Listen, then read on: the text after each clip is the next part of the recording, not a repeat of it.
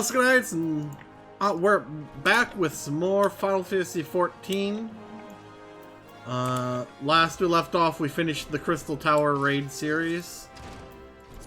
We ended up getting all those out of the way, and look, now we can do an Alliance raid roulette.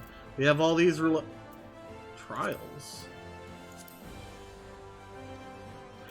Oh, because we got Thorn March, and I guess Cape Westwind. Because we have these two done, we can now do trial roulette too. Nice. Oh, I need to move my keyboard. It is not close enough. There we go. Alright. Let's get back in this cutscene.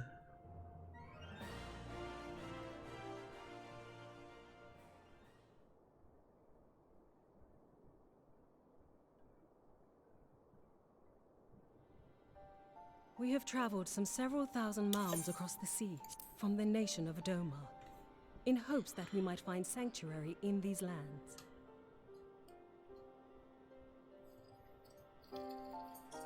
Sanctuary, Lady Yugiri?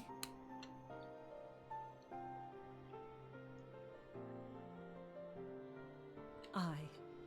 Lying within Othard, Doma was under the dominion of the Garlean Empire, as I'm sure you are aware. When the War of Succession broke out in Garlemald, we espied an opportunity to free ourselves from the yoke of imperial oppression and took up arms. What about legs? Did you Only take to up be legs? crushed. And so I gathered what few Domans escaped the reckoning and guided them hither to your shores. A war of succession? Then the Emperor... Forgive me. You said that Doma was under Imperial rule, did you not? Doma is gone, razed to the ground as an example to the other provinces. 12 have mercy. And your people? On a ship anchored in Vesper Bay, flying borrowed colors. Forgive me, give me a moment. We'll be right back. Something came up, and I apologize for it. Alright, I'm back. Sorry about that.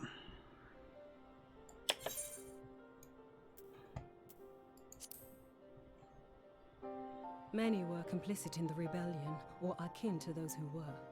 They will not come ashore until I send word that it is safe to do so. I sought an audience with your rulers, but was summarily refused. Yep. The lords of Ul'dah are not wont to entertain foreign refugees without suitable encouragement. Mayhap I was foolish to expect otherwise, but our supplies run low and we have young ones in urgent need of care. I have seen the tents outside the gates, however. We are not the first to seek asylum, nor will we be the last. Be that as it may, Ul'dah is no friend to Garlemald. Your tale would stir the hearts of many men and women here. The Sultana and the Syndicate will not be so easily swayed, but I shall see that you are granted an opportunity to plead your case. This is within your power? Well, far be it from me to boast, but I do have the ear of certain influential individuals. I am in your debt. Lady Yugiri, forgive me for observing, but your choice of attire seems like to evoke feelings of mistrust. Men are wont to fear the unfamiliar. We know this from experience. There we go. Now this is about where we are. We seek only to spare the people of Ul'dah unnecessary disquiet. I shall defer to your experience, then. I thank you for your understanding. It seems I have urgent business with the Flame General. I leave our guests in your capable hands. Okay. Sure.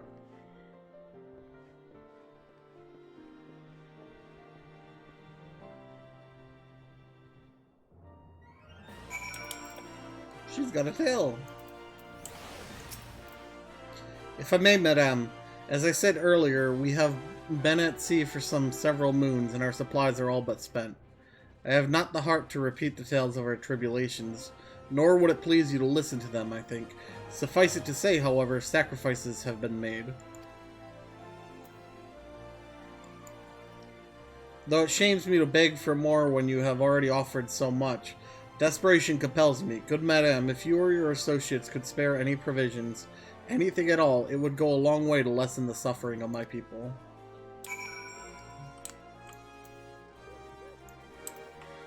Hi, Momodi.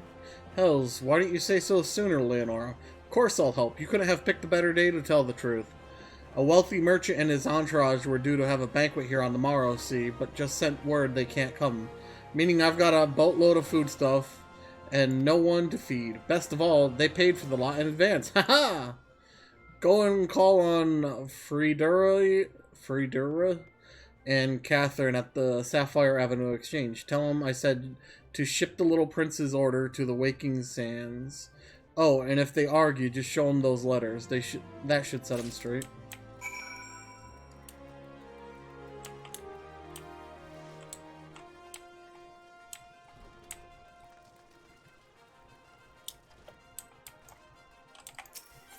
Sapphire Avenue. Where are you? There you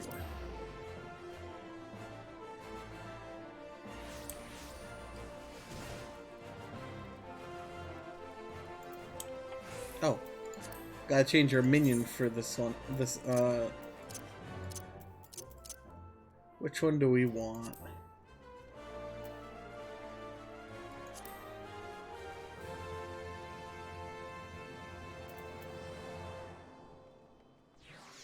You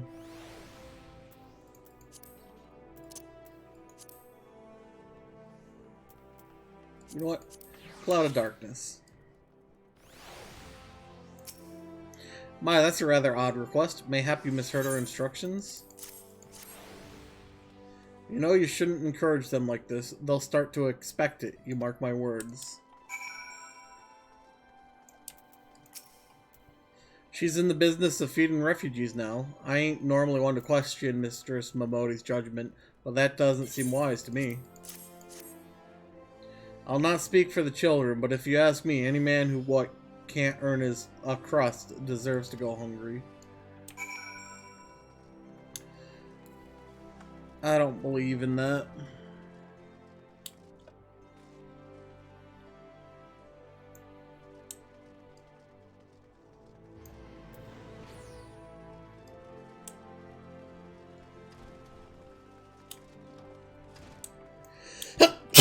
Sorry.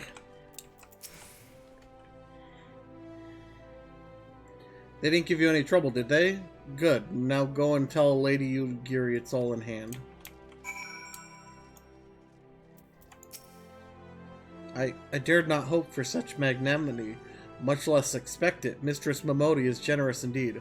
I shall be sure to thank her most humbly.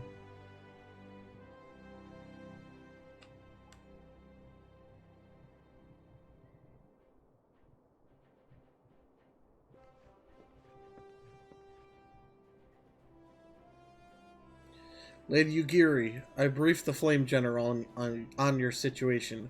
I think you will be pleased with his reply. We have been granted an audience? Before the Sultana and the Syndicate both. We should return to the Royal Promenade at once. You have done much for us, Master Alphino. I swear we shall return the favor. Naught is owed, Lady Yugiri, for naught has been given. This small favor you fairly won with your words, and it is with your words that you might win the favor of the Syndicate. Then I shall choose them with care.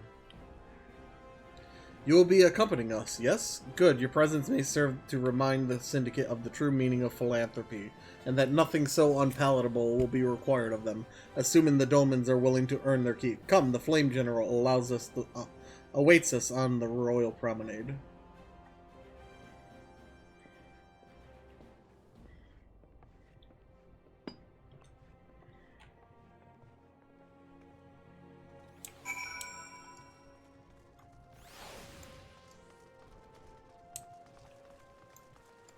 Back to the Chamber of Rule.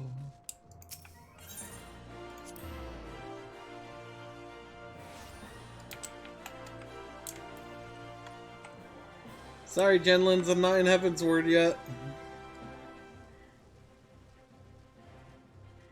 I'm gonna have all my Heaven's Word. Oh, went the wrong way.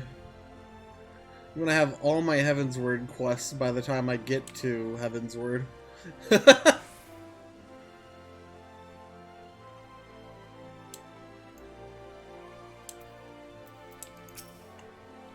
Pleasure, Private Escorian. The others are already inside. Let's not keep them waiting.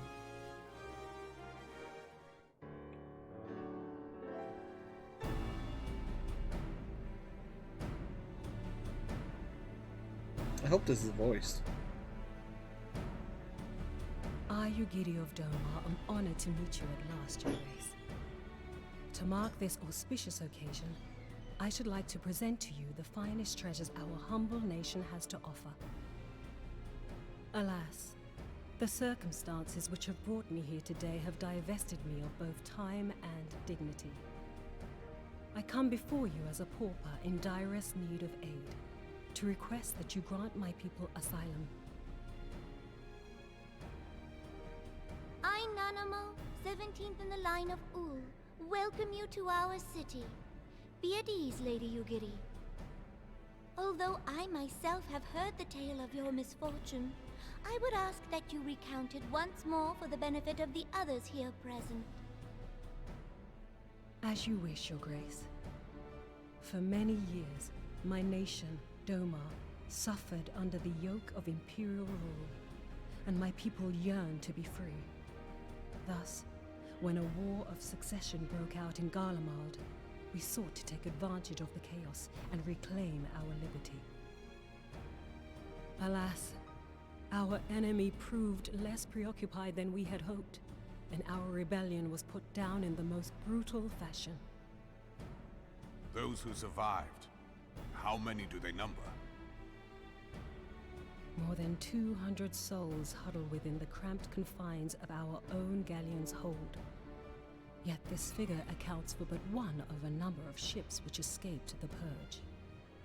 Ooh, that's a lot of It is my people. hope that you will allow us all to dwell within your walls. Should that prove unfeasible, however, I humbly ask that you accept as many of my people as your resources allow. Pray understand, we do not beg a boon, but propose instead an arrangement. We would serve as soldiers or tradesmen until our debt is repaid. What are the Syndicate's opinions on this matter? I, for one, think it's a marvelous idea. Lady Yugiri and her people strike me as an industrious lot, and there are parts of the city which have yet to be fully restored. If they are willing to work, I see no reason not to let them. The head of the Mirage Trust is not known for his generosity. He sees profit in this. I agree. That said, these are foreign refugees.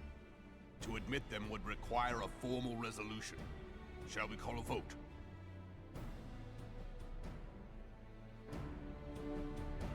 Who's this? I don't know who that is either. The law is the law. Lolorito. Lord Lolorito? Tell me, are you blind or willfully ignorant?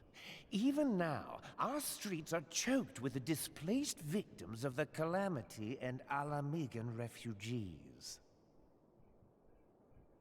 They live hand to mouth, subsisting on aid provided by the immortal flames, the cost of which grows ever higher. The wealth of Ul'dah is not without limits, my friends. And need I remind you that these refugees are prone to violence and criminal activity? You have all read the reports, I think. Without homes or employment, it is only a matter of time before men grow desperate, and take that which they imagine has been unjustly denied them.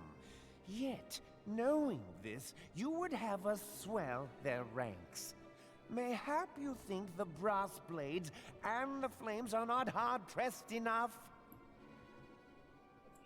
Some say the chairman of the East Aldenard Trading Company passes Gil thrice daily. This may explain how he came to be the wealthiest man in Uldar. Or it may simply be that he's ruthless beyond reckoning. Surely the Sultanate can support the few hundred domins Lady Yugiri represents. That our resources have been taxed, I do not deny. But we are hardly in danger of financial collapse. I move that an exception be made. An exception, Your Grace? I am suddenly reminded of a similar debate some years ago regarding a number of Alamigan refugees, if memory serves. What were your words that day? Yes. The law is the law. And so our visitors remained in Little Alamigo.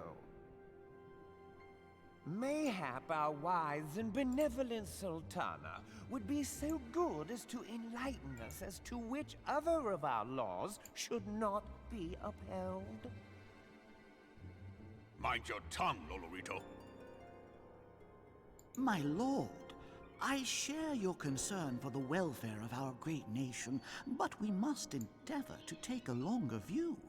You know as well as I that people can be a resource still more precious than Gil. Precious or not, they were never yet so reliable.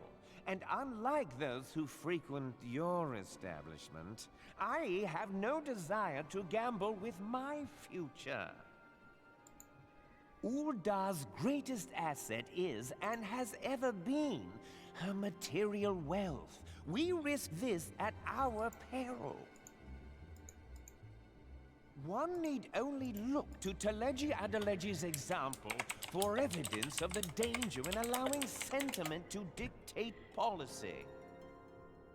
How far the vaunted Mirage hath fallen, both in repute and profitability, since he began employing refugees. How I choose to conduct my affairs is not your concern, my lord.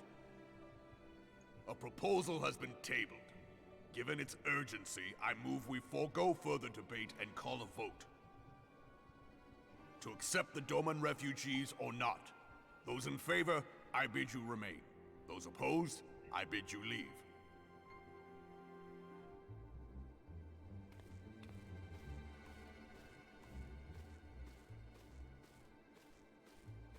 See ya.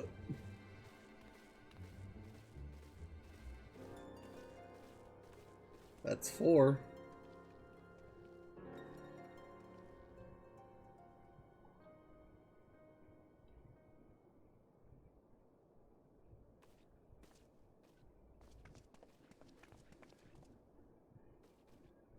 Would that it were within my power to welcome you and your people, Lady Yugiri. As you have observed, however, my authority in such matters is regrettably limited. Without the consent of the Syndicate, I cannot act. I understand, Your Grace, and I appreciate all that you have done on our behalf.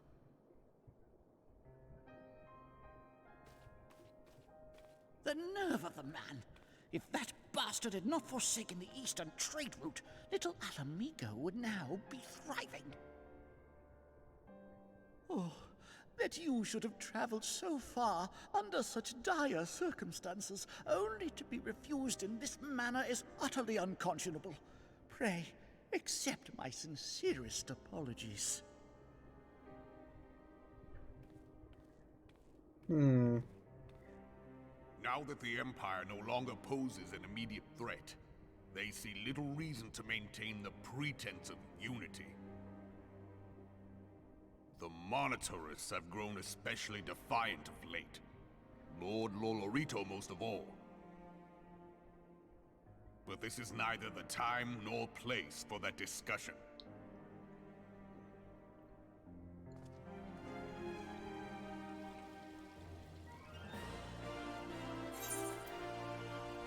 I will just... What? Lilac purple? But that's red. Wonder what that looks like.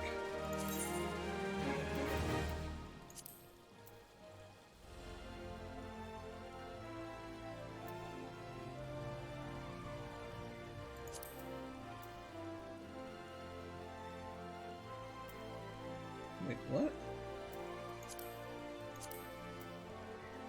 Oh, there it is. Ooh. That is gross. Raban would like to discuss how to handle the Doman refugees. As you observed, Lolorito is not afraid to speak his mind, nor is he like to change it. Oft have I wondered how a man so skilled at weighing the worth of things should be so incapable of seeing the value in people. Bah, I will waste no more words on him. Not one of the Domans are yet in need of aid. Everyone, follow me to the Hall of Flames.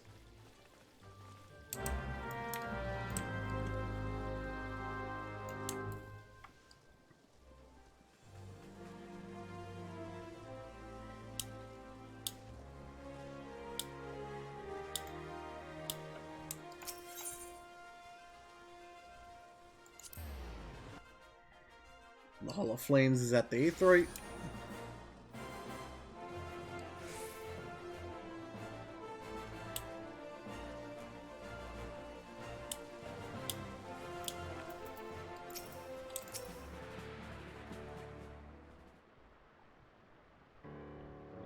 The Syndicate has spoken, and I see no point in moving that the matter be reconsidered.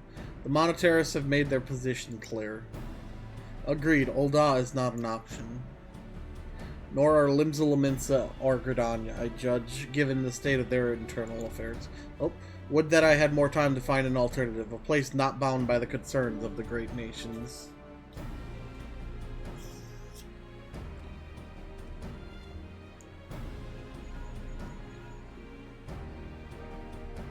Minfilia, this is precisely what I wish to discuss. I understand the Syndicate's decision, I do. We all wish to preserve that which is ours, especially when we believe it to be under siege. But I cannot meekly accept this judgment, not while my people suffer. Would it be out of the question for the Sultanate to accept us for a limited time, a week, mayhap, or even just a few days? Excellent, I shall keep you informed. Lady Yugiri, I have a proposal, if you would hear it. Out with it, Master Elfinode. The headquarters of my order, the Scions of the Seventh Dawn, stands in a place called Revenant's Toll, an outpost in Mordona. Like most outposts, it is frequented by mercenaries and other men of action, and lacks the comforts of more well-established settlements. However, the leaders of Revenant's Toll have been doing their utmost to change that. To that end, they have need of able-bodied individuals willing to work as frontier hands, hard labor, lest you doubt, with naught save food and shelter by way of reward. Terms not unlike those which you yourself proposed, Lady Yugiri. Though I will not hear a word said against our beloved Ul'dah, Revenant's Toll would offer certain advantages, the absence of unhelpful bureaucracy being the most obvious. If they can accommodate us all, we shall gladly accept. Master Elfinode, once again I find myself in your debt. Pray do not thank me, my lady. The life your people go to is a hard one of labor, and few comforts, as I told you, and before that there remains the matter of how they may safely be borne to Revenant's Toll, which will be no small feat, considering the distance and their present condition. Mayhap the Ul'dah Adventurers Guild can be of assistance. Look for me there anon, Leonora.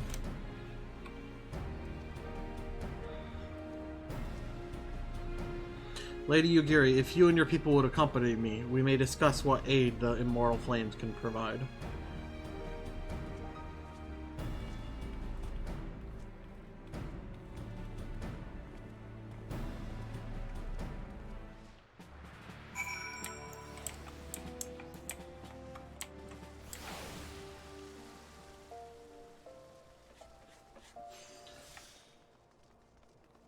I do hate how this sword compacts down.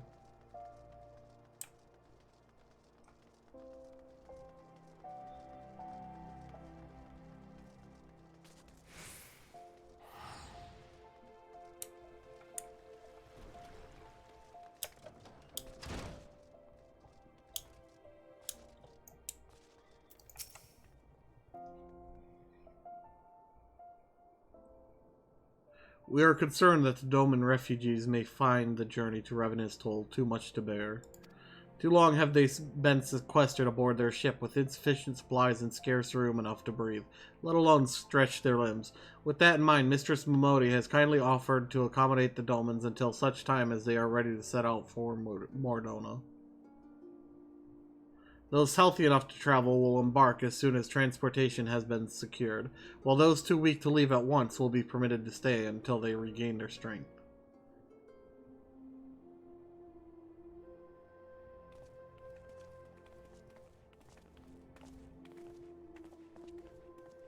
What news?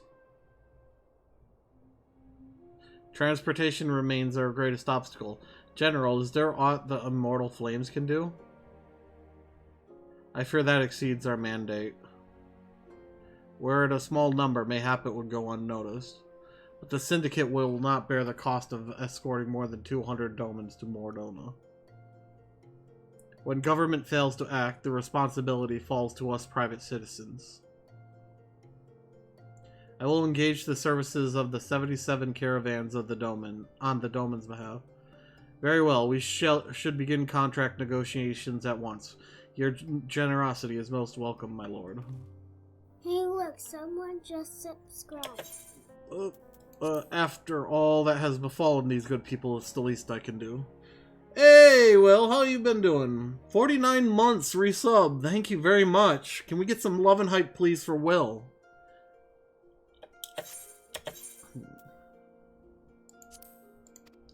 Come what may, you shall ever have a friend in old Lady Yugiri. And you in Revenant's Toll, my lord.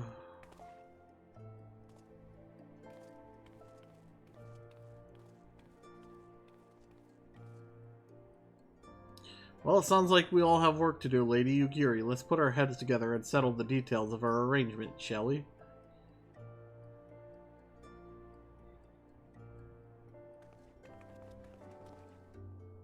I would entrust the task of escorting our Doman friends to you. After you have rested your own road-weary legs, of course. What say you? I don't have an option.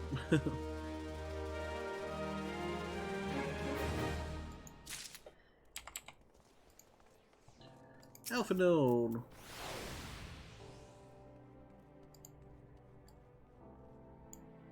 Hang on a second. There we go. Alphino has a mind to send you to Vesper Bay. Oh, joy.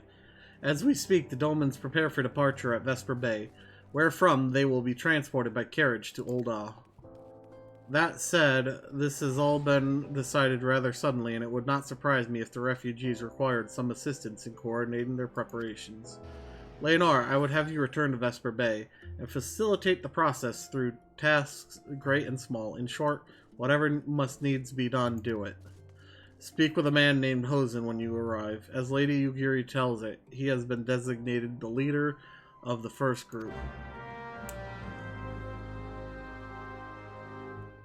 Okay, well... Vesper Bay.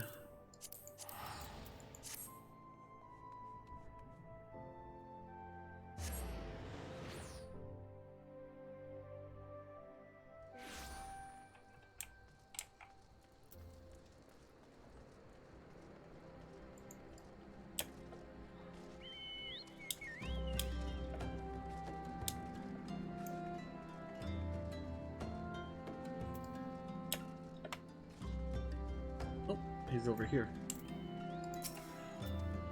Greetings. Alphino informed me that a scion would be arriving to help with the preparations. I am honored to meet you, though shamed as well. A great warrior should not be tasked with such trivialities. I knew from a glance what manner of woman you were. I too have some skill at arms, as do many of our people. Pray forgive this trifle, but might I trouble you to help round up the children that have been given into my care? They are most adept at staying hidden from my sight, but perhaps your keen eyes will succeed where I have failed. You have my thanks, friend. Pray seek out my son Yozen. He can tell you more.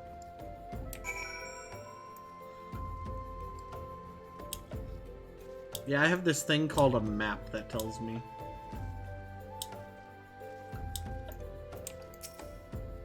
Oh, hello there. I'm Yozen, son of Hosen. Will you be coming with us to Ul'dah? I hear we're traveling by horse-bird-drawn carriage. But don't you think they're queer? Giant birds that people ride like horses? I still don't want to try riding one, but...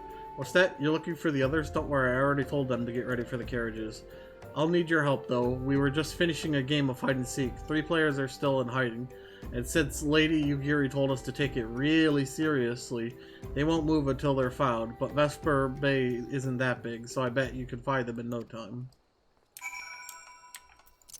Yeah, I can do this. Whee! There's one.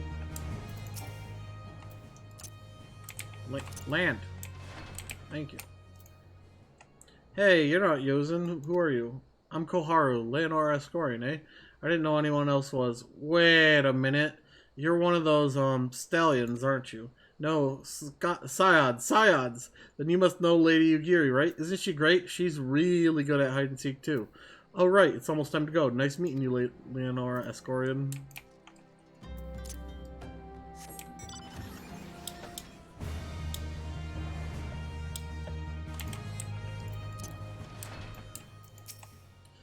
Are you playing? Ah, no fair. Yozan didn't say anything about adults. Huh? We get to ride a horse-bird carriage? I don't know. It sounds scary, but if Yozan says it's safe, I'll go.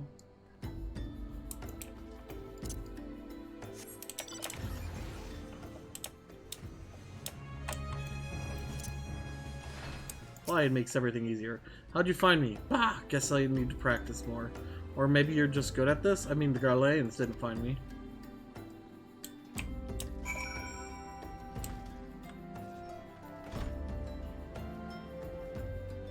Always train.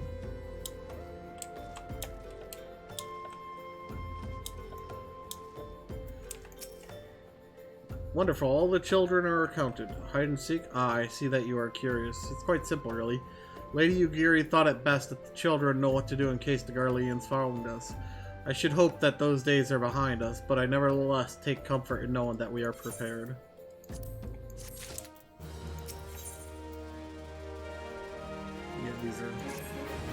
The first caravan is due to depart shortly, followed by the rest at regular intervals. My family and I, including my stubborn old father, Home, will be traveling in the lead carriage together with young Koharu, whom I believe you've already met. Though I understand the road to Ul'dah is regularly patrolled by your brass blades, it would give us great comfort if you would agree to accompany us on our journey. Once again, I thank you for your kindness. When you are ready, please inform our coachman. Escort mission!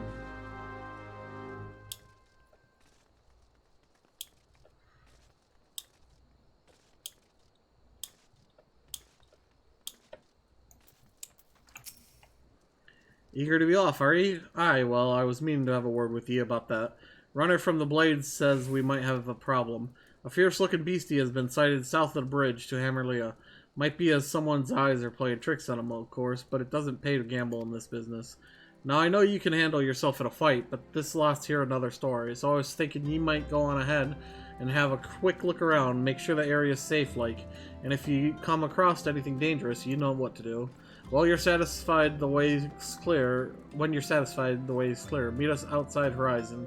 The Blades tell me the road there is safe, so I reckon we could make it that far on our own, assuming the self-same bastards don't try to rob us, that is.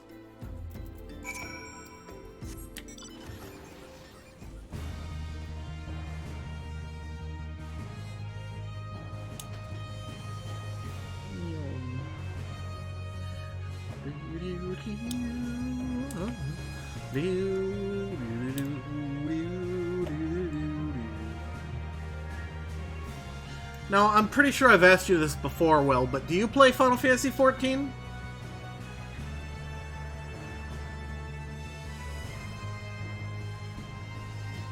Okay.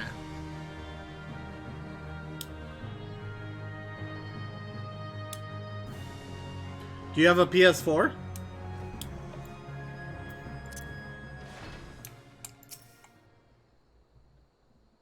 Ah.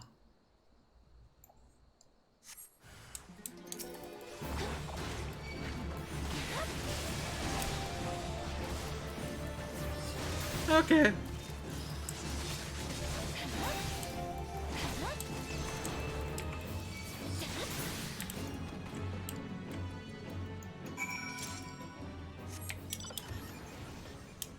I killed it.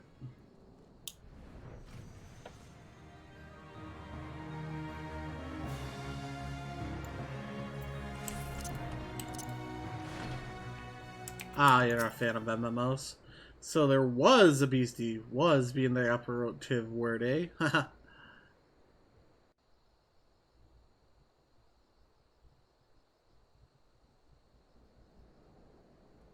Understood. Well fought, madame, well fought. Ah, if only I were better in health. I should have been proud to stand at your side. Pay my son no mind. He forgets that his responsibilities preclude acts of daring do.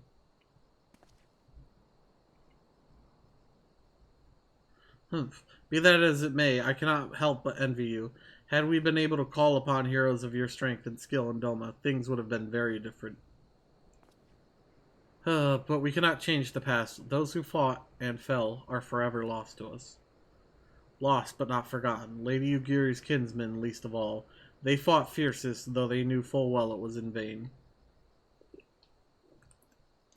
She had every right to walk away, yet she chose to stay. Food, shelter, the promise of a better life. All this and more we owe to her. How does one even begin to repay our debt? In kind, Father. To she who has given everything, we shall give our all. Whatever work there is to be done, we shall do without question. Ditch digging, bricklaying, it matters not. Revenant's toll will grow and prosper by our hands.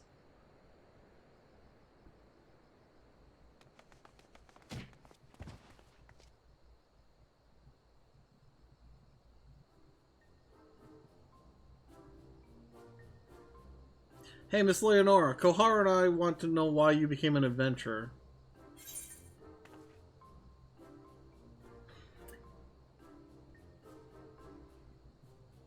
To go wither the wild rose blooms.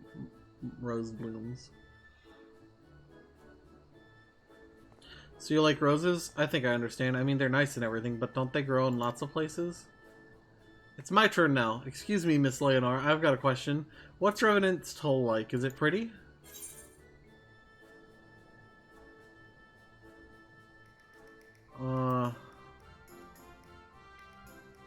It is home to the Scions of the Seventh Dawn.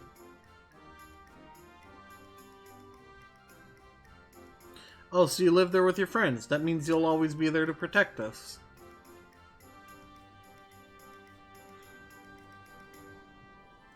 Enough, Koharu. It's my turn again. Miss Leonora, when I'm older, I want to be strong like you. What do I have to do?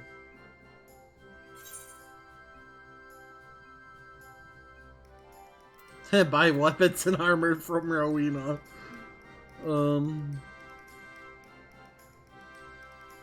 Train every day.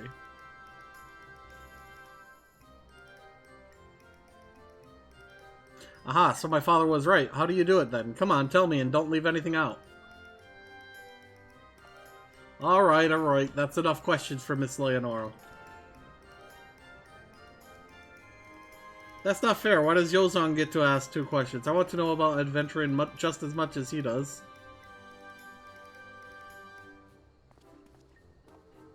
Just one more, please. Do you think I can be an adventurer like you one day?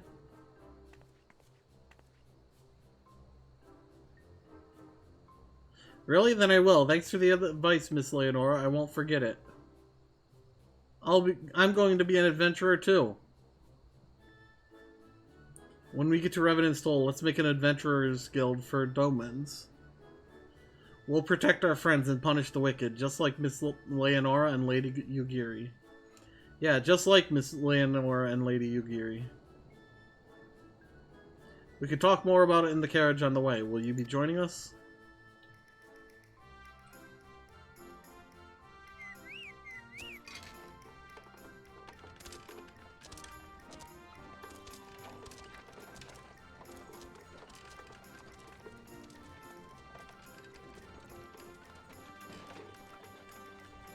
What about all the other Delmans?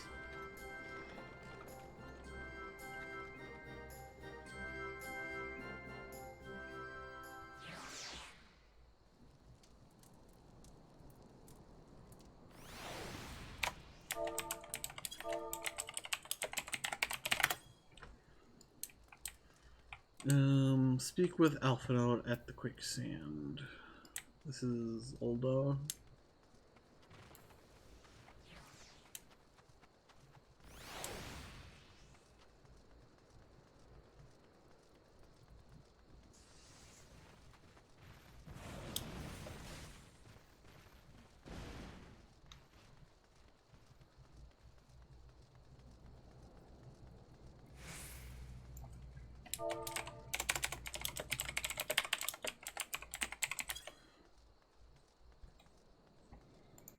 Okay.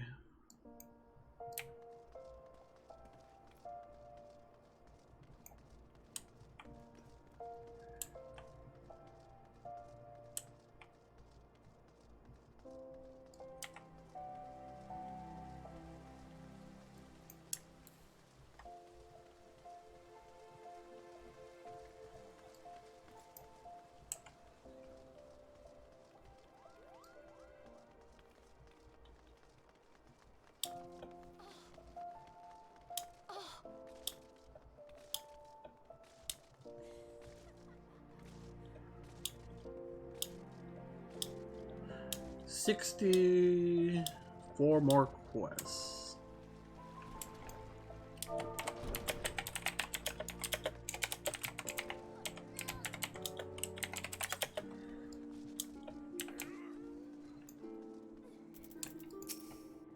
Ah, Leonora, I take it the first group has arrived? Excellent. Is there aught else? No, I have matters well in hand here. You and Lady Yugiri should travel to Revenant's Toll forthwith.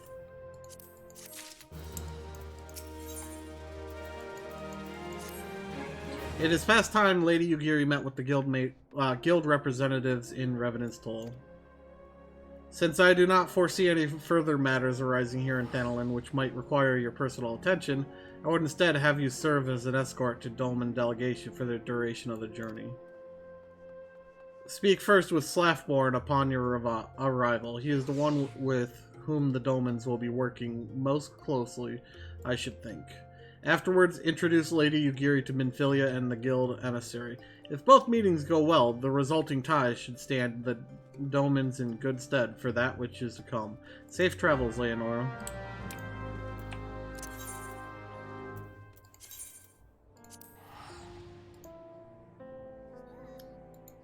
This game's got such a good story.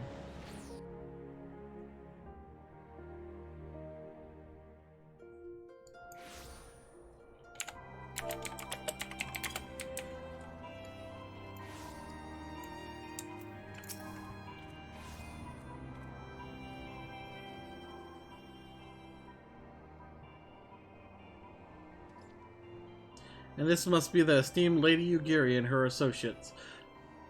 I greet you all as friends and bid you welcome to the Toll. I hope you do not find our dearth of fineries off-putting. Poor though we may seem, we have a wealth of spirit and camaraderie to spare. You see, race and creed don't enter into it here. We welcome all sorts, provided they are willing to earn their keep, of course. We are no strangers to hard work, Master Slafborn. You may rest assured that we will carry out your orders with due diligence. Oh, not for a moment did I doubt your commitment, my lady. Pray understand, I give the same speech to all new arrivals. And you needn't bow your head or call me master either. We are both frontier hands as far as I'm concerned. As you wish, Slafborn. May this meeting mark the beginning of a long and fruitful relationship.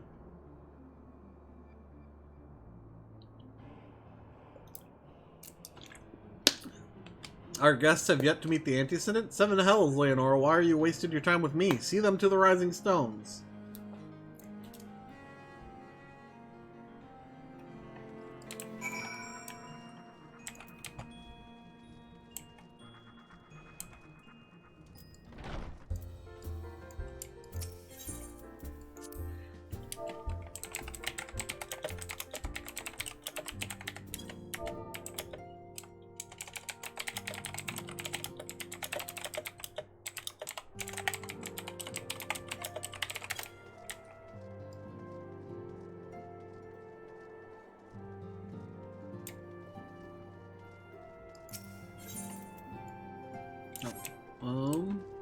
Oh, well.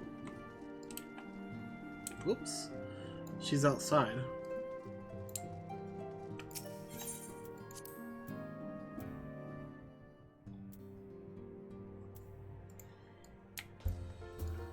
Yep.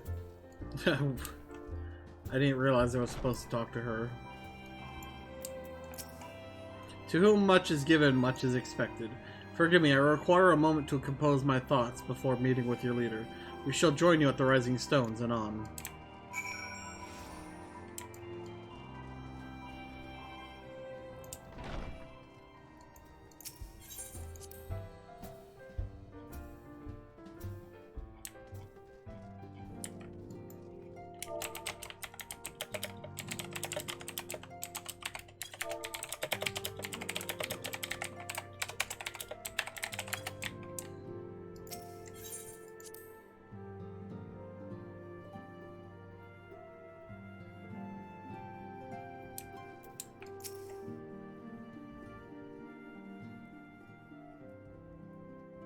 Tis no use. Our attempts to reach the students of Baldician continue to meet with failure.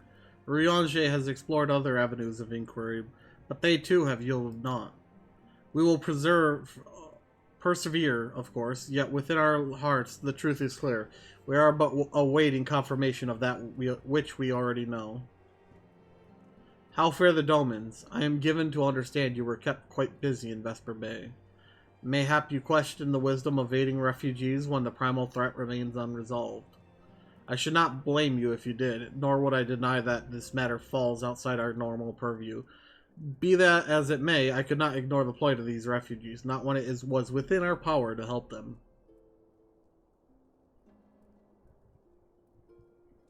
Lady Yugiri is here? Please, show her in. I should very much like to meet her.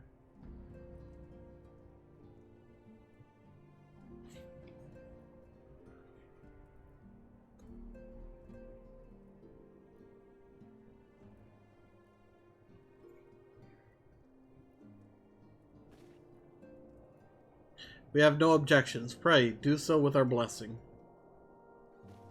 Your answer pleases me beyond words, my lady, but are you quite certain? We have no way of knowing how many might answer my summons. In the event that Revenant's toll could not accommodate us all, we would need to find an alternative solution. Should that come to pass, we will find it together. As ever, it has been a pleasure, Antecedent. Alas, we must take our leave as the first carriages are due to arrive at any moment. Should you require aught else, pray speak with Slaffborn, Lady Yugiri Leonora.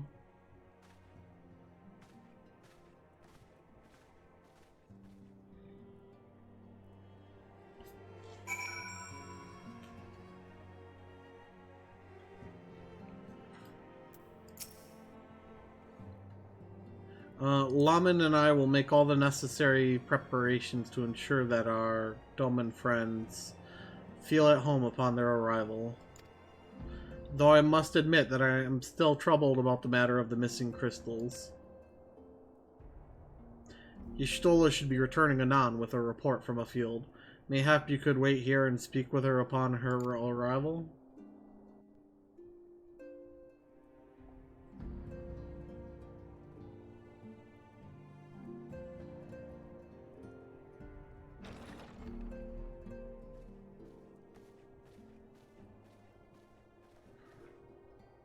How goes the fishing? Caught anything slippery? Aye. Our suspicions were well founded. The Serpent Reavers are indeed the culprits. The plot thickens. Has there been any movement in Thanalan?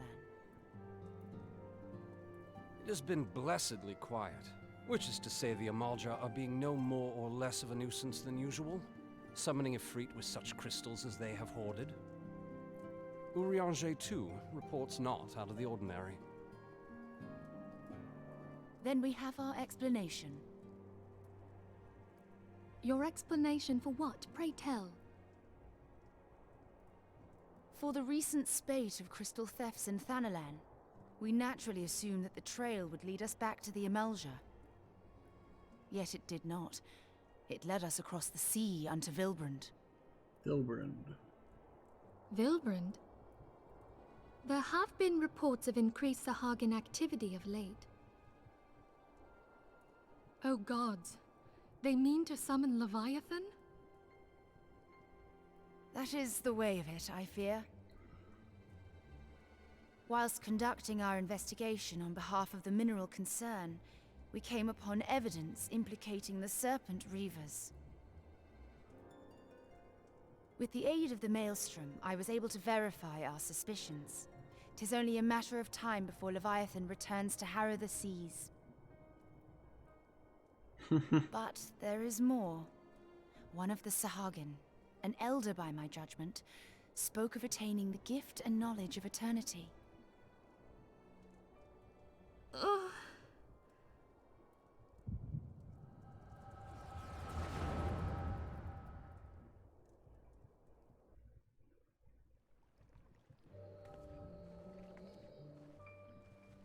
Such a disturbance in the ether. If I did not know better, I should think this device defective.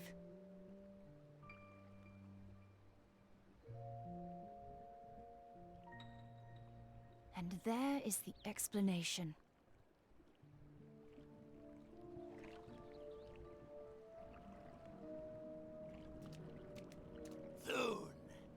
Soon it shall begin. Our Lord shall rise midst surging waves to wash away the finless ones.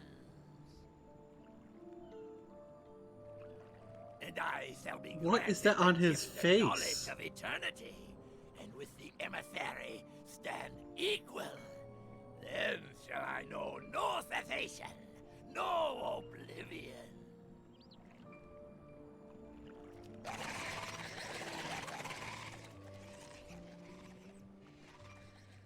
Whence comes this promise of immortality? The emissary? Huh. We have outstayed our welcome.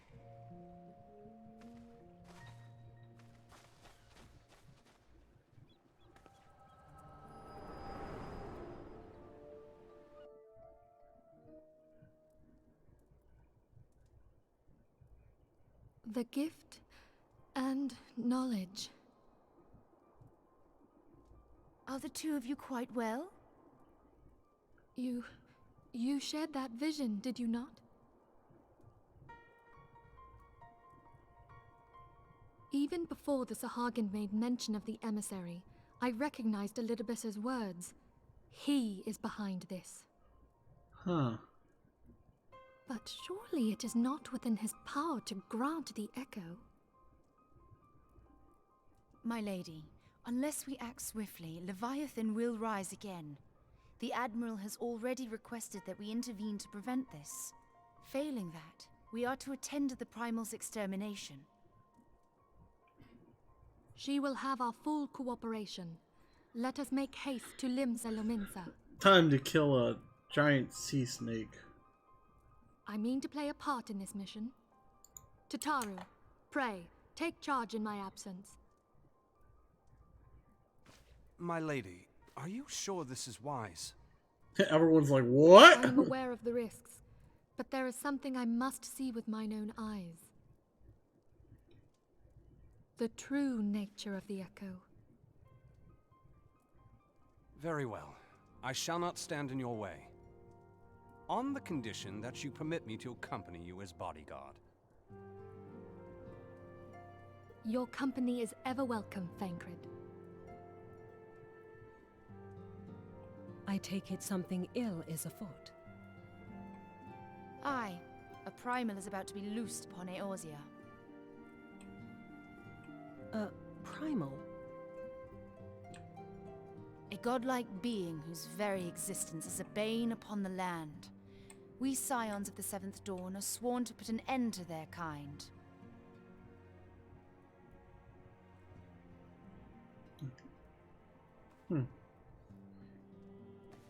I see. Know then that I am learned in the arts of war. In return for the kindness you have shown my people, I would lend you my blade. It would be most welcome. When contending with a Primal, one can never have too many able allies. If you crave a more intimate understanding of the problems facing Eorzea, this experience is like to provide it. Be sure to come well prepared.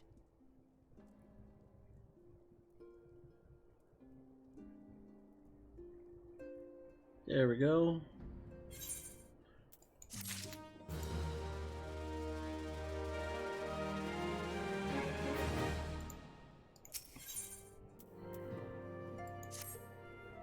Plainly, should the worst come to pass and Leviathan is summoned, our only recourse will be to face him in battle. Given past experience, you may very well think that eventuality inevitable. Yet so long as there is even a chance that the Primal's return might be prevented, we must needs bend all our efforts towards achieving that goal. Before we do aught else, let us hasten to Limsa Lominsa and meet with the Admiral. She will not have been idle in the intervening time, and will doubtless have valuable information to share.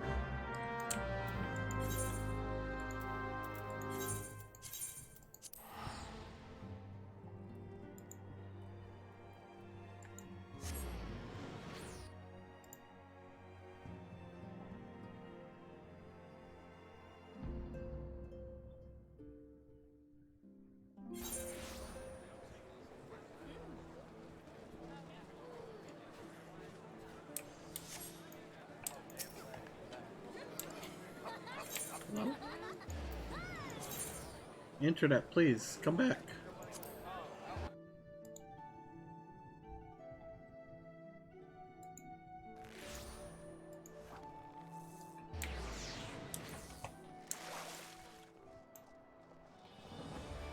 Oh. Need to go. Oh, really?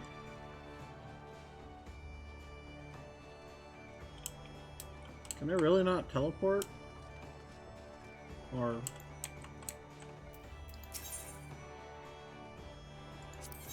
Or call.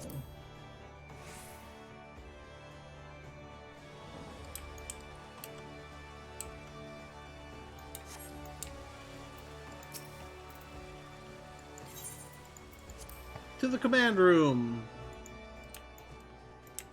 Madavid.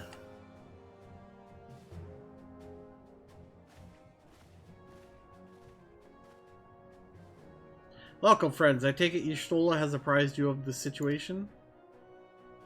Let us waste no time, then. According to our best intelligence, the Sahagin had not crystals enough to summon their god. Alas, we did not count on the Serpent Reavers venturing as far as Thanalan to supplement their cachet. For our short-sightedness, we are faced with the grim prospect of Leviathan's imminent return. Needless to say, I am not inclined to let the fishbacks have their way. Even as we speak, the Maelstrom makes ready to launch a large-scale operation to thwart the summoning, and we would welcome the Scion's support in this endeavor. But if gods forbid our enemy efforts should come to naught, I will need to trouble you for more than mere support, much as I did when Titan last walked these lands. Lady Minfilla, I am given to understand that you mean to accompany our soldiers to the front lines. I can only assume that you have sound reasons for doing so. I do, Admiral, but I would rather not be drawn on their nature. I will say only that there is something I would see with my own eyes.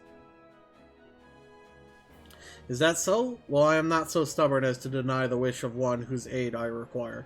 But precautions must be taken. I shall require that you remain by my side at all times. With that settled, let us speak of the operation. Leonora, Maelstrom scouts are currently reconnoitering Sahagin movements with the Sapson spawning ground. Upon completing their mission, they will return to the operation stage and point at Camp Skull Valley. I want you to make your way there forthwith, that you might be apprised of the latest intelligence. Commander Falk Breda has charge of the garrison.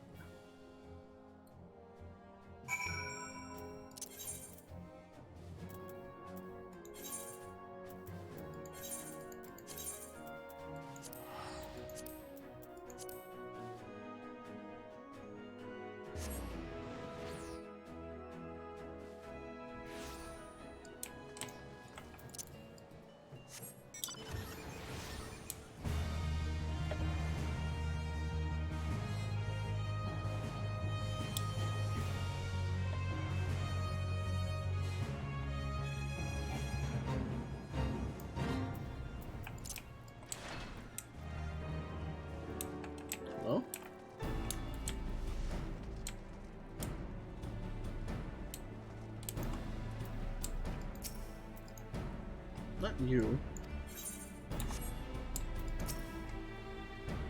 I've been expecting you, Scion of the Seventh Dawn. On behalf of the men and women here, I thank you for your cooperation. The safety of our citizens is paramount. With your aid, we will prevent Leviathan's return.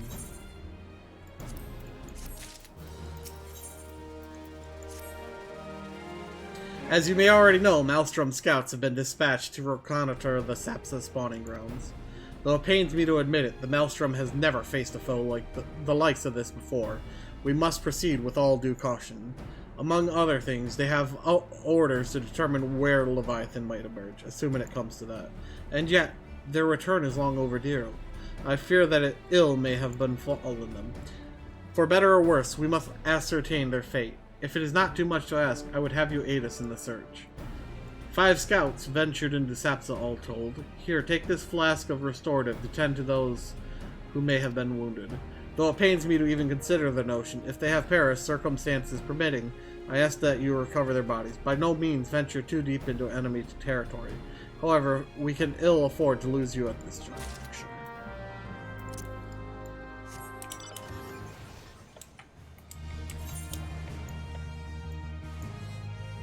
I can just fly over it.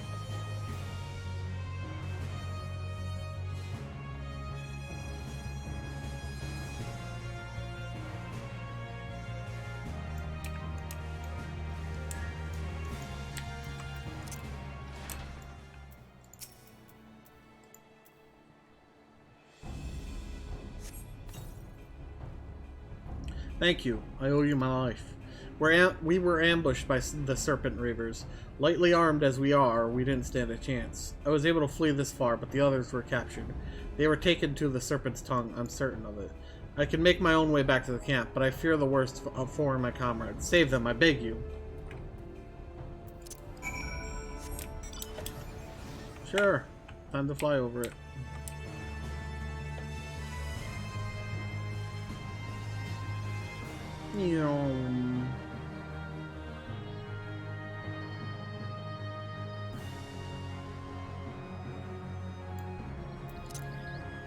Oh. Look here, lads. Fresh meat for the larder.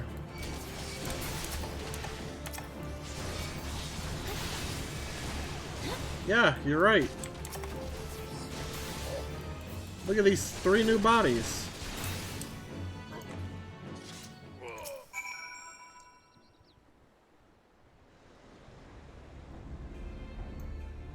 Oh.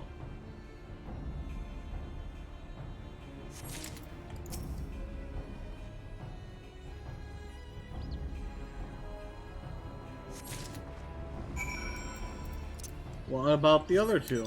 We only found 3.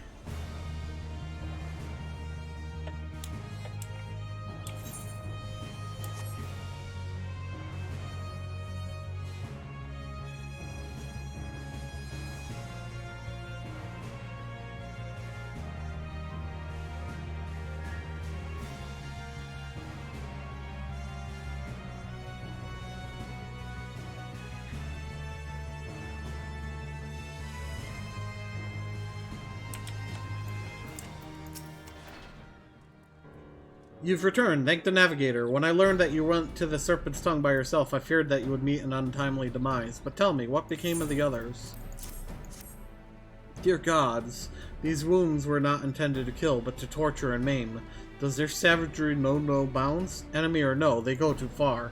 I dread to think what may have become of the 2 who remained unaccounted for. I pray that they haven't suffered the same evil fate. At the very least, one of my men came back alive, and for that I owe you my thanks. The price we paid was dear, but we have the intelligence we need. Even as we speak, the Admiral finalizes the details of the operation. The war horns will sound any moment now. Be ready to sally forth when they do.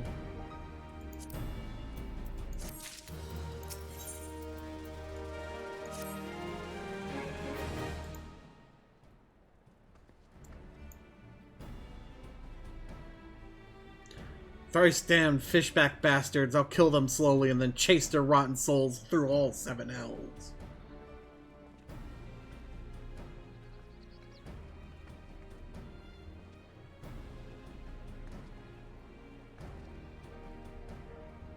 Peace, Commander. We are here for a purpose, and vengeance is not it.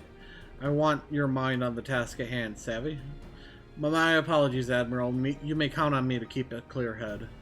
Good. According to our sole surviving scout, the Sahagin and their thralls have already begun to amass at the 8th Rite, in the depths of Sapsa. If we are to act, it must be now. The men are ready, but await your order, Admiral. As predicted, the Sahagin have tightened security in and around the spawning grounds. A frontal assault is like to be met with fierce resistance. Ah, but we are not so artless as that, Commander. We shall divide our forces and strike them hard and fast at key locations. Remember, our ultimate objective is to take the Sapsa 8th Rite and eliminate the Sahagin priests presiding over the summoning. We are not here to kill them all.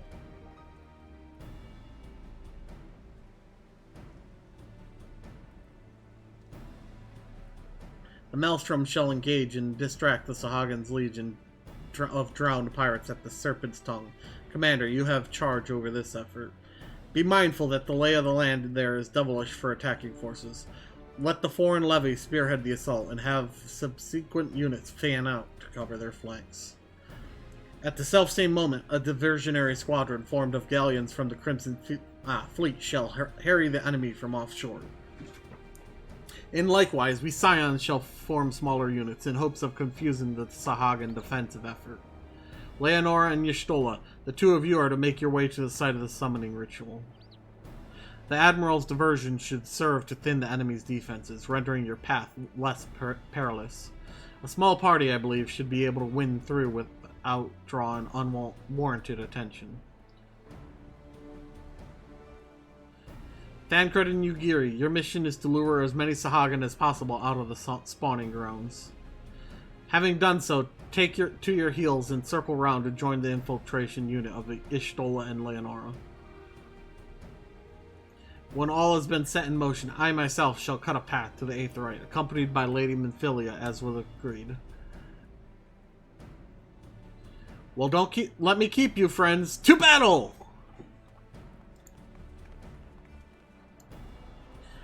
When last did we fight side by side, Leonora? Too long ago, I warrant, but come, let us away.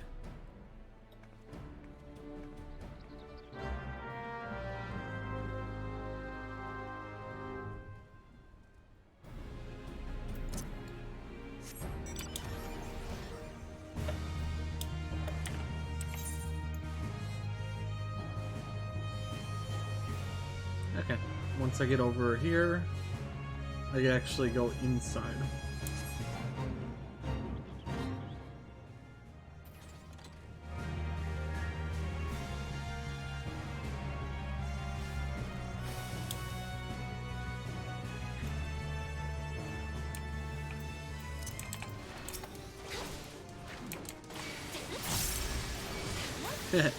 Look how weak they are.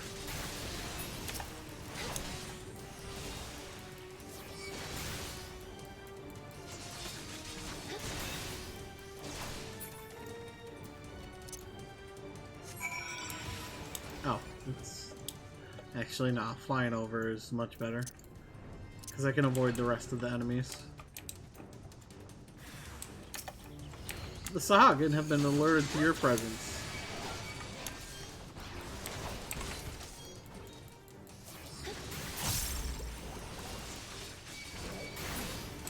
Soup's on!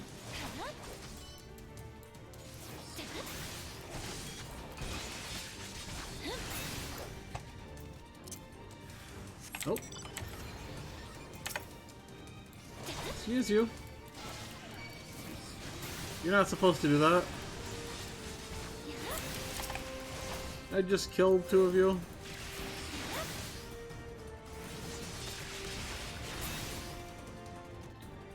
No, anymore? No.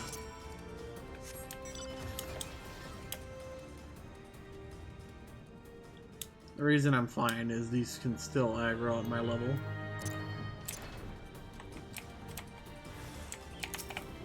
Oh, hey, look! A human.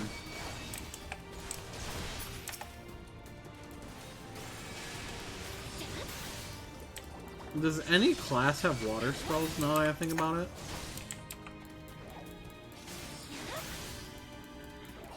They don't, do they?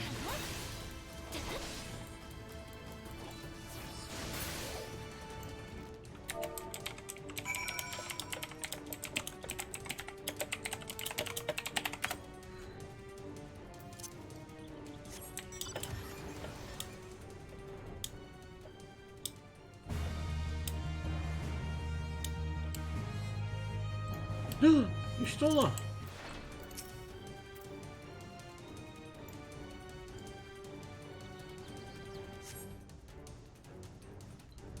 Pray do not concern yourself. 'Twas but a glancing blow.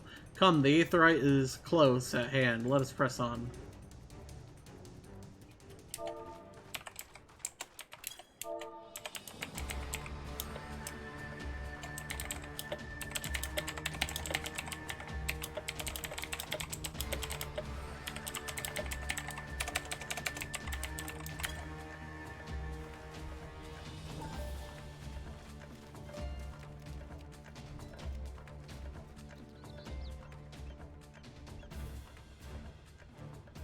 Damn them.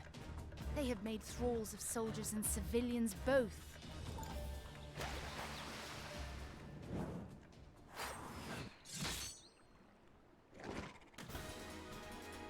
Nice, Did I Thancred. miss much?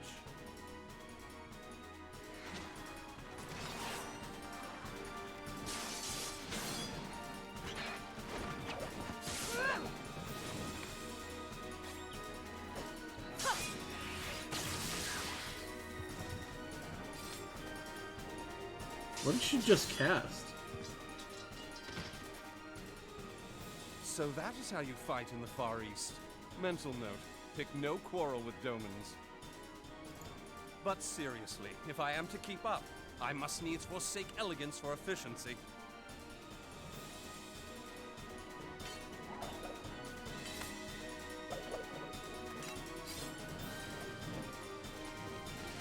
Oh, this is when Thancred changes jobs.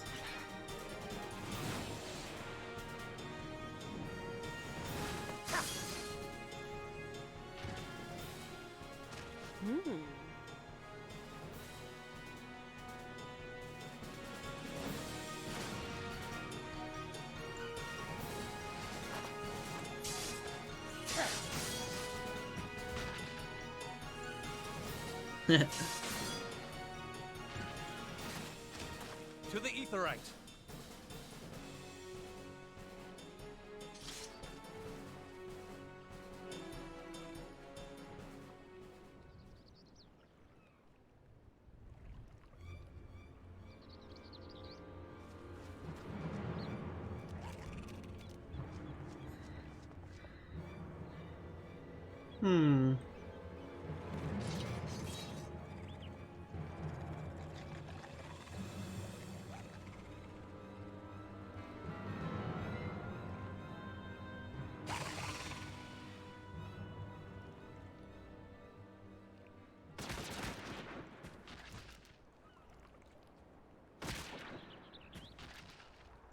See? Like I said, give us a Corsair job. She's using the gun.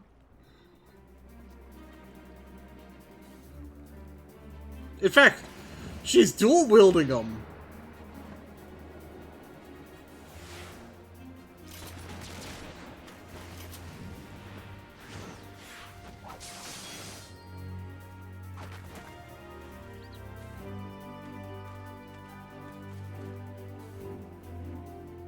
I've been something of a liability of late, I know. 'Tis high time I set about making amends.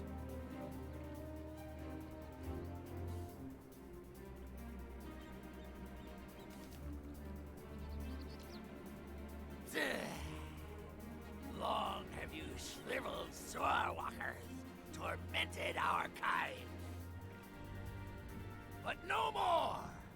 Your time is at an end! No, you. You shall perish with salt in your wounds and sea in your lungs.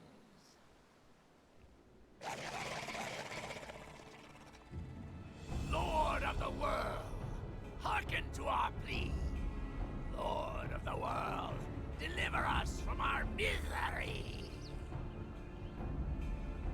Did it have to rhyme?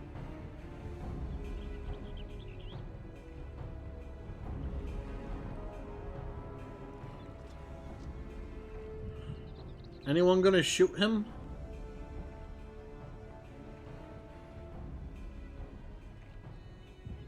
I know this sensation. It's the echo. What?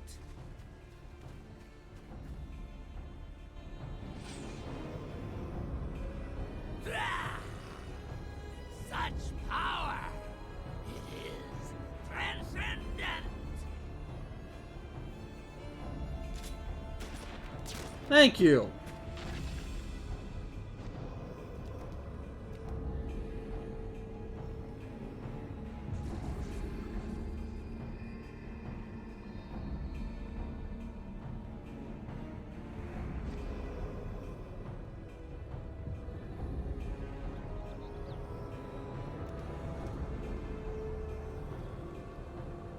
That was kind of cool.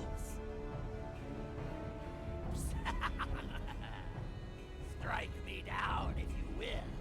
It is futile. I have mastered the gift. I am eternal. Shoot him again. Oh, mighty Leviathan, ruler of the seas, born of waters primordial. I offer unto you this frail flesh, that you might grant your faithful servants deliverance. I beseech you, come forth!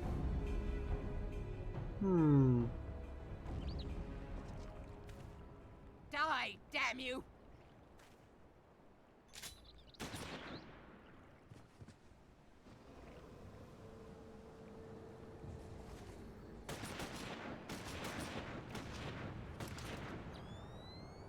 Foolish shorewalker!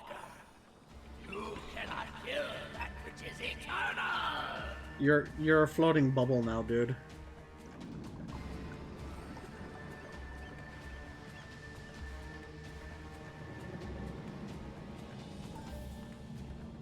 Or this kind of sucks. Heavens forfend. Damn it all!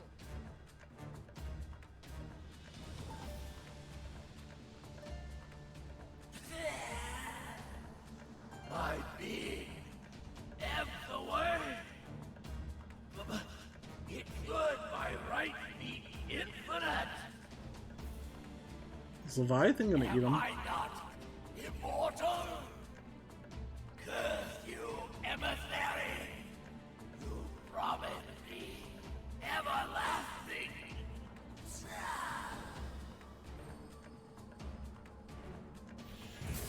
There's the laughing again.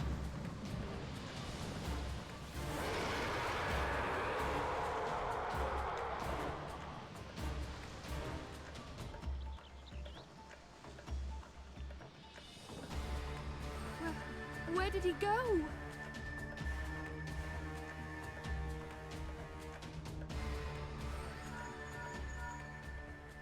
What say you? Nary a single ship? Hells take that sea demon. What? Gather the survivors and get to shore. Leave the wrecks for the pirates.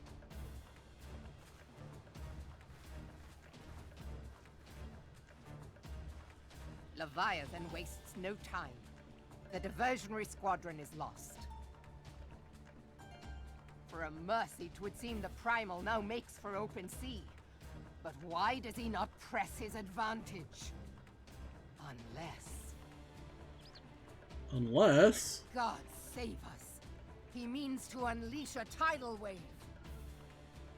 Well, I mean, yeah, that is his, ultimate move in every game.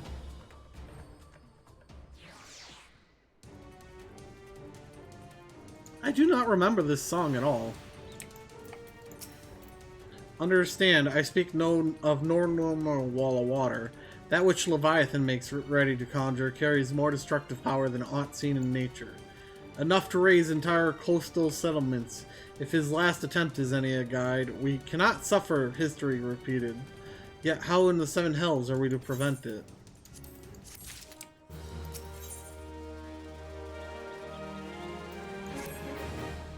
Though our plight cries out for action, we must take thought. So long as Leviathan remains in the open, he is effectively beyond our reach. Our fleet is second to none. Of that you may be sure. But Limlaen herself would struggle to best the Lord of the Whirl in his element. In a straight fight, he would make meet and match one of us. We need another plan, that much is plain. Let us return to Limsa and see if we cannot think of one. I shall await you in the command room.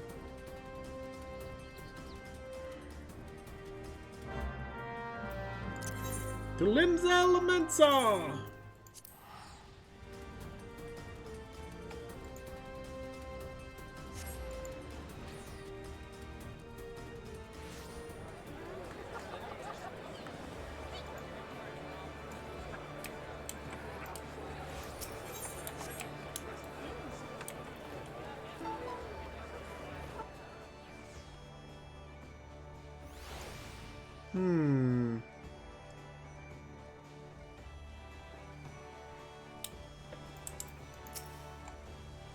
You are expected in the command room. Pray, do not keep the Admiral waiting.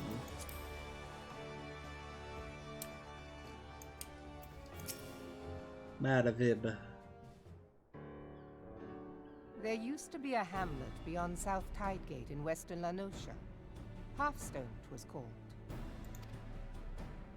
Some years prior to the Maelstrom's founding, Leviathan rose from the briny depths and set about unleashing watery hell upon us. On that occasion, the company of heroes put him down before he could do too much damage. But when the bastard came next, this time in the wake of the calamity, we were not so fortunate. Weary of ravaging our shoreline, he summoned a tidal wave which fair leveled Hearthstone and washed the soil away for good measure. Hearthstone. The area was subsequently occupied by the Sahagin. Aye, the thrice-damned creatures transformed it into a spawning ground for their brood. Given the quantity of crystals stolen to feed him and his legion of thralls, we can be fairly sure that Leviathan is stronger now than in his previous incarnations. If that sea demon is left to wreak havoc, what befell Hearthstone may well befall a larger settlement, even Limsa. That cannot happen. The primal must be stopped. That was ever our objective, Admiral. But how are we to achieve it? The sea is Leviathan's uncontested domain. The ships of the 3rd Squadron could not close to within 100 yards of the Primal, nor could their cannons pierce his defenses.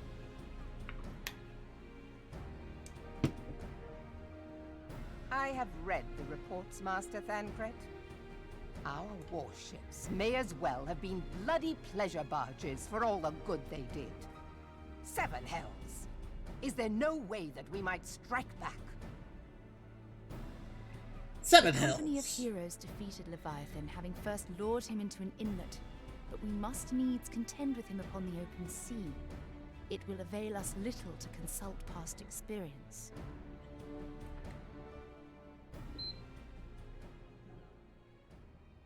Admiral, if I may. Oops, accidentally Speak turned on my freely, Marshal. PS5. By all accounts, Leviathan's most formidable weapon is the very sea itself. Waves and whirlpools, tides and currents, all these things are his to command. The key to victory, I believe, lies in disarming our foe. This, in effect, is what the company of heroes achieved with their ruse. We cannot lure Leviathan from the sea a second time. But what if we could weaken his hold upon the element of water? I have heard of devices capable of such wonders. They draw upon the power of corrupted crystals, I am told.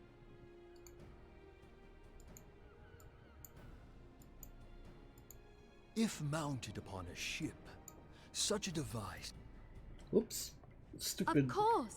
Sid built a similar device to grant the Enterprise safe passage through Garuda's Tempest, did he not? Begging your pardon, my lady, but to give credit where it's due, this is something I heard from an old arcanist friend of mine. It makes little difference who thought of it first, so long Arcanist as it works. friend.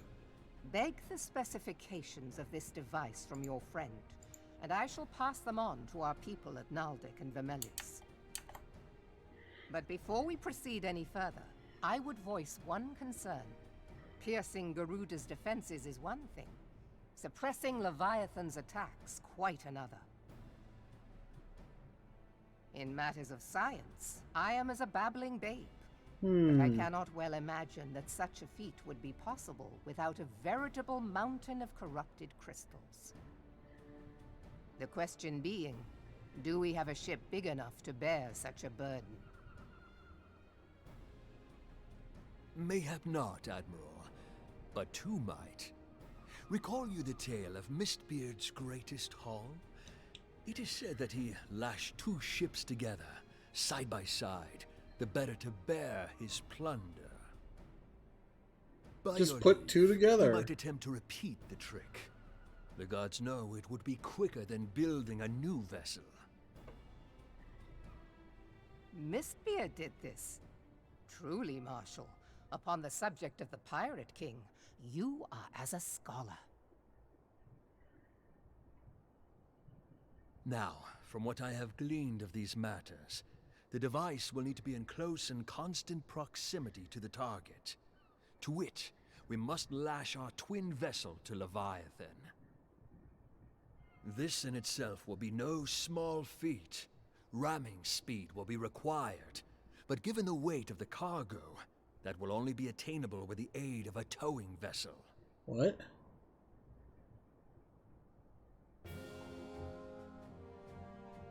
The Enterprise? Suffice it to say, the task of piloting said vessel will entail considerable danger, and I would not ask it of another. I volunteer myself. 'Twill be dangerous for all involved, but we have no better recourse. Very well.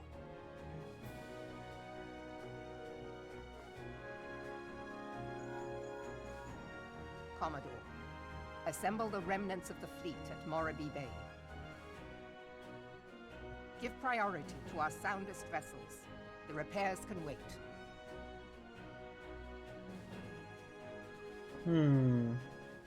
Storm Marshal Slafirson, command of the operation is yours. Slafirson. I want that twin vessel ready to sail post-haste.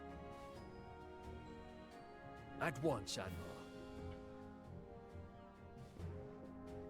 Slafirson.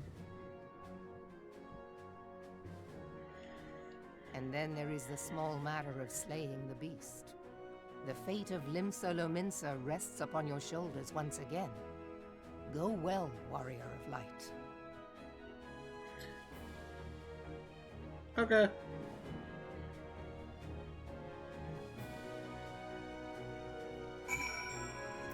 Speak with Yugiri.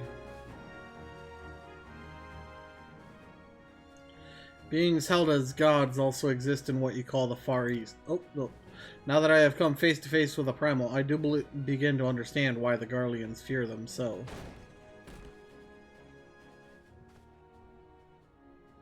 What is it?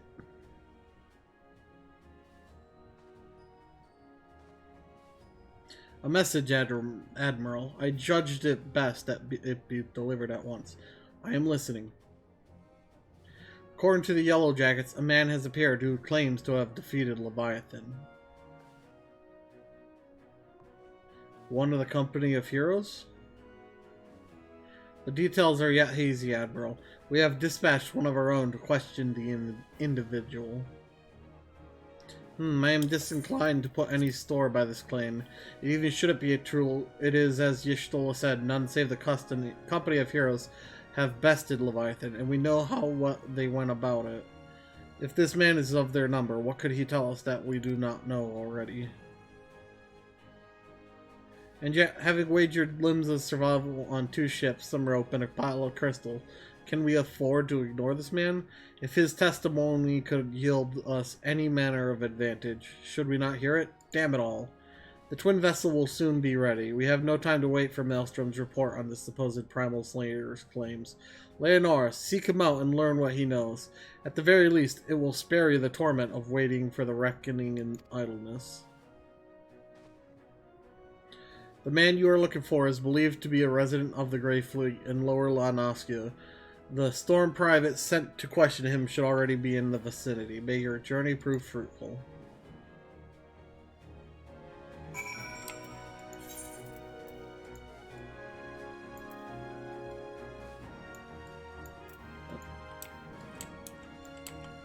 Which gate is this?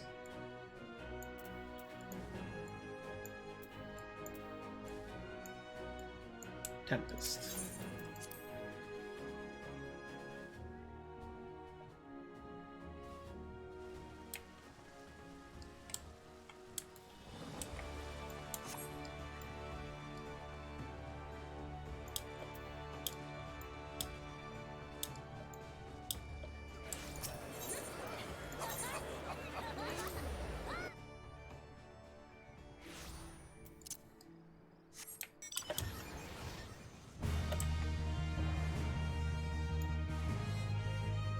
Whee!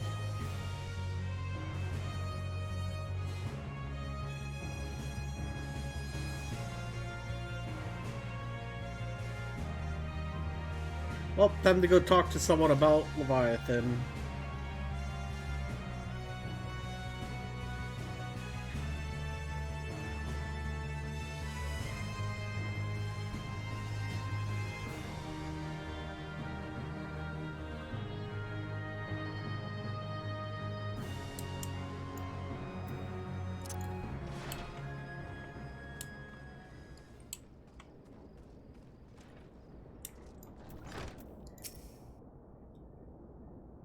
Oh, look who it is. Now look here, you. You'll have your bloody story right after you carry those sacks of grain over to the mill. But sir, that's what you said before you had me pick those oranges for you, and before I mucked out the chocobo stables, and before I rolled that millstone over to the mill, and also before... Gods, man, I've worked 3 days straight without a wink of sleep. 3 days! And do ye hear me complaining? But I suppose some of us just ain't made for the rougher stuff. Alright, I'll give you what you want. Never let it be said that old Tractolm ain't a generous soul. Now prick up your ears, because I won't be repeating myself. Too modesty? Besides, there's only so much epicness a man can take in what's hidden, you can? Ahem. The tales of Tractolm's epic victory over the dread primal Leviabetus. Now, Leviabetus is huge, make no mistake. To give you an idea how big, each of his scales is about as wide as me member's log. And that's no mean feat, let me tell ye. When I fought him, I could barely see for all the pride he was pelting me with. Must have been a lagoon's worth, at least. He even knocked me up trusty axe out of my hands at one stage. Of course, that proved to be a grave mistake. What happened next? When I grabbed him by the tail and tied him up in knots, but not wanting to take all the glory for myself, I let me mates in the company of heroes handle the rest.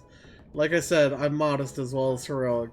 Mayhap too modest. Now, there's some, as say, you can never truly beat Leviabetus, that you got to learn to live with him and make the best of bad situations. Not the company, though. Wow, it's you! I'm sorry, I didn't mean it. I was just enjoying the attention is all. I take back everything I said. I was never part of the company of heroes. I'm no marauder. I'm actually a complete coward. I'm nothing. I'm chocobo dung. I'm the maggots you find wriggling in chocobo dung. I have to lie to women to tumble them, and that don't happen much. You member is tiny. It's pathetic. I sure as hell didn't fight Leviabetus, but I have seen him with my own eyes. 'Twas a few years back when I was working as a baker's hand. I was shirking me duties one day, loitering about the harbor when I saw it. A great big massive sea serpent some moms off the coast, with a fleet of galleons making straight for it, cannons firing. I was so bloody scared I soiled myself right there and then. What? Oh god, just remembering that day had made me soil myself all over again. Hey, wait, if you're asking after Leviabetus, it means you're planning to fight him, ain't you? Well, take care, he really is terrible. Dreadful, I tell you. If you're not careful, you'll end up in his gullet or at the bottom of the sea. Why, you worthless lying horse son, I can't believe you made me handle Chocobo dung.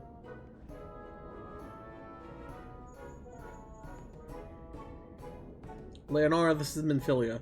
Were you able to learn aught of use against Leviathan? I beg your pardon, Leviabetus, I see. That is unfortunate. At any rate, I have tidings for you. The twin vessel is now complete. We await you at the Morbi dry docks. Pray, make your way here as soon as you are able.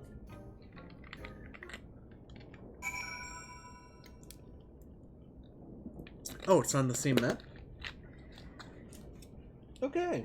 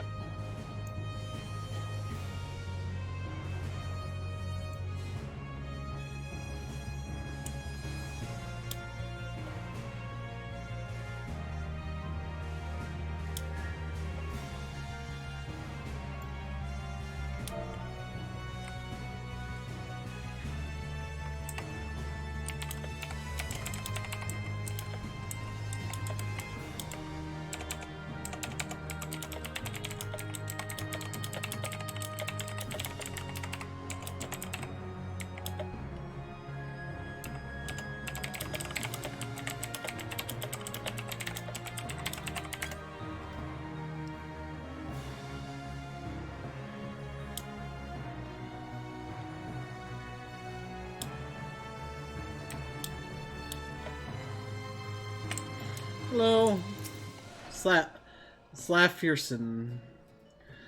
I'm told you're drawn to the Grey Fleet proved fruitless.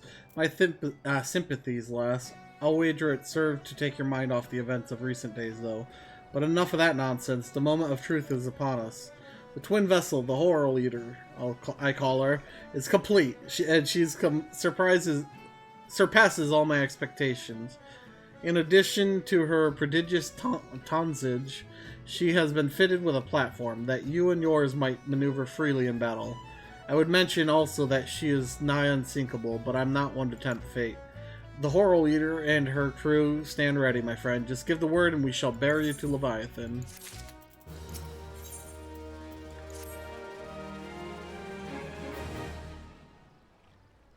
I know that look, you are ready. Having been constructed in some haste, the horror leader may not be pretty, but I assure you she's capable. She has been fitted with what our friends at Nautic and the Mellies are calling an elemental converter. Assuming the thing works, it will use the power of the corrupted crystals on board to rob Leviathan of his hold over water.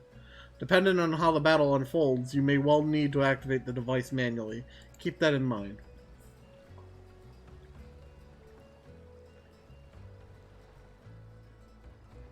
It is expected that the Sahagin and their thrall will attempt to come to Leviathan's defense. Accordingly, the Maelstrom will once again employ diversions.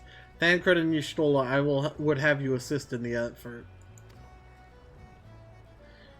If it is to fulfill its purpose, your diversionary force must not want for numbers.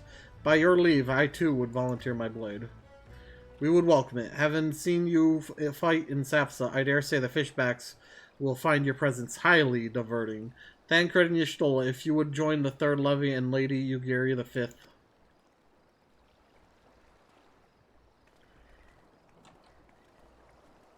But what words have I for the woman who has made sport of slaying gods?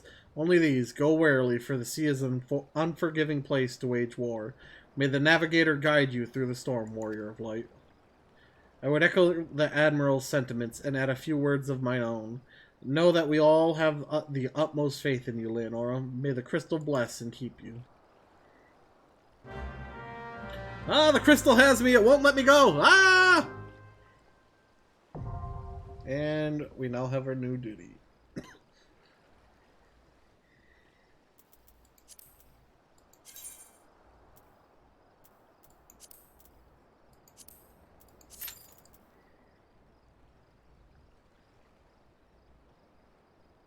Leviathan, Leviathan, Leviathan. While I'm in queue, I'm gonna quickly run to the bathroom and grab a drink.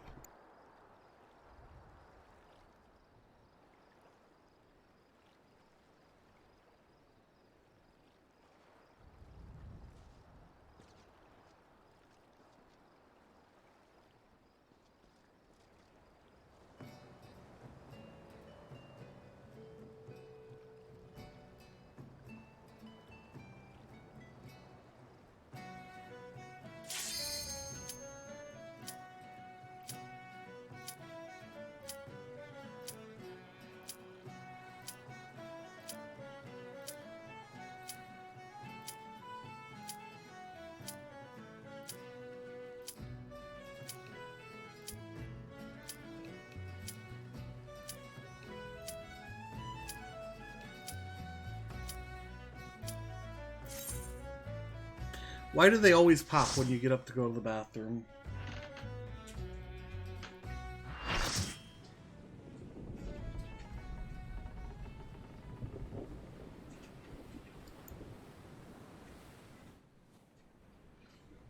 Ooh, ooh, ooh.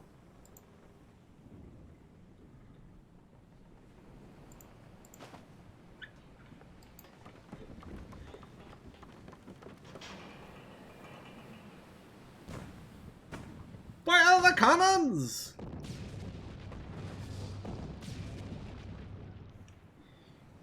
Hi.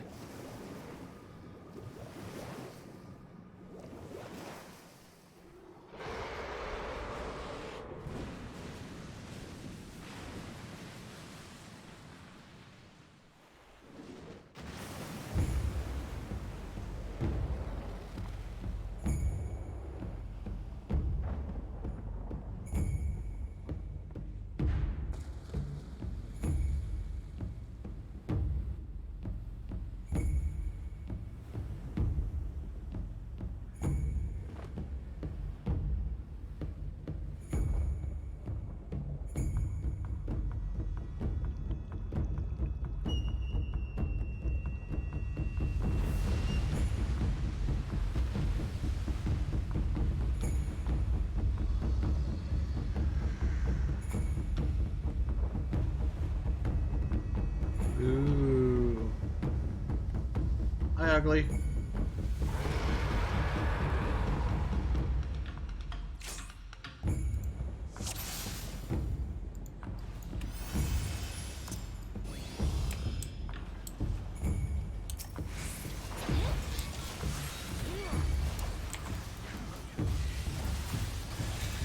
I know about this. So this boss has a something. Oh, I just took aggro. Is his gear?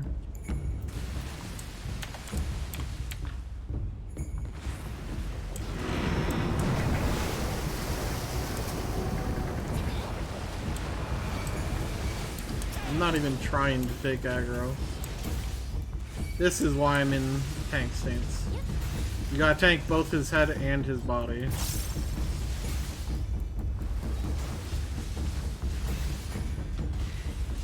Or body, I mean tail. Oh, why? Oh, I left that up to the side.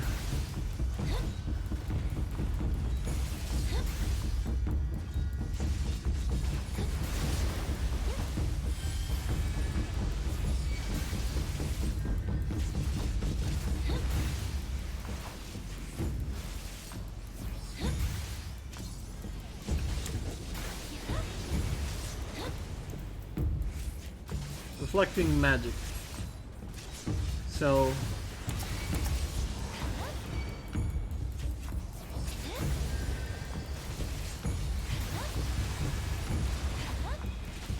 kill the spoon. I don't know what that's supposed to mean.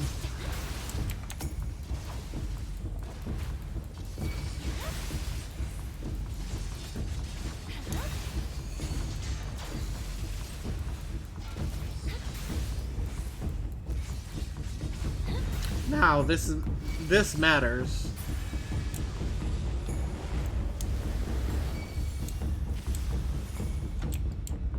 Let's see if we die.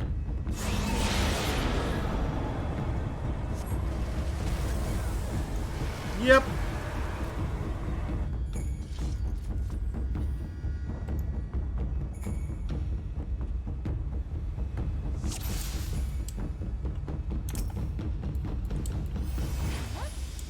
Round 2.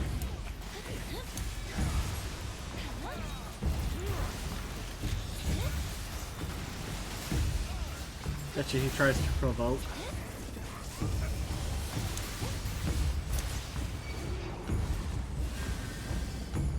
Which side is he gonna slam on?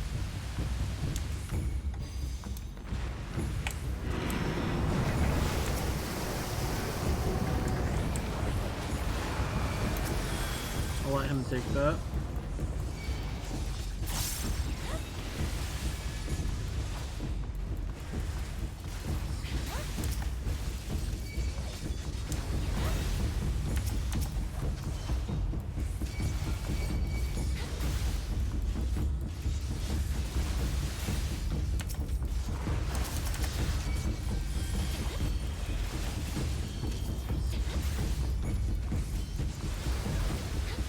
Now, we need to hit that elemental converter to protect us.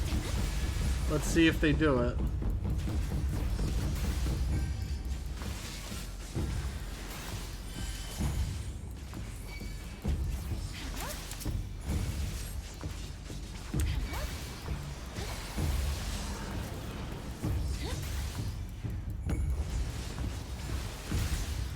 Isn't it so much nicer now that I turned off the error sounds and stuff a while ago?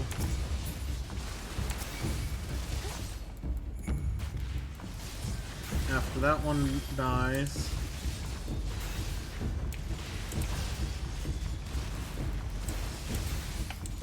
Okay, they're getting ready for it now.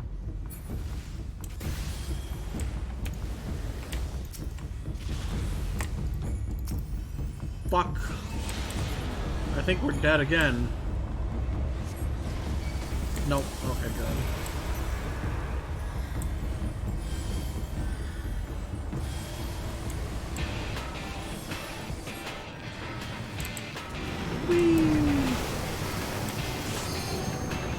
Now, in the hard mode of this, well, the extreme fight, these walls go away, so you'll actually just fall off the map if you don't move yourself properly. Dun dun, Leviathan, dun dun.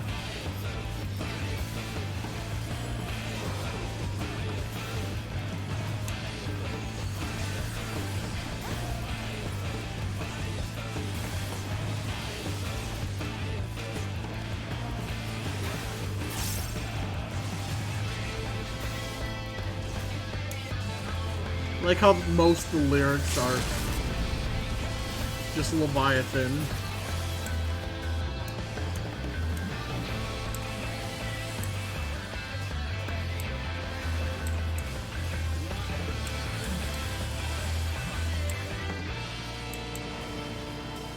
Whee!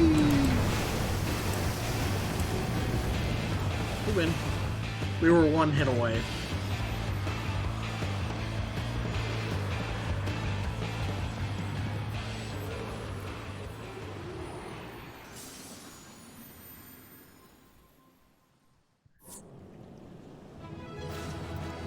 Did it?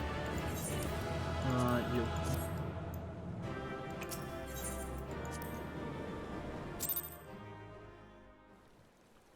Oh. Okay. Was expected a cutscene.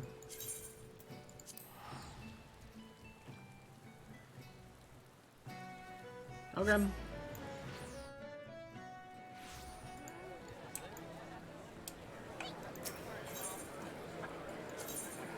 I like command room.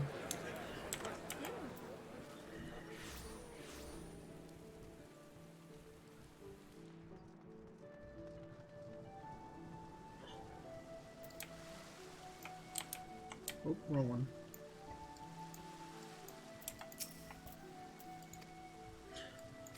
Wait, what do you say? Knowing the urgency of your business, I thought it best to refrain from making conversation during your past few visits. but today I will permit myself a few words. Ahem, I feel truly privileged to have had the honor of admitting a hero such as you. You are an inspiration to us all, madam, and on that note, the Admiral awaits you in the command room. Wink.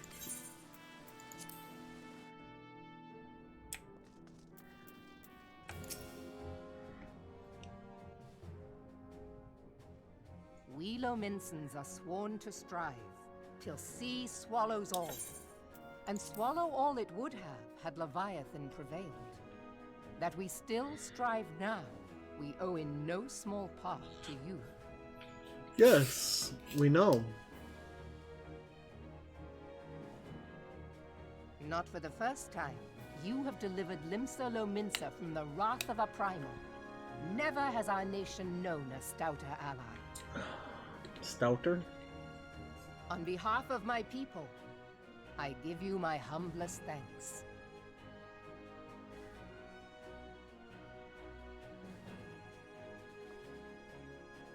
'Tis meet that I give thanks to old Mistbeard, too, for his fine solution. Whatever else he may have been, 'tis clear he was a resourceful soul. Would that I had a man like him in my service.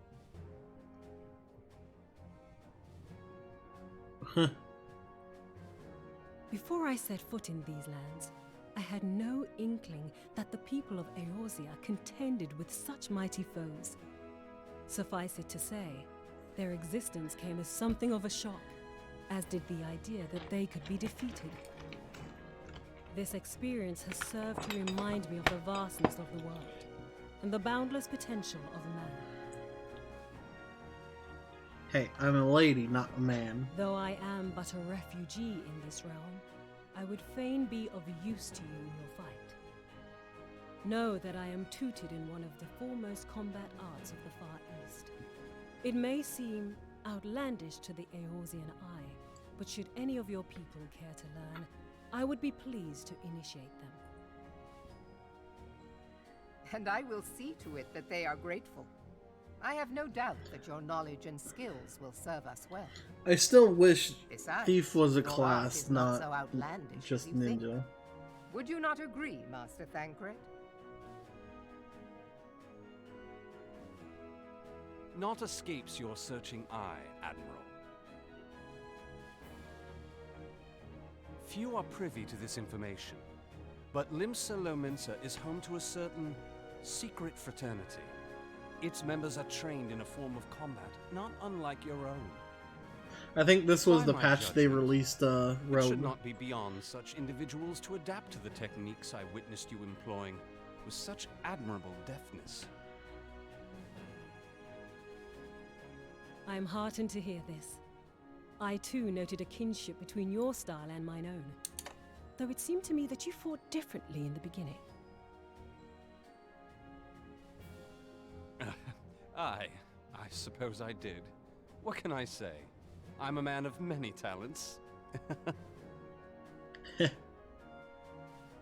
you may labor to believe it, Thancred was once something of a scoundrel who fraternized with the criminal class in these parts. Yestola! You jest, of course.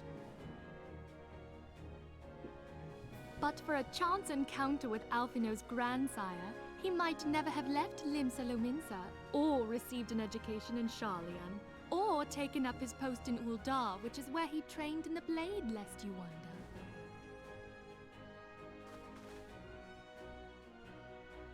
Minfilia, please! It would seem there is more to you than meets the eye, Master Thancred.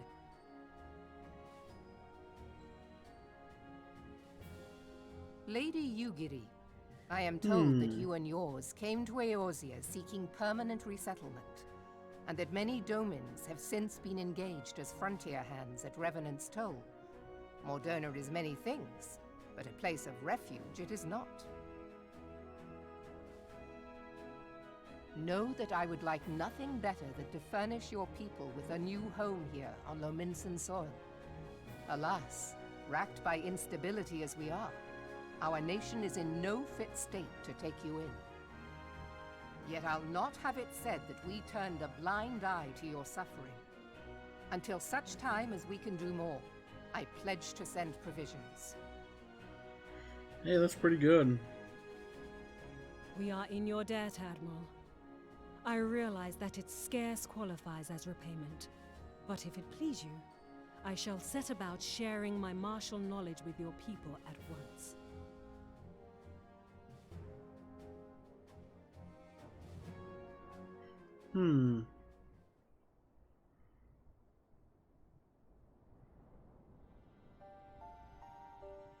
You wished a word in private.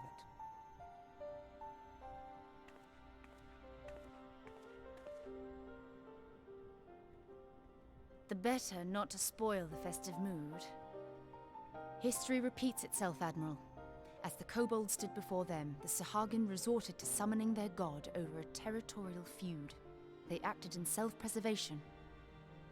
It may be that the Sahagin initiated this particular clash, but how it begins does not interest me so much as how it ends.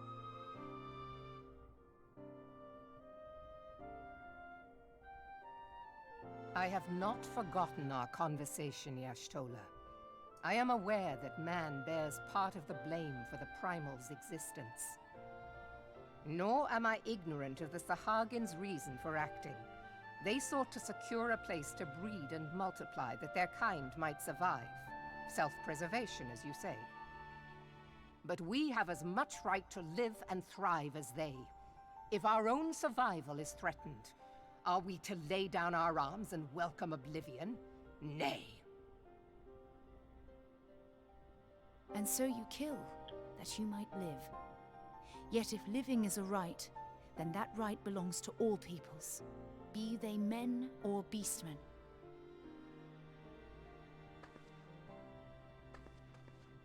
I'll not deny your reasoning. But when a storm gathers, it falls to me to see my people safely through it. That is my duty, and I shall do it.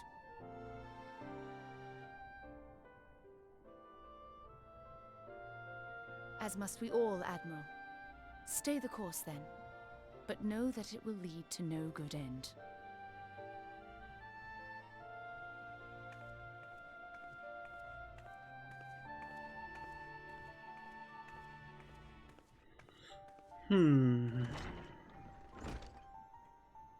Man has ever put himself first and foremost. To justify his actions, he clads himself in the armor of righteousness, though it be a fancy of his own making. In this, mayhap the Garleans and we Domans are not so different.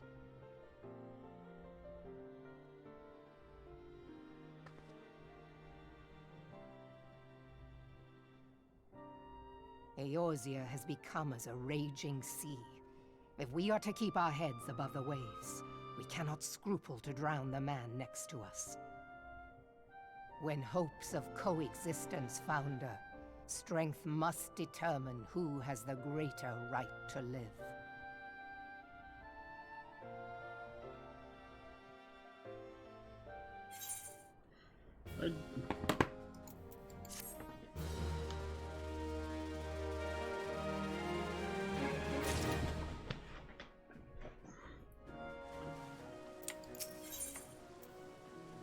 Hey. Completely useless. The Admiral has informed me of the arrangement. I have in my keeping a letter of introduction for Lady Yugiri. To the south stands a gate leading to a pier for small fishing vessels. Look for an inconspicuous Huron man there, and present the letter to him. He serves as a gatekeeper of sorts. Now, before you go, I am obliged to remind you that the members of the fraternity to which you would be introduced abide in the shadows of Lamentson's society. They value their independence more highly than pirates, and are united by a bond stronger than mithril. To wit, they are invariably wary of new faces. Though it be penned by the Admiral herself, mere words on parchment will get you only so far in their confidence. You must work for every ounce of trust they place in you. But here is the letter. Go to the aforementioned place and show it to the aforementioned man. And and good luck.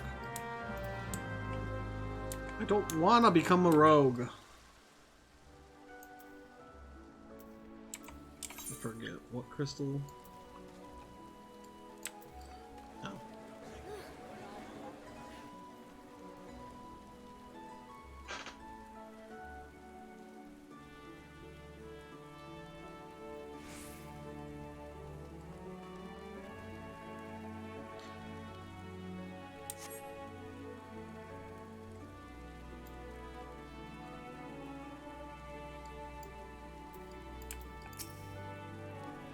Got business with me, venturer?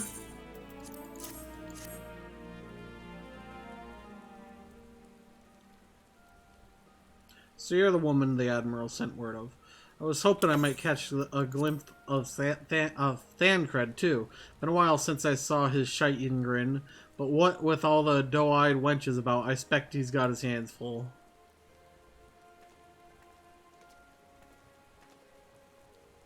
Ah, you must be the Far Easterner what Merylvib says wants to train with us. Welcome to Limsa, my lady. I am Yugiri of Doma. 'Tis an honor to make your acquaintance. I must confess, when I first learned of your organization, I had certain preconceptions as to the nature of your membership. It would seem I was mistaken. You're not the first person to say that, lass. Limsa's a city of pirates, to be sure, and pirates don't give two farts about keeping a spotless reputation. They hardly need a secret society to do their dirty work. Might be as my people and I keep to the shadows, but we've got nothing to be ashamed of. It's simply better for business that we remain unseen. And so you have developed fighting techniques suited to this purpose, I see. Know that the practitioners of my art, too, are denizens of shadow. 'Tis in stealth that our strength lies. There is much we might learn from one another, I think. Then what in the seven hells are we waiting for? If you'd come with us, Gary, or what's it?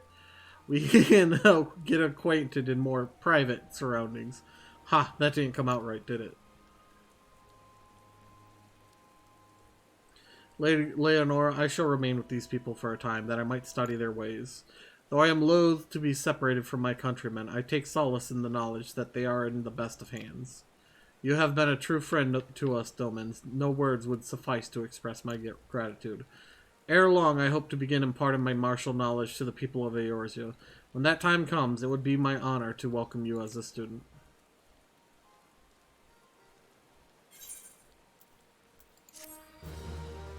Too many buttons for me, no thanks.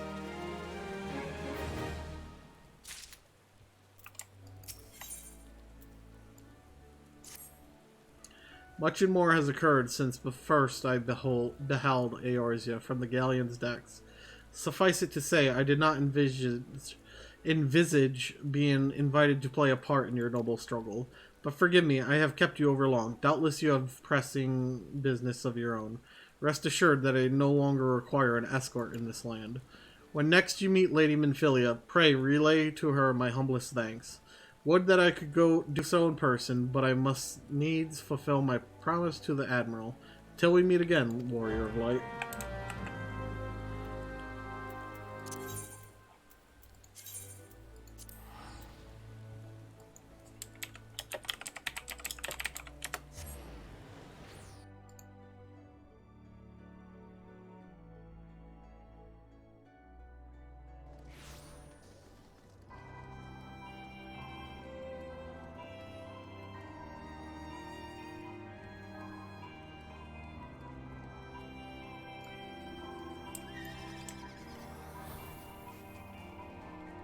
Minfilia!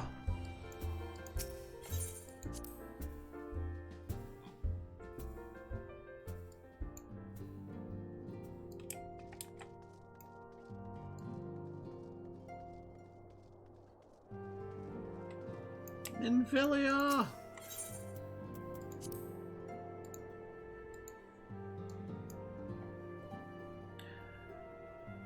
With this, the patch 2.2 is ended. I have been reflecting upon the events which took place during our visit to Vilbrand. If you have a moment, I would share my conclusions with you. Please, bear with me. Sure.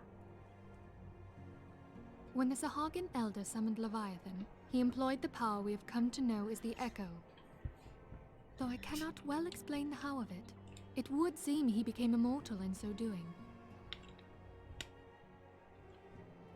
When the Admiral subsequently slew him, his spirit emerged from his lifeless flesh, a consciousness shorn of physical form.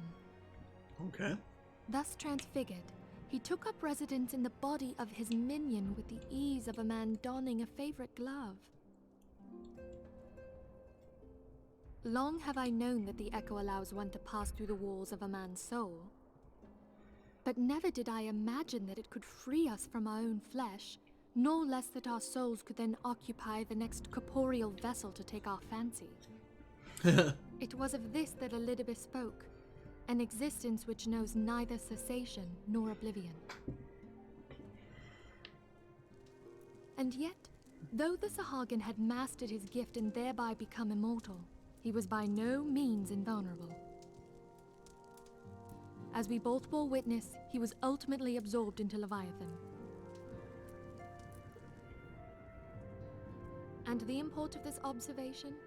If the Ascians' mode of existence is indeed the same, it can be inferred that they too are not invulnerable, that they can be destroyed. Yay.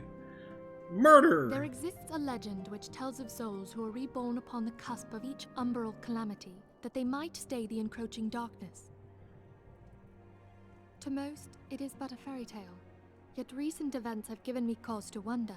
Could the legend in fact refer to the echo? Much and more yet remains unknown, but I am confident that all will become clear in time. For the present, however, what matters is that the key to defeating the Ascians may at last be within sight. With Urianger's aid, it is my hope that I shall fathom this matter ere long.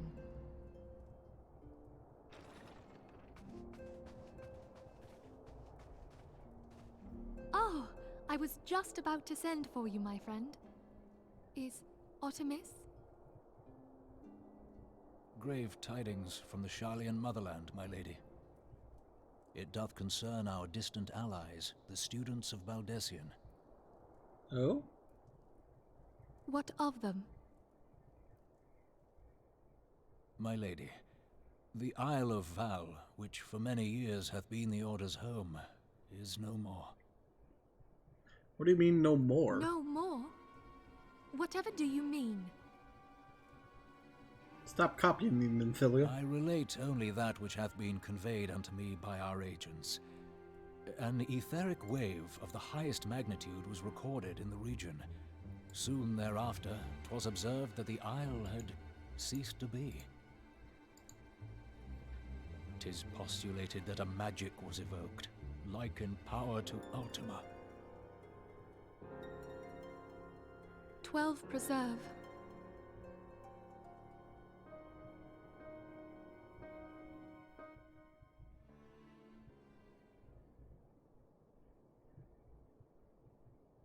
If there are no other matters, I move that today's meeting be adjourned.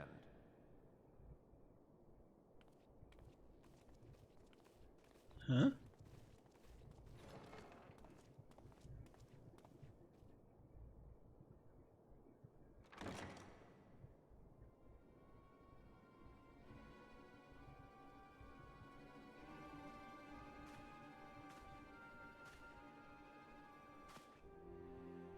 It is done, my lord. What's done? I... Forgive my impertinence, my lord, but these orders, I am uncertain as to what end they serve.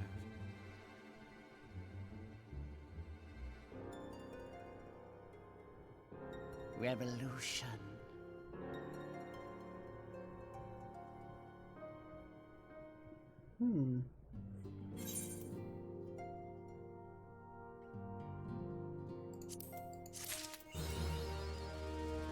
Do I have a new title yet, by the way?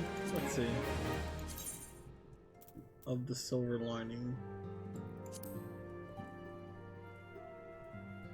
Part of the party.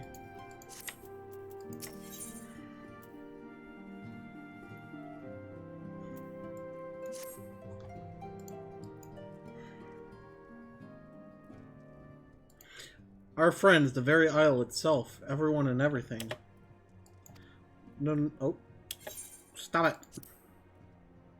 It concerns etheric fluctuations which we have previously attributed to good King Malgamog XII. That the king is no more is a blessing for which we have you to thank. Yet all is not well in the 12's Wood. Our latest readings reveal an ongoing etheric disturbance of considerable magnitude. They may even suggest the presence of a primal. Needless to say, the mere possibility warrants immediate investigation, and I would have you... Asilia, I do not wish to interrupt, but we have a problem. What manner of problem? A band of refugees hailing from Ul'dah this time are coming to Revenant's Toll seeking asylum. It would seem they expect us to afford them the same treatment we gave the Domans. At present, they are in the 7th heaven awaiting a formal response. I see. Mayhap this was to be expected. I shall meet with them at once. Asilia, you know full well we haven't the resources to accommodate many more people. Consider what will happen if you do this. Word will spread and more will follow. Your opinion is duly noted, but I will hear their suit. Leonor, I should be grateful for your presence at this meeting.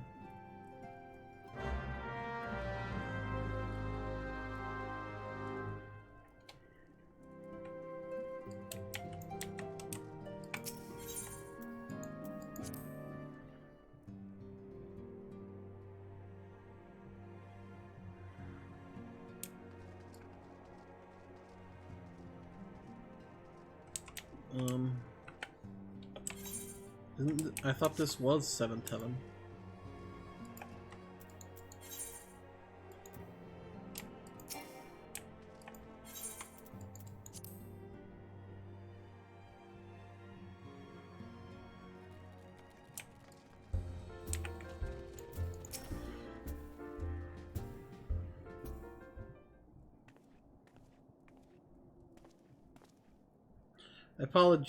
I apologize for keeping you waiting.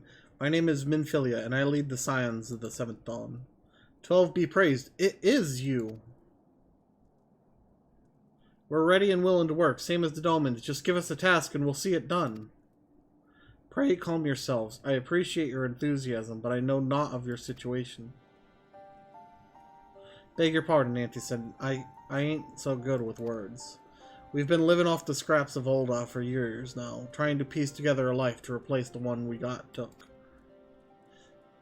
They say there's work, but there's not for an honest man, not as wouldn't sully his soul sooner than in his palms. Any road, the flames do what they can for us, of course, but it ain't near enough. And it's only getting worse. When the calamity brought us to our knees, those rich bastards in the city didn't help us up. They climbed on our backs. I don't pretend to be clever, but even I can see what's coming. I knew we had to run. The only question was where. And then it came to me, Revenant's Toll. I mean, you took them foreigners in, didn't you? So you'd surely do the same for us. I fear the situation is rather more complicated. While it is true that we accepted the Doman's petition for aid, that decision was a product of extraordinary circumstances. I sympathize deeply with your plight, but pray understand that it is not possible for an organization of our means to aid all who have been affected by the calamity. And so it is with great regret that I must deny your request. But we've nowhere else to go. You're turning your back on us? If I might have a word. Tataru, is aught amiss? Ill tidings from Ul'dah, my lady. Elfenald has been wounded. What? How? Is it serious? I cannot say for certain, but I fear it might be. According to the flames, the refugees started a riot. They went wild, apparently, lashing out at any and everyone. That can't be right. Why would they? They must have been provoked. The demonstration was meant to be peaceful. 7 hells, now the Blades have an excuse. They'll round us up and kill anyone who tries to resist. Auntie Senate, please, if you won't help us build a new life, at least help us keep the ones we've got. My lady. We are not ones to stand idly by and watch innocents suffer. However, until we know more of the circumstances surrounding this riot, I'm not certain what aid, if any, we can provide. If the authorities determine that the refugees attacked without provocation, then those responsible will have to answer for their actions. How can you be so blind? Find Elfino, and quickly. If he's in danger, or worse, I would have you and none other by his side.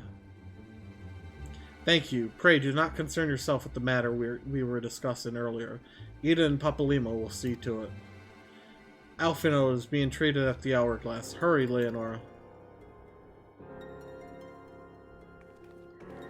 Time to return home.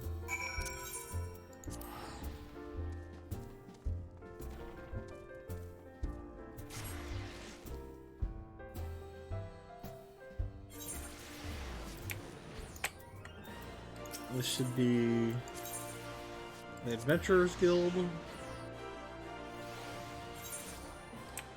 Yep. Alfino!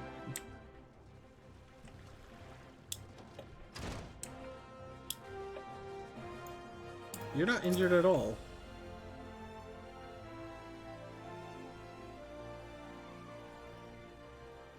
Come, you must have gathered by now that Tataru is given to exaggeration. As you can see, I am quite well. Uldar, on the other hand, is not.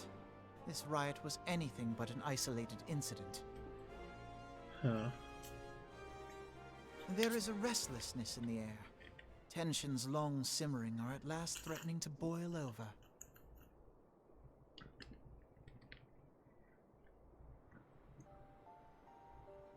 Uldar is a nation infamous for the great disparity between the wealthy and the poor.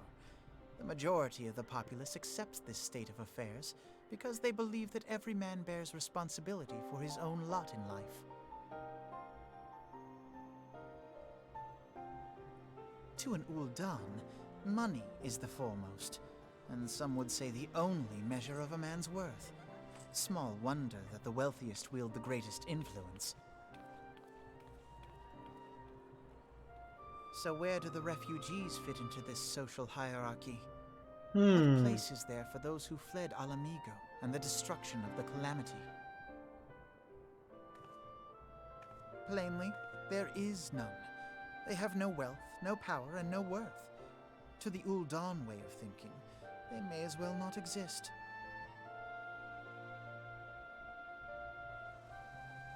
Choosing to ignore their existence, however, is patently not an option. General Rauban and the Sultana understand this, which is why they ordered the Immortal Flames to provide the refugees aid and succor. Yet none would dispute that the expenses incurred by this policy grow by the day, with no end in sight.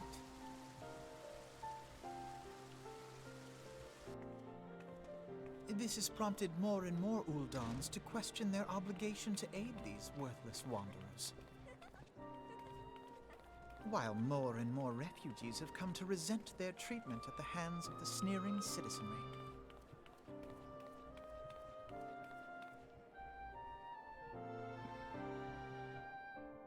The manner of Lord Lolorito's refusal to grant the Domans asylum bespoke a disdain for all refugees, an attitude shared by the rest of the monetarists.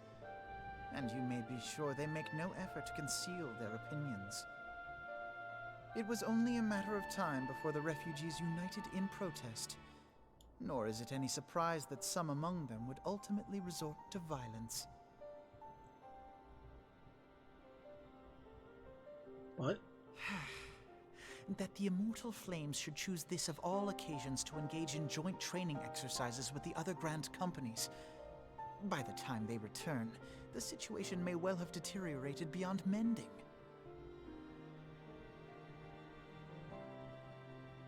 Okay.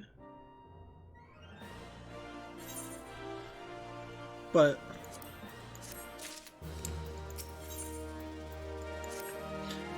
as I told you before, it was all but inevitable that an incident of this kind would eventually occur given the rising tensions within the Sultanate. Nevertheless, I have reason to believe that this particular riot may not have been begun spontaneously. Have I piqued your curiosity? Good, then you will accompany me to the Hall of Flames. I would hear what General Rauban has to say upon this matter. Did you just say the flames were busy? Nope. Ugh. You know what? Let me borrow your table, lady. Thank you.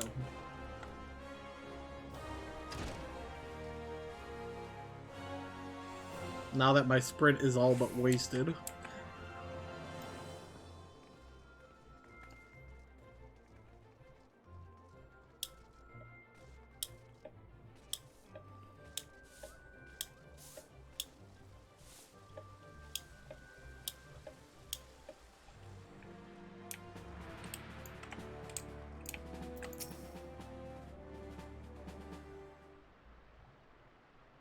Now is not a good time, Private Escorian. My hands are full dealing with the refugees.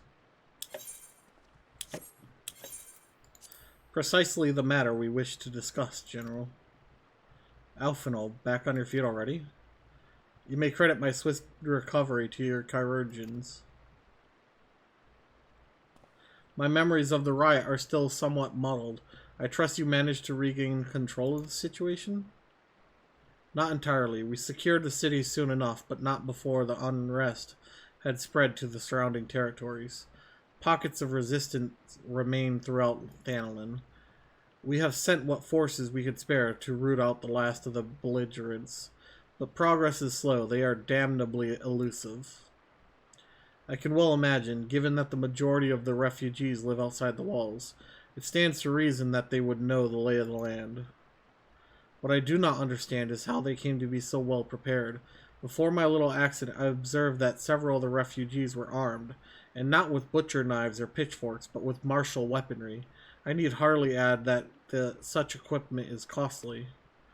None can deny that tensions between the Uldan citizenry and the refugee population have increased since the Domans were turned away.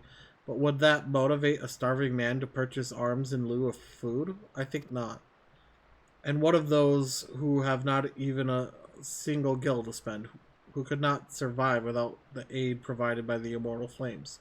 Surely they would sooner sell a weapon than bring it to bear against their benefactors. Come to the point. Very well. My point, General, is that this powder keg of discontent was not set alight by chance. These events were deliberately set in motion, and now order must be restored. That is my first duty. Until it is done, any investigation can wait. I do not have time to discuss this. My scouts will be returning anon.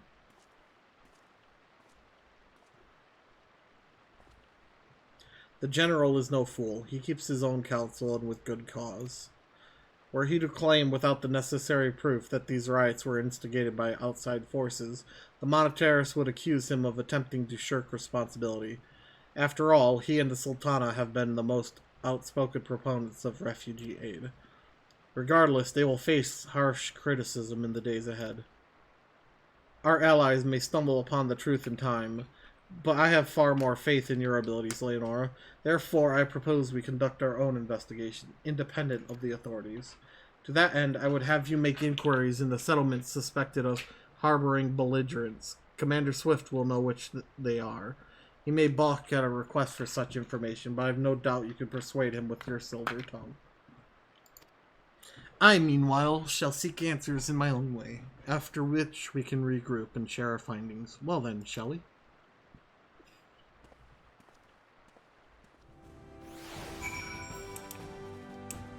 Hello, sir. You look as though you have something to say, Private Escorian, do you? What you ask is no simple favor. Were such information to fall into the wrong hands, the life of countless soldiers would be at risk. Even so, there is wisdom in your words. An able individual, even with one with ties to the flames, may be better suited to this task than a regiment. Very well, the brass blades have reported suspicious activity in the vicinity of Lost Hope. It may be unrelated to recent events, but we doubt it. I suggest you begin by speaking to the blades posted there.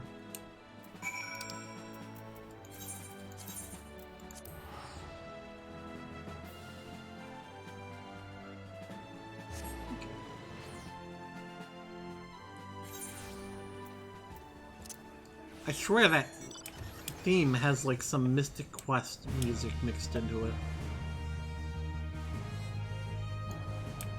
I could be wrong. And what brings you here, adventurer? A search for refugees? Well then, you've come to the right place. Ah, you mean those refugees. Oh no, you won't find them here. Most of the people of Lost Hope have come to accept their situation, are content to pass their days in peace and quiet. Outsiders have trouble understanding that, like that merchant who passed through recently. Gregarious fellow, but awfully opinionated. Can't say I was sad to see him go. I didn't expect them to send you, Leonor. I take it this means someone has read my report. The refugees who left with the merchant have yet to return, and I am increasingly concerned that Zazawaka's suspicions were correct. You haven't the foggiest what I'm talking about, do you? Never mind, speak with Zazawaka. He will explain everything. Zazawaka? Who's a what's up?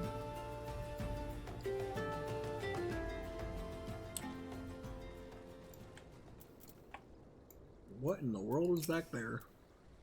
Ah, don't hurt me, I'm not one of them! I beg your pardon? You're one of the flames, but you're not with the flames? I see. If Leofric bid you speak with me, then I take it you've agreed to help. 12 be praised for that, because we haven't a moment to waste. Everyone knows the flames are on the march. The others have fallen under that fanatic spell, but not I. Promises of revolution and retribution, of holding the ruling class to account and taking that which is owed. Ha! A childish fantasy. I did everything I could to dissuade the others from leaving, but few would heed my words. Now that one of our idealists has returned, however, the madness of the merchant's plan is plain for all to see. Look behind yonder tent and you will understand why. Even now he babbles incoherently, so traumatized is he by the bloodshed he witnessed. Try as I might, I can make little sense of his words beyond the fact that he was not alone in surviving. Yet I've no doubt that merchant will lead to the remainder to their doom. I beg of you, find them before he does. What are you doing? Don't draw, don't draw, don't draw, don't draw, don't draw! Why didn't he run away with me? We could have escaped together. Then you'd be here with me, be here to soothe me. Why did you have to stay and leave me alone?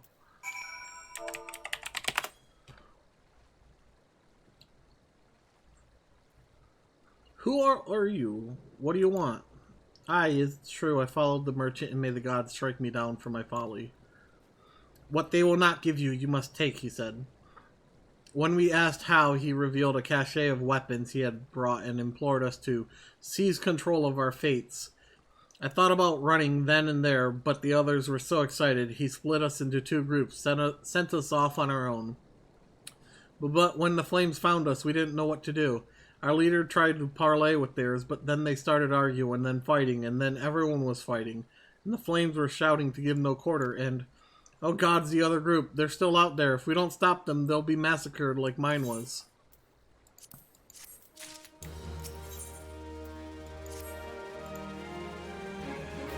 The other refugees are hiding in the caves south of Lost Hope, but to approach them would be fruitless. They would sooner call us agents of the Sultanate and try to kill us than listen to reason, while the twins might even deign to do the deed themselves. A pox and all bloody sellswords. They were all supposed to train us to fight, but the one he sent with us vanished during the struggle. Oh, if only we had never listened to that merchant's ridiculous claims. He said our cause was righteous, that the gods would never suffer us to be defeated. Though if they were forced to confront reality, that's it.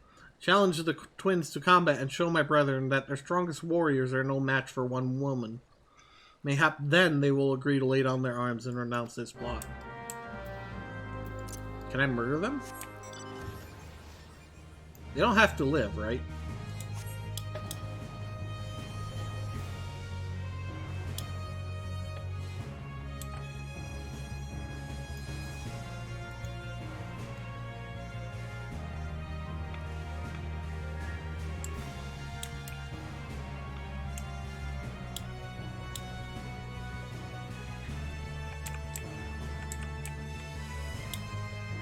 What the heck?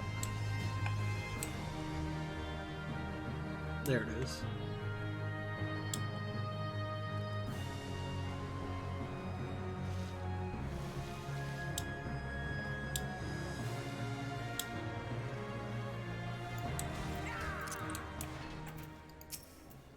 Seven Hells, they found us. Everyone grab your gear and make for the rendezvous point. So that's your game, is it? Ahaha, sorry to point you last, but we're more than willing to kill ye ourselves.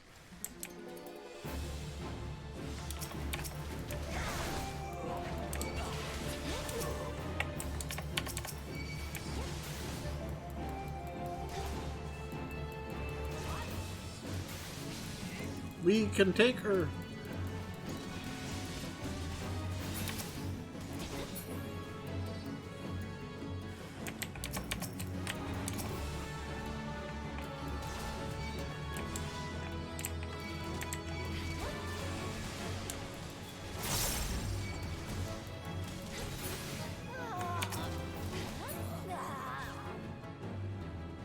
Two more. Oh, a challenger.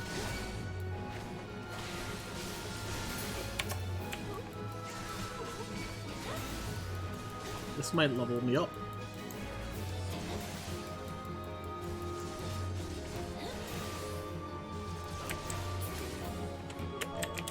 Thank you.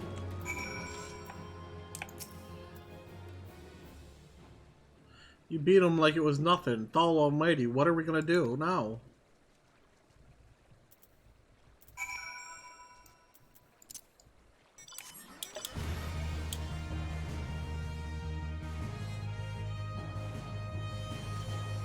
Ooh, you know what?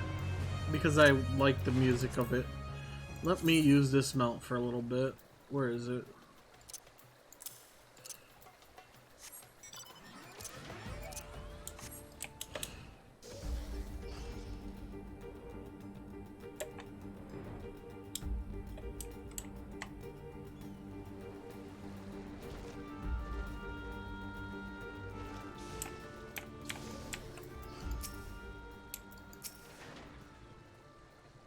You've returned. Did you find my brother? What of the twins? What happened? I see. Well, you had no choice. Better that a handful of them take a beating from you than the lot get butchered by the flames. Tell me, what did the merchant have to say when it was over? Huh? But where else would he be unless he went to Stone's Throw to recruit others?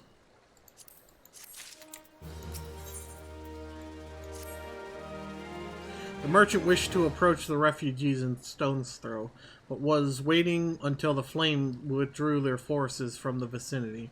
Now that they have, there's nothing to stop him from continuing his work. How many more must perish in pursuit of this futile cause? How much more suffering must we endure before it ends? Find him, convince him to cease his mad quest, and it will surely lead us to ruin. Or it will surely lead us to ruin. Or Stone's Throw.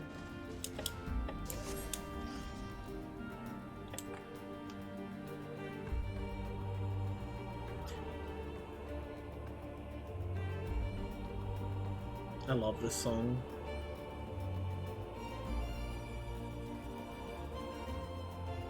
This is probably my favorite song from Final Fantasy VI.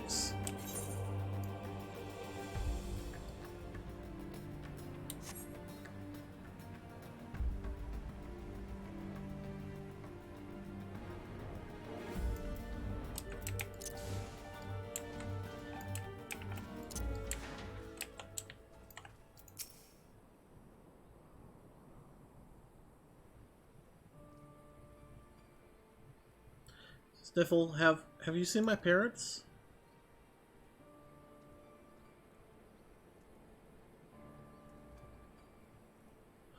They told me to stay here with the others.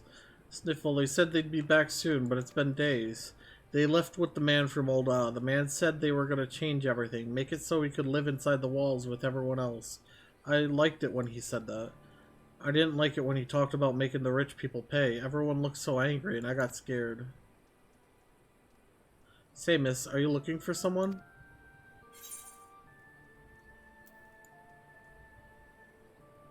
I'm looking for a merchant. You mean the man who left with my parents? But I don't know where he...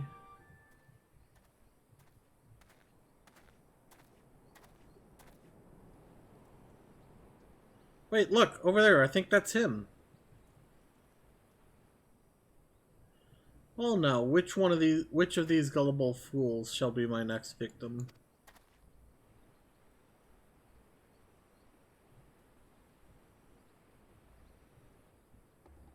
You!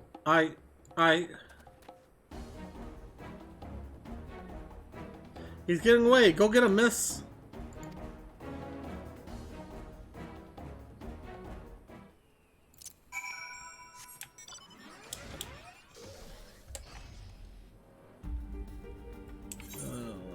That's where the train was.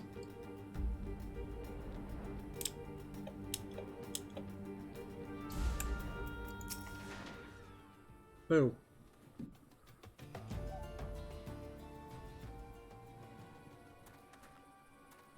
You again? Why are you pursuing me? Sedition? Treason? Revolution? That's preposterous. Who has filled your head with these lies? Refugees? The self-same refugees who terrorized the streets of Ul'dah? Ha! You have no evidence to prove your accusations. None. No, I will not accompany you to the Hall of Flames.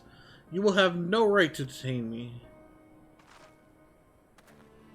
For the sake of argument, let us say I did do the things you claim. Surely you don't think I give a Karn's ass about arse about politics. It was business, only business.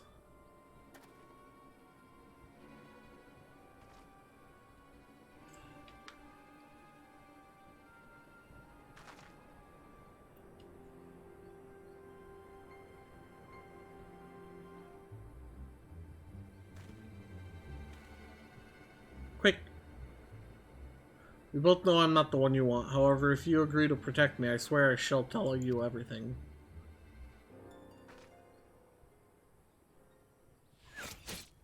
Well.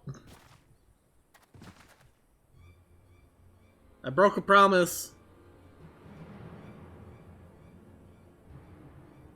What's all this commotion? 7 hells. Tell the others to spread out and search the area. The killer may still be close.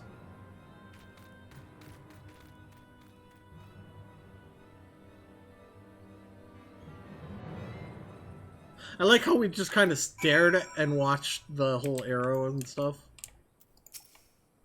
Hold, adventurer. I would know more about your relationship with the victim, as well as the events leading up to his death.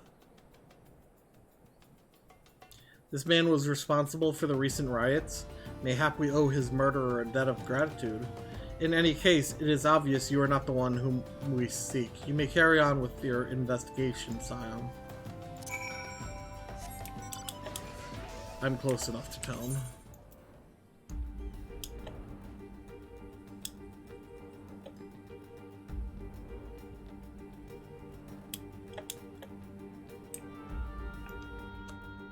Do-do-do-do. Nice. Oh. We're right at the Adventurers Guild. I didn't realize that's where that led.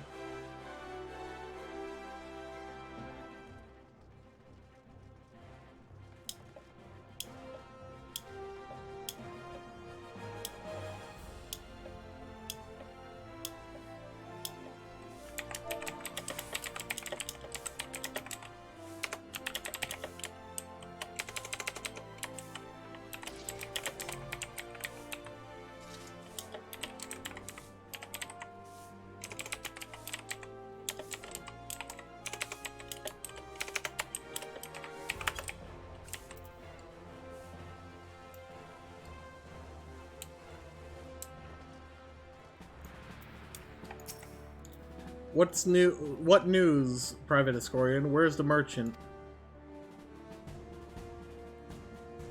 Murdered! Damn it all, the 7th hell.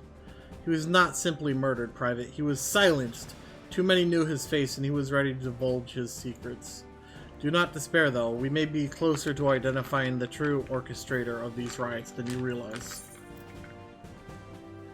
These are 110.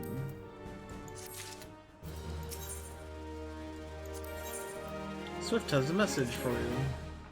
The Flame General left word that you were to proceed to the Fragrant Chamber as soon as you return. He wishes to discuss your recent discoveries, as well as the results of our own investigation. Master Alphinaud has already been informed and should be waiting for you outside. Pray, proceed to the Royal Promenade with all haste and speak with Bartholomew.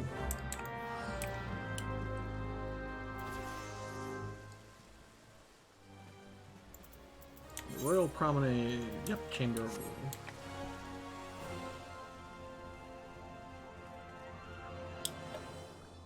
The Cyril, come on, you're supposed to be catching up to me, not falling further behind.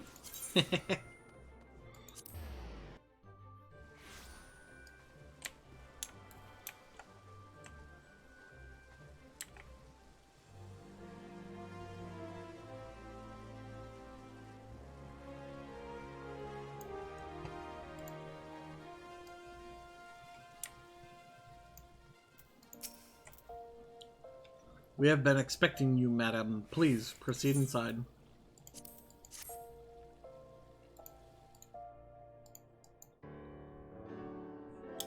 I have a feeling this is the voice. Swift has kept us apprised of your recent activities. You've made great strides towards quelling the violence. Despite our best efforts to determine what provoked this uprising, the truth continues to elude us. Have you uncovered aught which might shed some light on the mystery?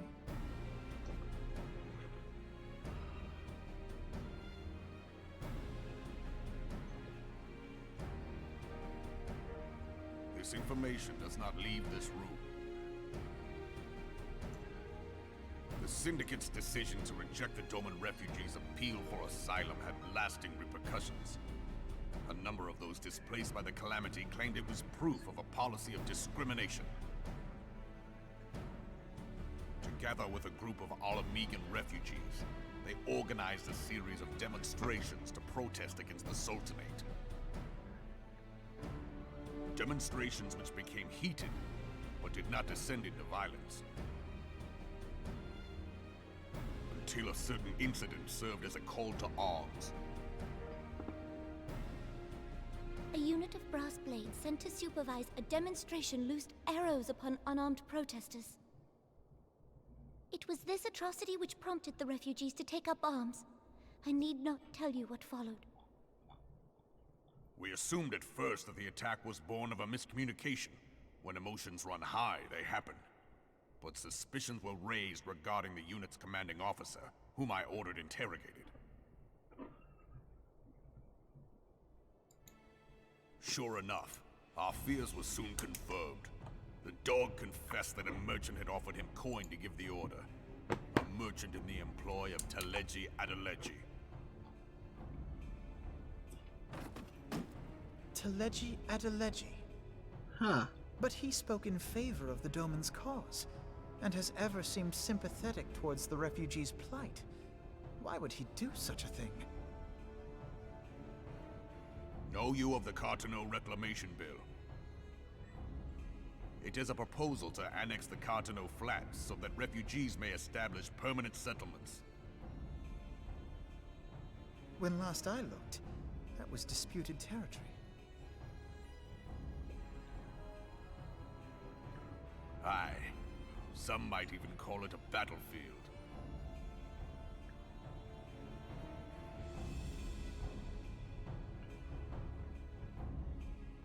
The destruction wrought by Bahamut was greatest at the Carteneau Flats. That much is common knowledge. What is less well known is that his rampage laid bare ancient Alagon ruins, of which no record existed. Interesting. There are certain differences of opinion as to how these ruins should be handled, which is why each nation maintains a military presence in the region to this day. Yet differ though we may, we are still allies. Therefore, in the interest of preserving the Eorzean alliance, we have reached an agreement. Okay. Any conflict which may arise during the course of military exercises in the region shall have no bearing on relations between our nations. In full knowledge of this delicate state of affairs, Ah, the PvP area. Teleji Adeleji proposed the Cartano Reclamation Bill. A shameless bloody ruse which stands to benefit him in but one conceivable way. If successful, he will gain control over the disputed territory under the guise of assisting in the resettlement effort. And you can be sure he'll build an orphanage next to every Allagan ruin. Okay then. The man would threaten the unity of the Eorzean Alliance and risk countless lives for personal gain.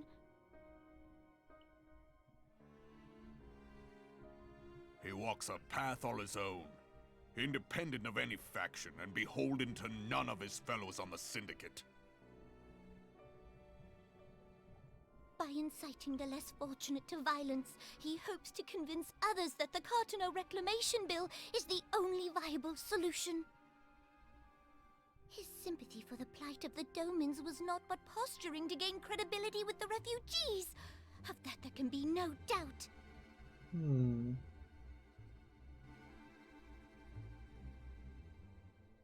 Forgive me, but what could possibly motivate Teleji Adeleji to go to such lengths? What is so special about these ruins that he would risk his position on the Syndicate, and, most likely, charges of treason against the Sultanate? Allagan ruins. Pardon?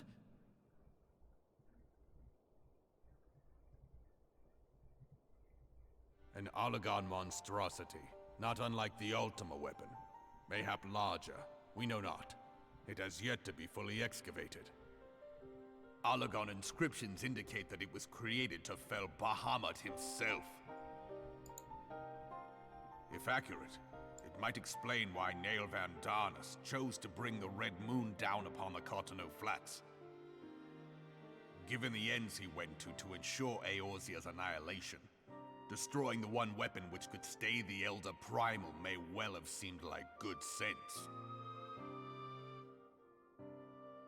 When first I bore witness to the power of the Ultima weapon, I doubted the evidence of my senses. And now you tell me there is another such weapon, one which could contend with Bahamut. Bahamut! Aye, we were skeptical ourselves. Truth be told, until the Ultima weapon's existence came to light, we thought the inscription had been mistranslated. At present, Omega is more akin to a fossil than a tool of war, having long since ceased to function. As such, its true potential cannot accurately be gauged.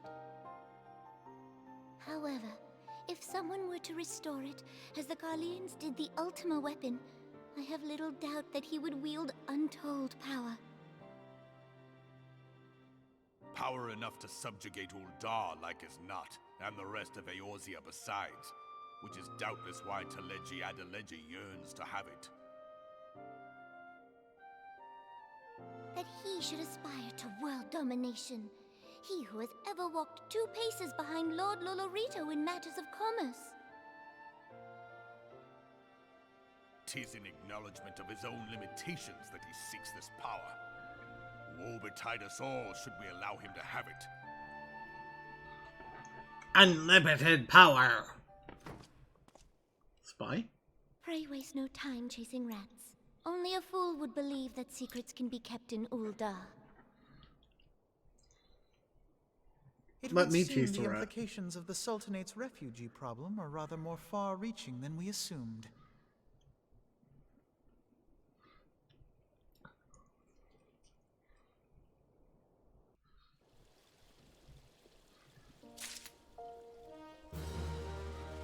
Quest complete. Alright, Elfinold.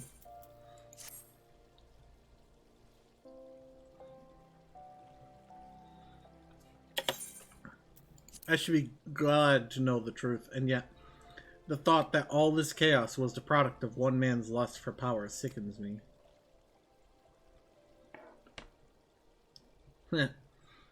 How long do you think they intended to hide the existence of Omega from the Scions? That they even felt the need to do so is most troubling. It would be in our best interest to learn more of the military activities in the disputed territories. You are, of course, the Scion best suited to this task, Private Escorian. Do take a moment to visit the Hall of Flames and make inquiries at the earliest available opportunity. Begone, whelp. This is no place for child. Hey. Sniffle, sob. I'm sorry.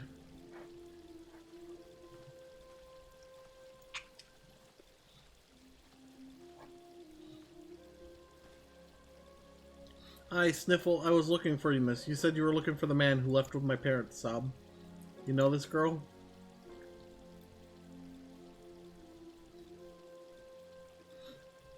So he visited Stone's Throw as well, I see.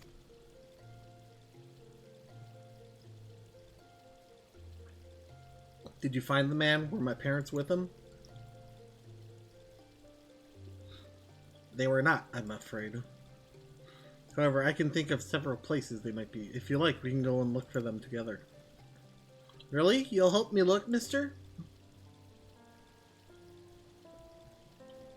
Of course, but first I must needs finish speaking with my friend. She's telling me a secret, you see. So no one else is allowed to listen. Mayhap you could wait for me by that pillar over there?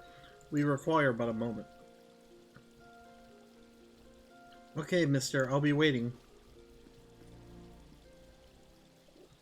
I'll take her to the quicksand. Mayhap Modi will know what to do. A legion of Garleans and Aether Star Primal. Even dealing with an Ascian would be preferable to this shroud. Sometimes I fear Minfilia is too ambitious. We rush hither and yon in response to threats as they arise, without concern for the strain it places on our limited resources, and ourselves. Mayhap the time has come for a change. Leonora, this is Minfilia.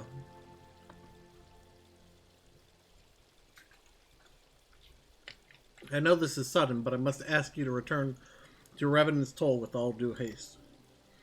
The situation in the Twelveswood has taken a turn for the worse. I will explain in detail once you arrive.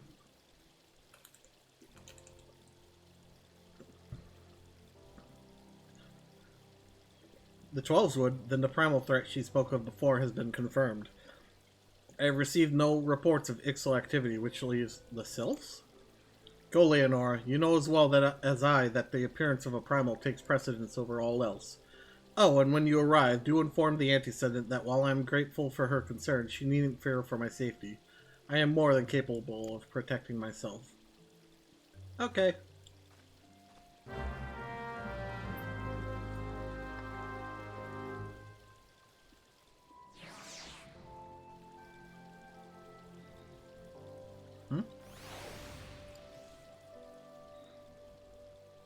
That was weird.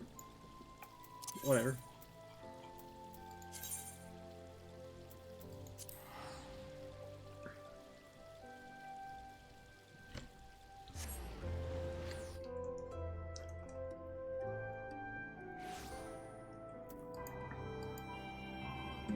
Here we go.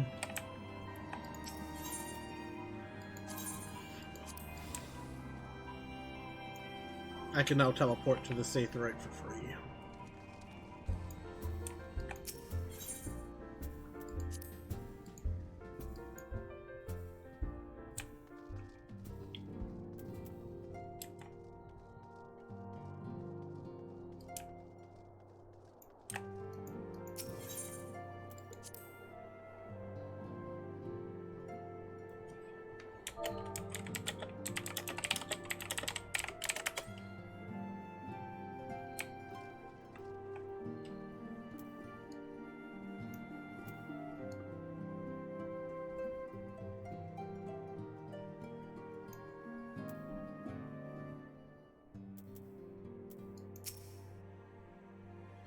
It is a relief to see you healthy and hale, Leonora. The latest news from Old Owl is most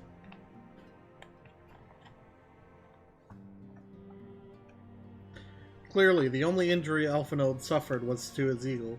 Doubtless it will heal ere long. The other scions will need to be present for this meeting. If you are ready to begin, I will summon them now.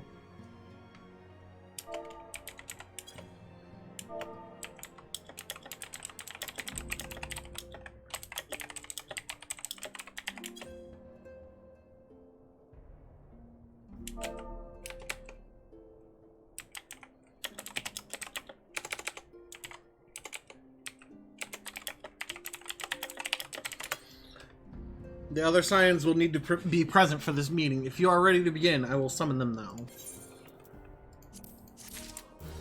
I was helping another person learn how to tank.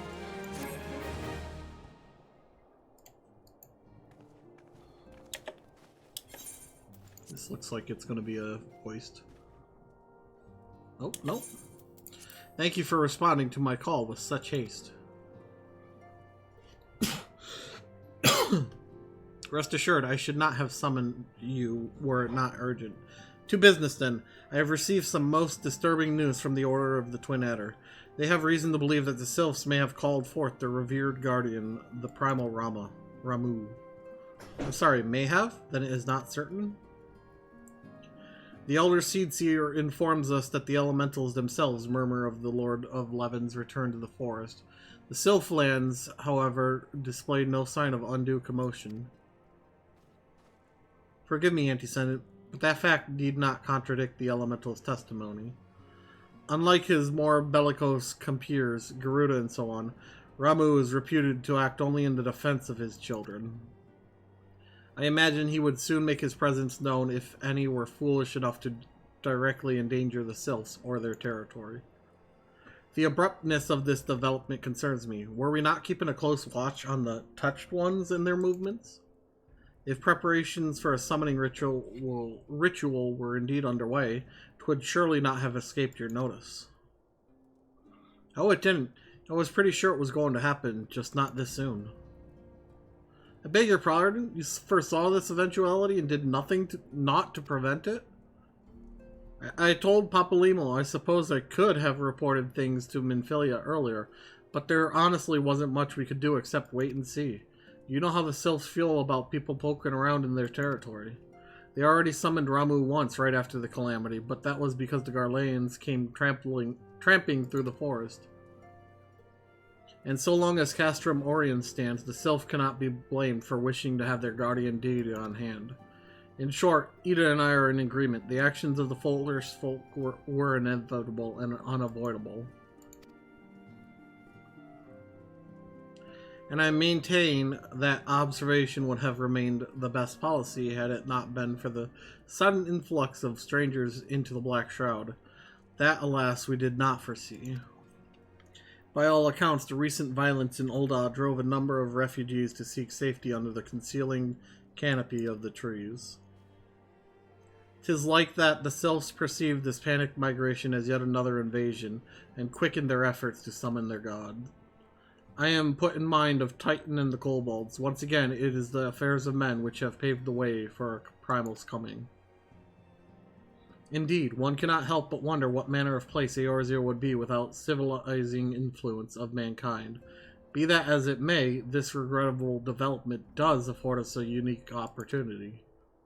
Leonora, through your dealings with the Sylphs of Little Solace, you once succeeded in preventing an untimely conflict with Redania. I wonder, might one who has traded with the Sylphs so fruitfully in the past not achieve similar success with their patron deity? If Ramu can be convinced of our intentions, it may be the first step to breaking the cycle of primal summoning.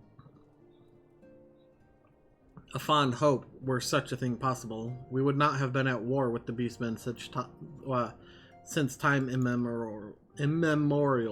But maybe this time we can... Let us continue this discussion anon. We must first consult with the nations most affected by Ramu's presence. The Elder Seedseer has requested your personal involvement, Leonora. Pray, report to Commander Huloy at the Adder's Nest as soon as you are able. Steel yourself for the worst. While I hope for a peaceful resolution to this matter, experience suggests that your meeting with the Lord of Levin will prove less than amicable. In such an event, your fellow Scions will of course lend you whatever support you require.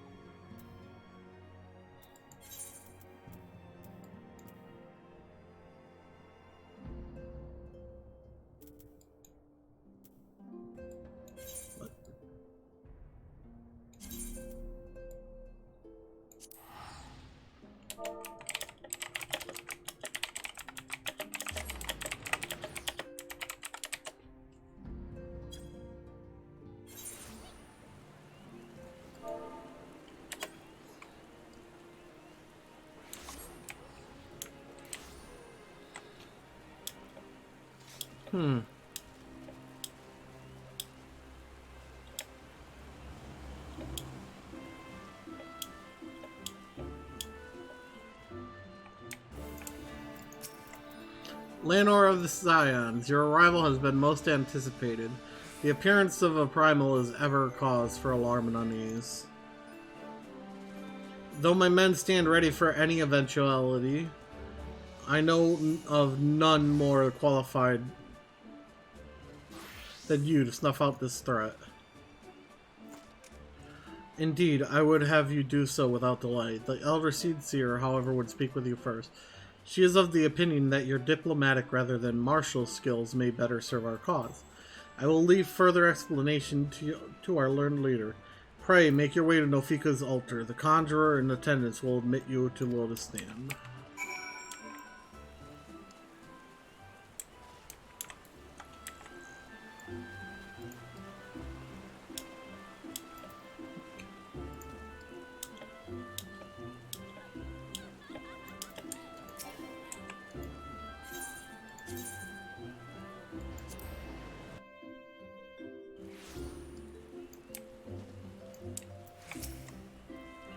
The other Scions have already arrived, madame. May I show you in?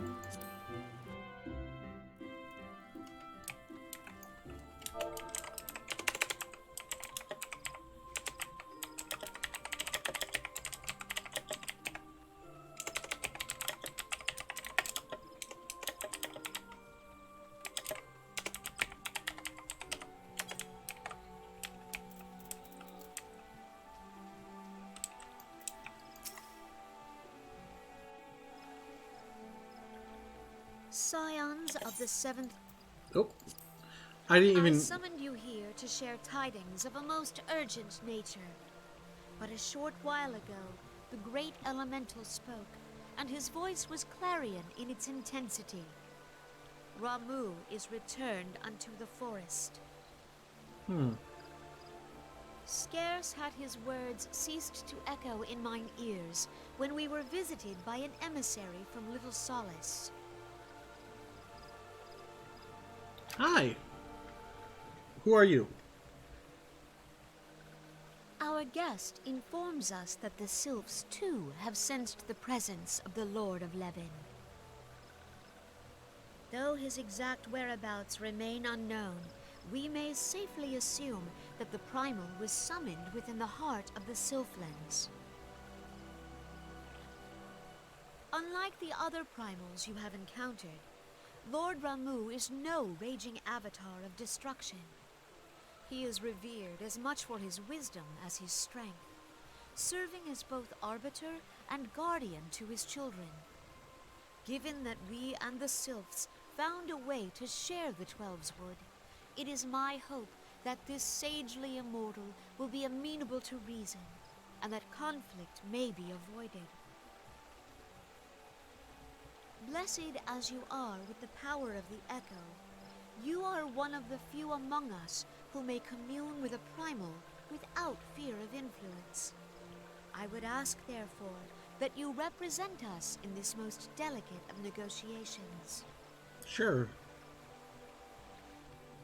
The Twelves Wood has suffered enough. Upon this, we and the Sylphs, and I would venture Lord Ramu himself, are in perfect accord. Let us not endanger our shared home by engaging in unnecessary hostilities. This dude's hair. Friend, I beseech you, safeguard the peace which exists between our peoples.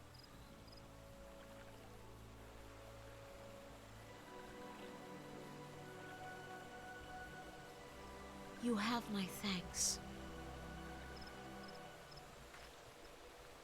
Can I do something besides nod? Pray make for little solace, then. A member of the Order of the Twin Adder awaits you there. He will advise you on how to find the Lord of Levin.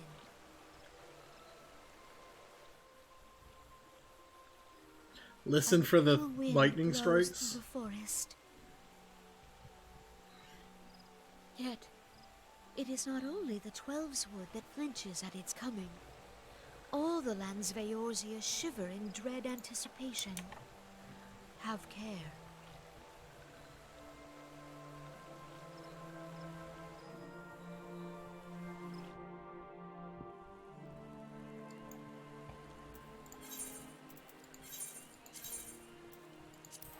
Whee!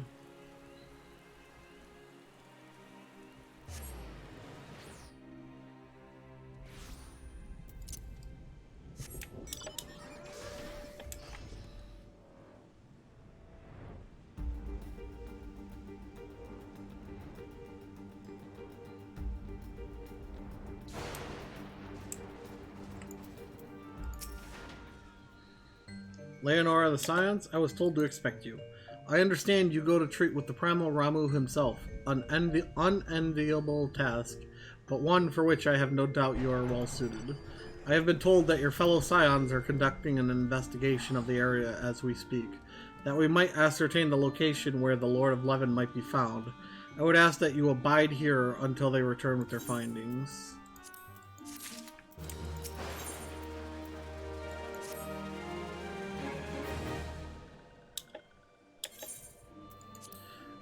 I was told that a messenger would be sent as soon as your fellow Scions finish their investigation.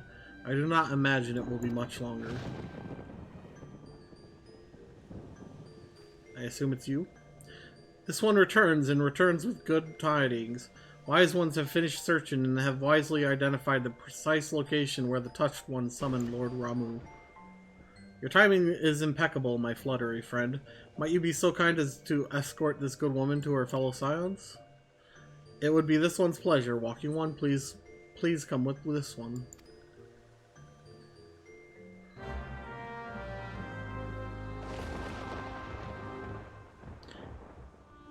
Good thing you're a self, because I'm flying!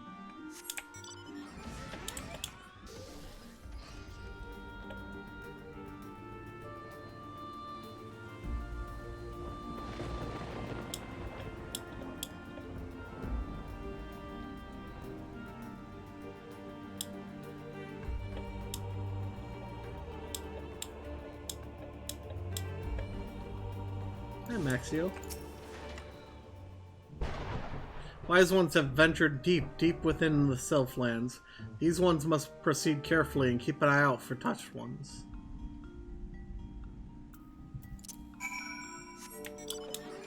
Okay, I'll just fly over everything.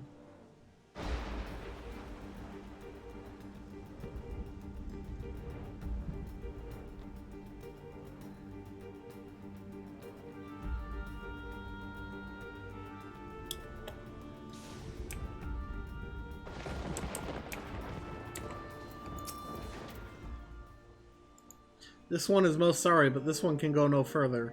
Draw too close to Lord Ramu, and this one may turn mean and nasty like touched ones. And so this one must say farewell for now. Walking One will find wise ones not far from here, to the south. Go in safety, Walking One. Can you just call me by my name? I mean, everyone walks. Hi, Papalimo. So it's actually you. I'm relieved. For a moment, I thought we were dealing with another one of those confounded sylph tricksters. I swear with them wreaking havoc with their skin-changing magic. It's a wonder I was able to finish taking my measurements. Yes, it was quite the ordeal. You should have seen the look on Y'shtol's face when the one impersonating you suddenly showed up. That's quite enough, Papalymo. My apologies, it's not like me to ramble so. At any rate, as I was saying, I have finished measuring etheric activity in the area, and I'm pleased to say I have reached an indisputable conclusion. To wit, that Ramuh was called forth in the vicinity of the Still-Safe Right. Come, Leonora, the Lord of Levin awaits. Yep, Ramuh.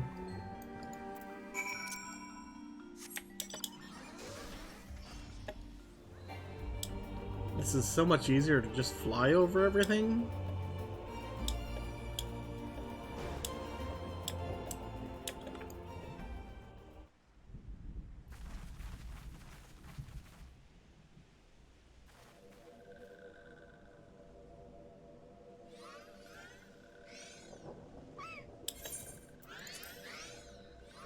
This is going to be voice acted, I can tell. Hang on a second. Leonora betrays thee, servant of Hydaman.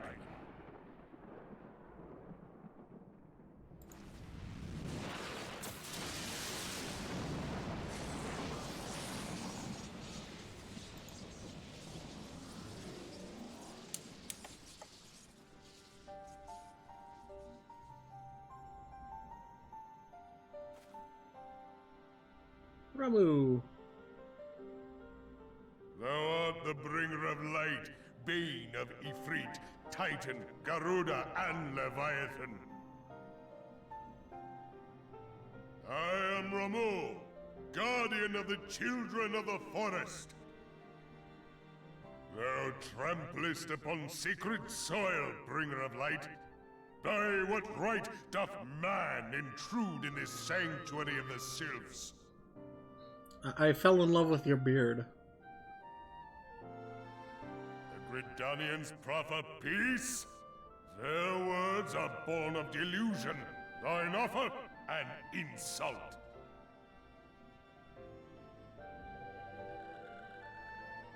Thou speakest of harmony, yet carest not for my children's desires. They did but wish to dwell beneath these boughs in solitude. Yet even that was too much to ask of man. Thus did they turn to me for succor. The sentence I pronounce upon thy kind is just. Redanian or Garlean, it matters not.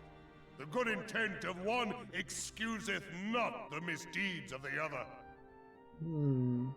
Thy conflict hath brought naught but anguish and misery unto the forest.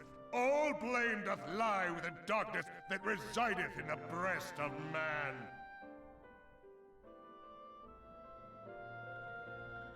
Whence sprung this calamitous seed?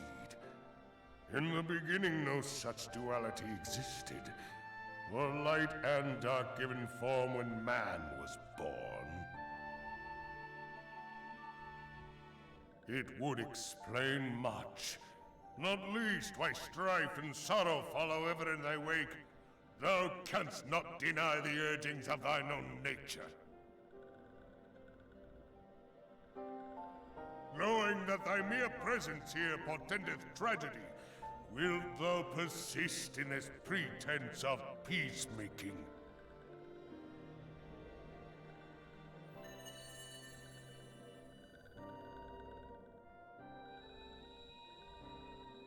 Thou bearest the crystal which I bestowed upon my wayward charges, that they should entrust so precious a gift to thee. Hey. Thou standest apart from thy kin. Thou art the bringer of light, aye, but there is something more in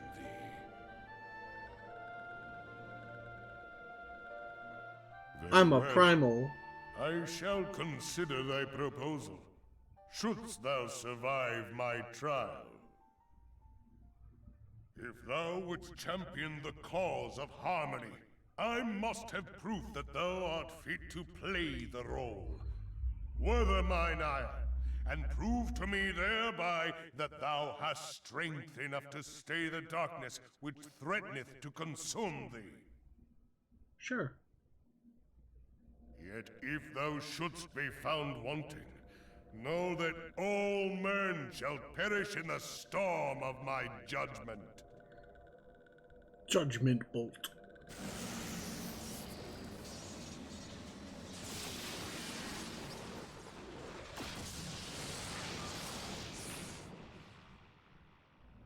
Come to me, bringer of light. I shall await thee on the field of battle.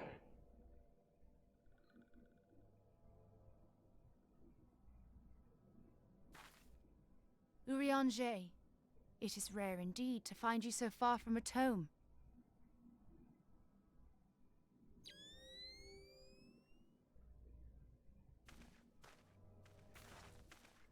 The Lord of Levin himself. Never till this day had I looked upon his visage, save in painted renderings made faint by time. Ever shall this scene remain etched in my mind's eye. Beg pardon, my lady. Are you enthralled by Ramu? I must beg thine aid on a point of research. If thou art resolved to face Lord Ramu, I would ask thy leave to observe the event. Okay.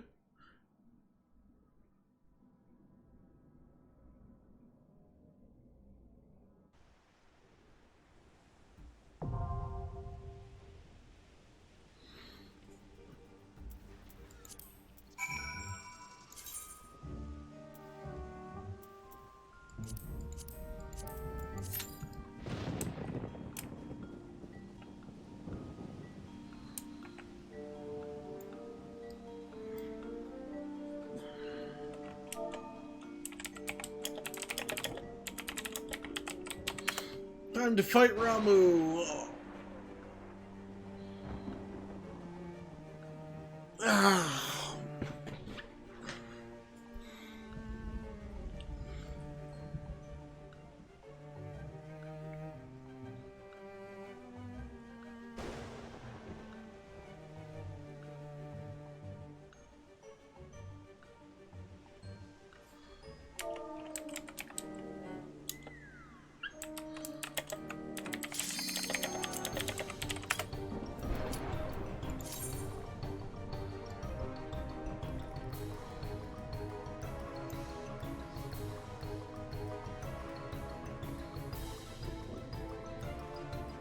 Just waiting on one DPS.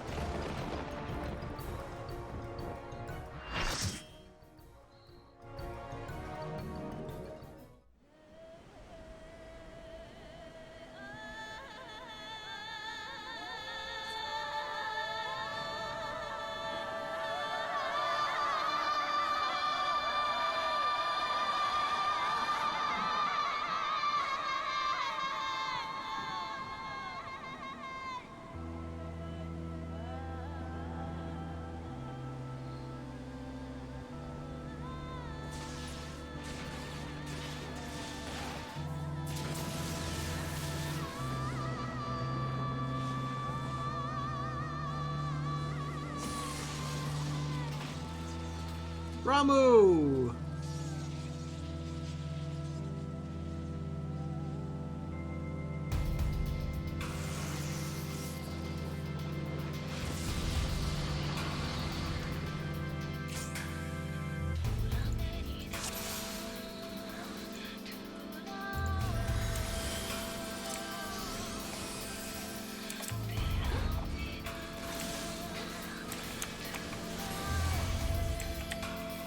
Looks like I'm tanking.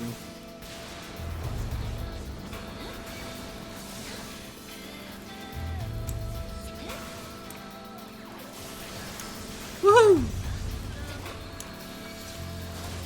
Because I don't trust other tanks.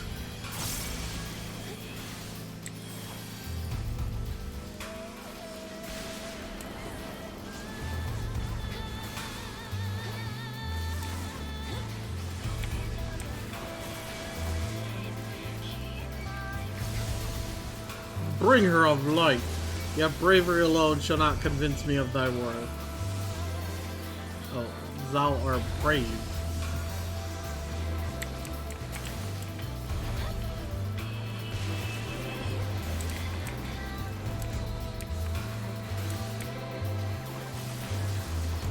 You gotta take that lightning to the person who's parried. But since I'm, well, I'm tanking, I can't. Oh, he decided to take aggro.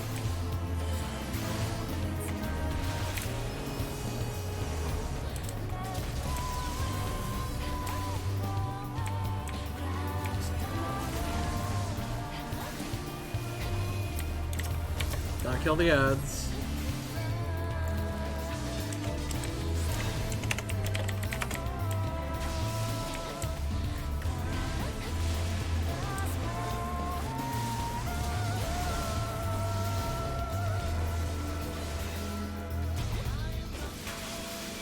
Let's hope they're killing them.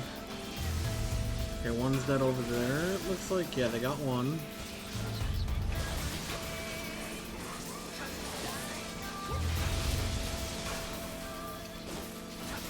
Obviously, if we don't kill these in time,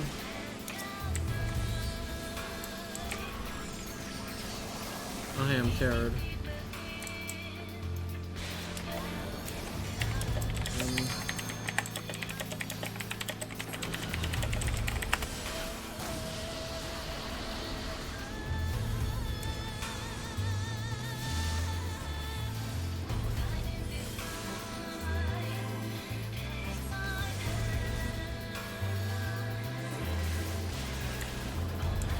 Go.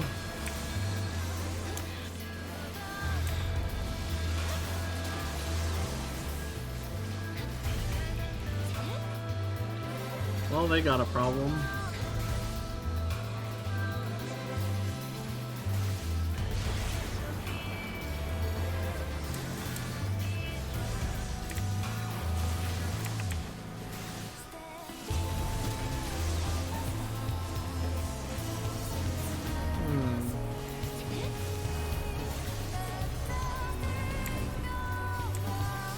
That bro person needs to be.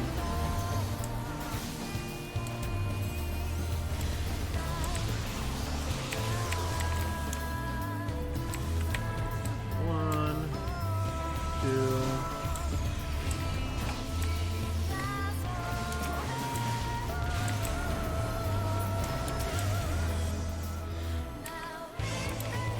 You gotta, when you get linked with, like I was, you have to grab 3 of those orbs. I still stand by that this song sounds like it belongs in a Persona game.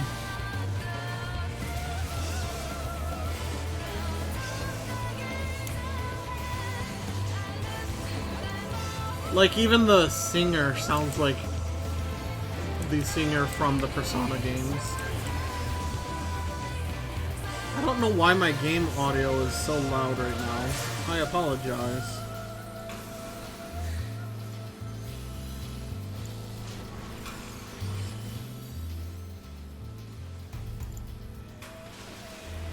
There we go.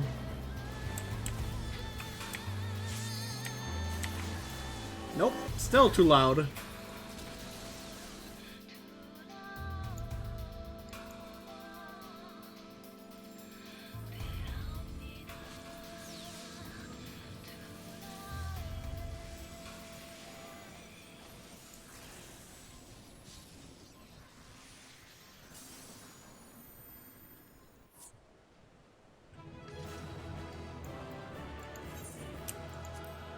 Looks like the summer gets it. I didn't get a single one. I have taken thy measure, bringer of light. I'm 6 foot.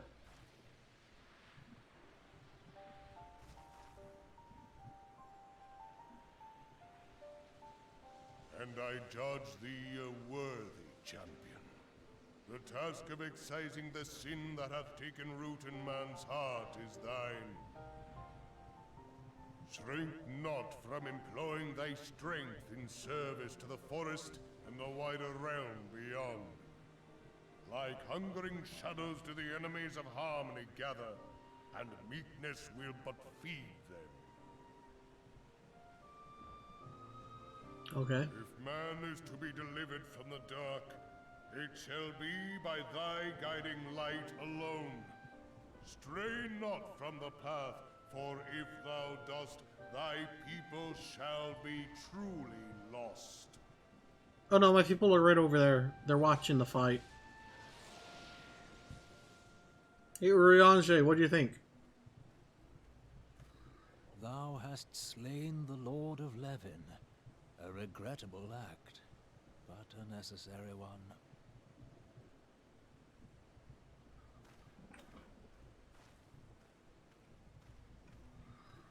In witnessing thy struggle, a truth hath been revealed unto me. If I mistake not, it may yet prove a chink in the eternal armor of the Ascians. But let us conclude our present business.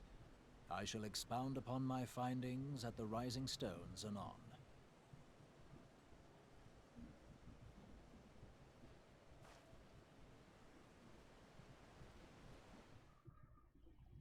Okay.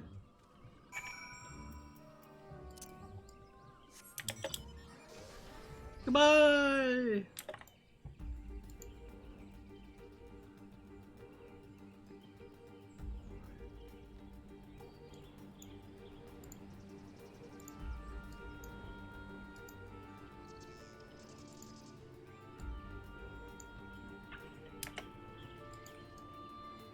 Oh, go away.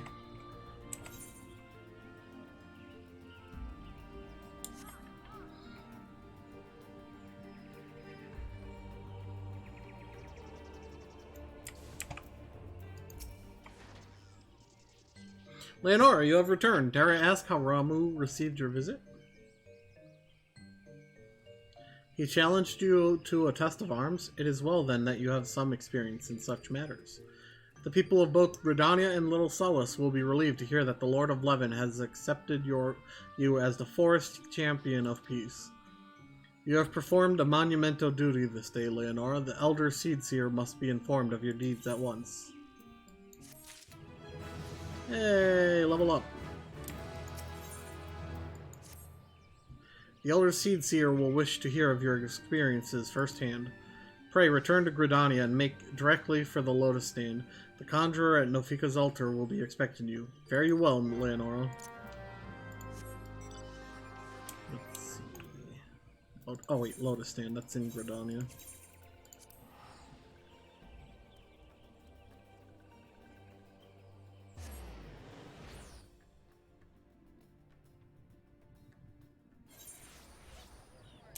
Only 48 quests. I'm gonna miss this expansion.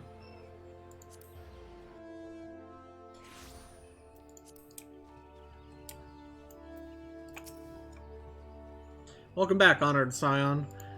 We knew your mission has... We who knew of your mission have been most anxious to see you return. The Elder Seedseer awaits you within.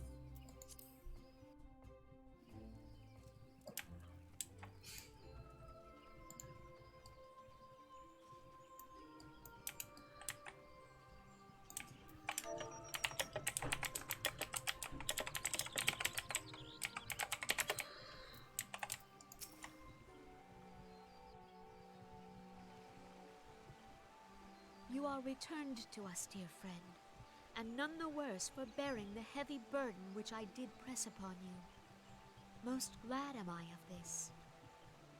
I am informed that your efforts to negotiate a peace with Lord Ramu ended in conflict. Pray tell me, what befell? His lightning fell. Ramu made trial of you?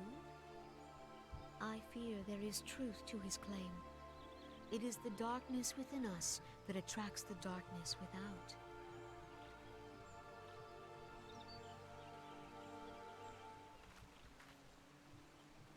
It cannot be denied that misfortune follows man. For evidence, one need only look to the conflict brewing in Cartano, or to the rising flood of refugees. Yep. Our shared struggle against the Empire should have served to seal our union. Yet the ties which bind the Alliance strain under the weight of gross self-interest. As the scars of the calamity begin to fade, so too does our sense of common purpose. Yet now is scarce the time to forget our shared responsibility. If this new-sprung realm is to survive beyond its infancy, it must needs be nurtured by all. Eorzea must be as one. Yet I fear that dream is still far off.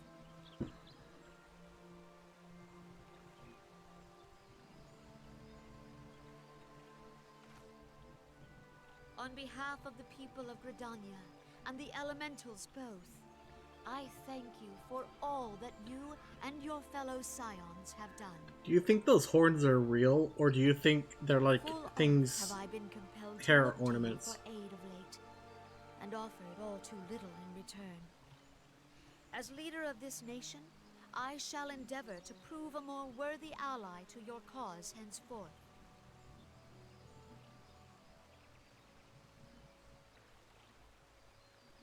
Because, like, that's not an actual race, right? Lord Ramu has departed, yet the keening of this ill wind grows no less insistent. Voices of the forest, pray speak and I shall listen. What unseen evil begets this unease in my heart?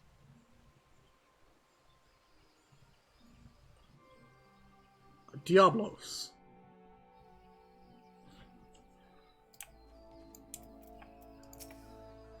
Thus ends another daunting mission, eh, Leonora? I'd hoped Lord Ramu could be persuaded with words alone, but nonetheless, I can only admire the adroitness? What the fuck does that mean? With which you responded to the primal sudden challenge. And it seems that Urianger, too, was pleased with the outcome. What say you, Leonora? Shall we gather back at the Writhing Stones and ponder the lessons of the day?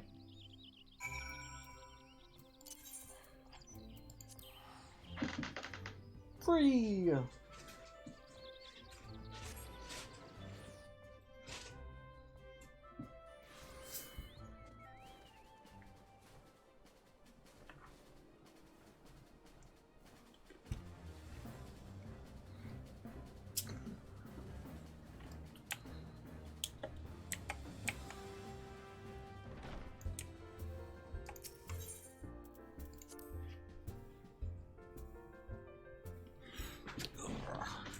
Ah.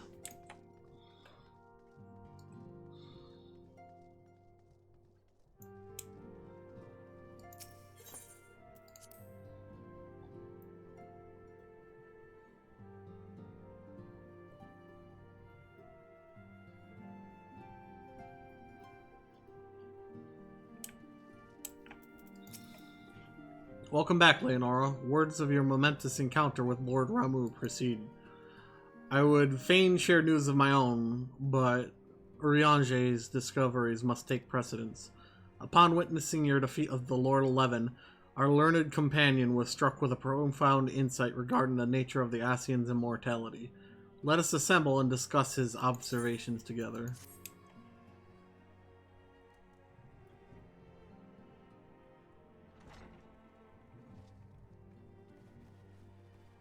This is definitely a speaking.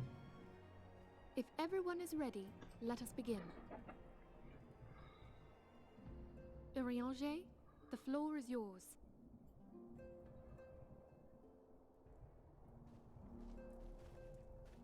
As all here assembled now know, in its final hours as our Order's headquarters, the Waking Sands did play host to a most unexpected visitor.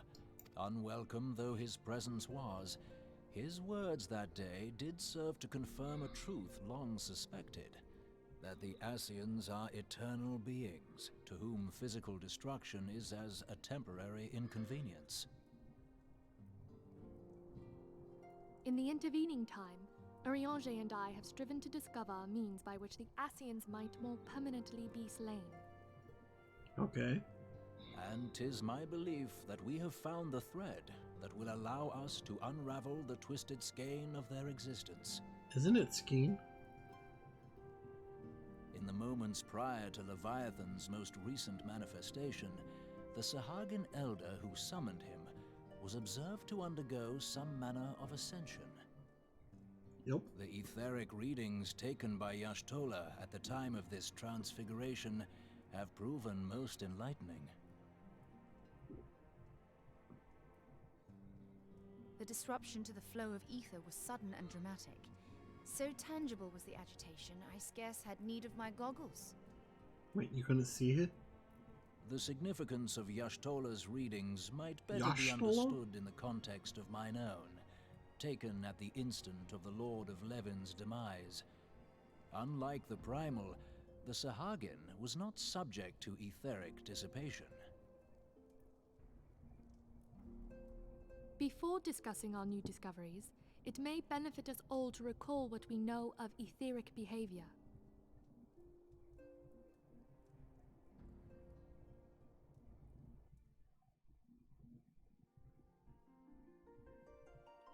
Oh boy.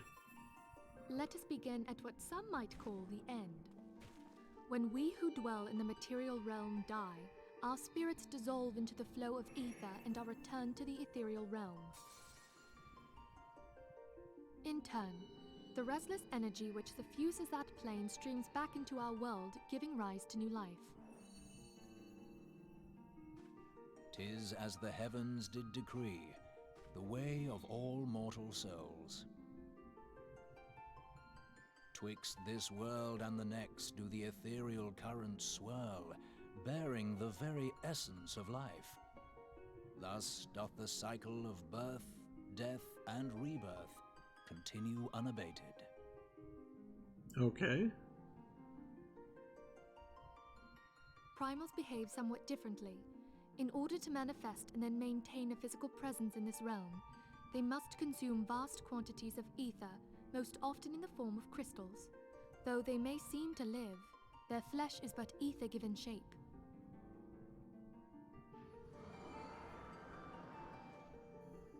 Thus, a defeated primal leaves behind no broken corpse.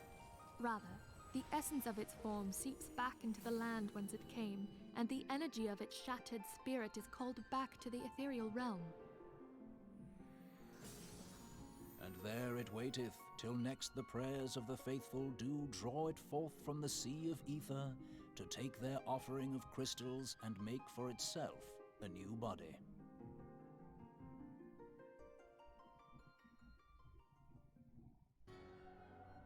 Which brings us on to the third group, the so-called immortals. They exist in a manner all their own. Quite.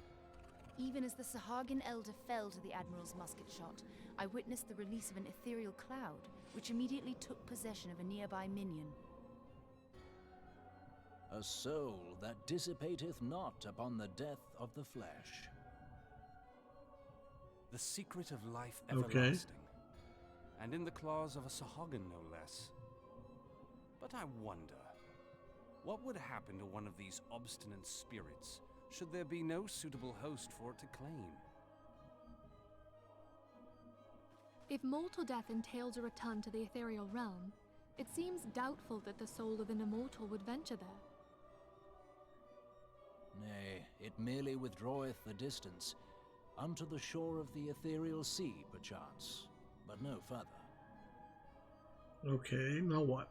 Yes, it exists in neither this realm nor the next, abiding instead in the space that lies between them. The Ascians took control of Thancred by means of a crystal of darkness, an artifact which, if our theories are correct, serves as a gateway to the place I have just described.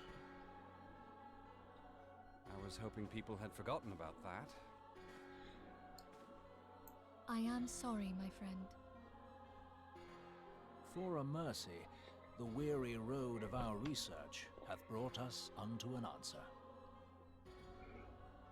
The Sahagin ascended to an immortal state, but he did not possess a crystal of darkness through which to flee this realm. Thus was he consumed by Leviathan. If we could entrap the spirits of defeated Ascians in like manner, and thereby deny them resurrection...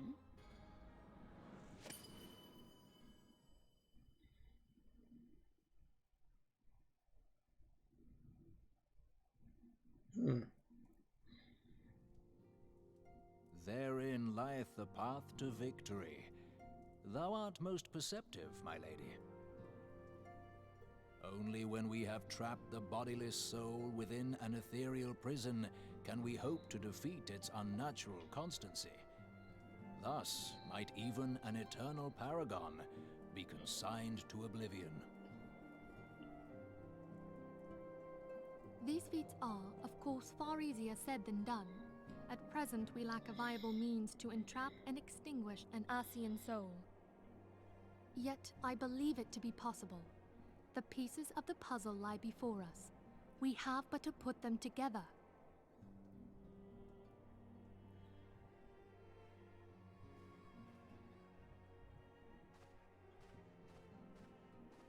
I will depart at once to convene with the sages of Sharlayan.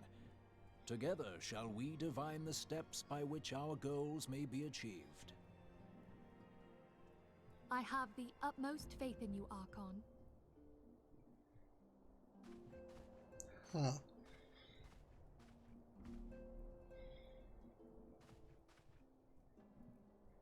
Beg pardon, antecedent, but I would raise one final matter.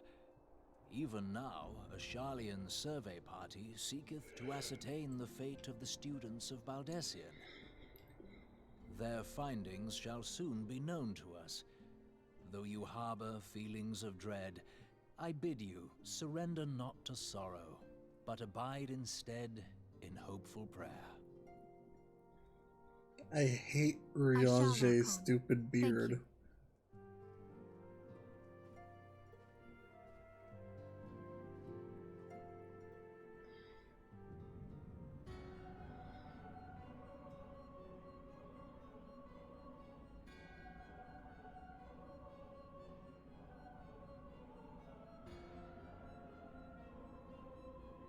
The Lord of Levin is returned to the Aether, as was Leviathan before him.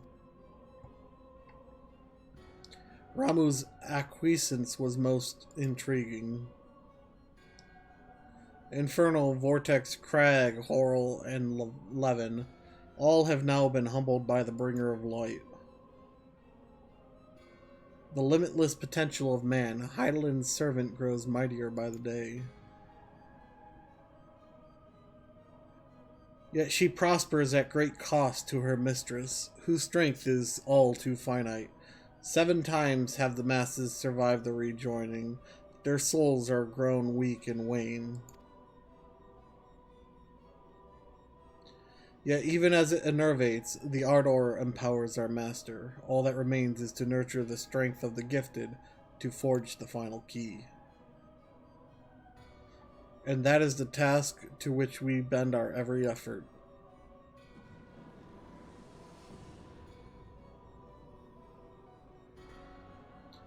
Divine seeds were ever wont to quicken Eorzea's fertile soul. We need only lead men to the field, and by their eager hands shall a new deity arise. That which was shattered shall be made anew, and the one true God shall come again.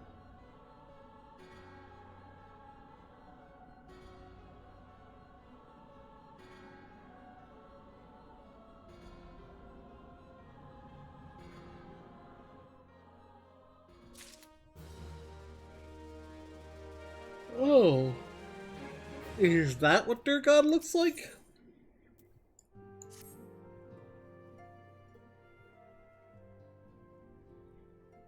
Now, the matter of Ramuh has, for the present, been put to rest. There is something I would show you, Leonora. It is a letter of thanks, signed by the leaders of the Eorzean Alliance, acknowledging the Scion's tireless service to the realm. It mentions in particular the names of all the defeated primals: Ifrit, Titan, Garuda, Good King Magomog the 12th, Leviathan, and now Ramu. Needless to say, there is only one among our number to have faced them all. And though these words of gratitude were addressed to our order as a whole, I feel that they were meant for you above all others. I too must offer my heartfelt thanks for all you have done. In the course of your duties, you have never once failed to answer my call to arms. You are a true hero, Leonora, and Eorzea is that much safer for your presence. Pray, do not misunderstand me. I said safer, not safe. I know only too well that we can ill afford to lower our guard. The Ascians may be relied upon to sow chaos in this realm until such time as they are forced to stop. Why, even without their encouragement, you may be assured that man would be that man would foment strife on his own, and that is to say nothing of the beast tribes. Unless we learn to live in harmony, the primals too will return to plague us again and again and again. And yet, despite all of this, your deeds serve to inspire the people, to give them hope for a better tomorrow, and there is no greater gift. That we have the courage to strive for what might otherwise seem an impossible peace, we owe in no small part to the dangers you have faced on our behalf, and the people you have won over to our cause in so doing.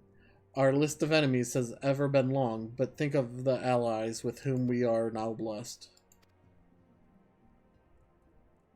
Of the sylphs of Little Solus, who wish naught of conflict. Of the Alamegans and the Domans who stand with us, determined to halt the dread march of the Empire. And then there is Cid, and the Fellowship of Noah, racing to unlock the mysteries of ancient Allag, that we might be spared the horror of another ultimate weapon. Of course, when speaking of our greatest allies, we must not forget those closest to us, by which I mean our fellow Scions. Thanks to their many and varied talents, our order is uniquely equipped to combat the far-reaching corruption of the Ascians, and combat it we shall. Your enthusiasm is truly heartwarming, Antecedent. Given our embarrassing wealth of allies, I trust it will not inconvenience you unduly if I absent myself for a time?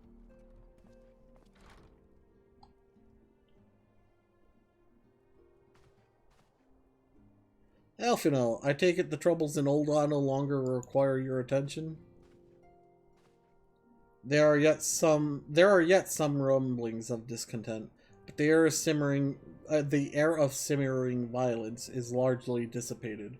'Tis to report such that I stand before you now. That, and to speak with you concerning the new organization we've discussed.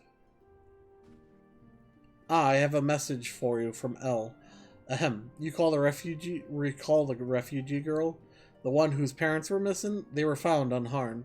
She wished me to pass on her thanks to you. Why, Elfinone, am I to understand that you made the effort to remember the poor girl's name? I look forward to reading all about her in your report. I do hope you left nothing out.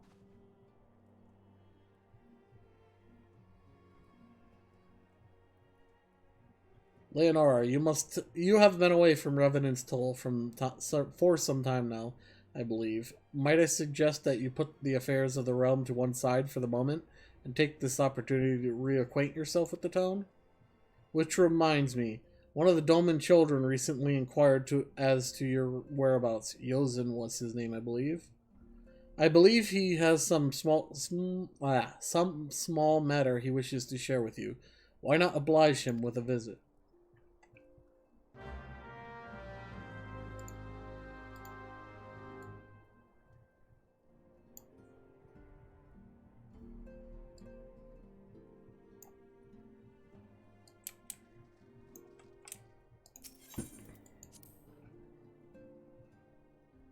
Okay.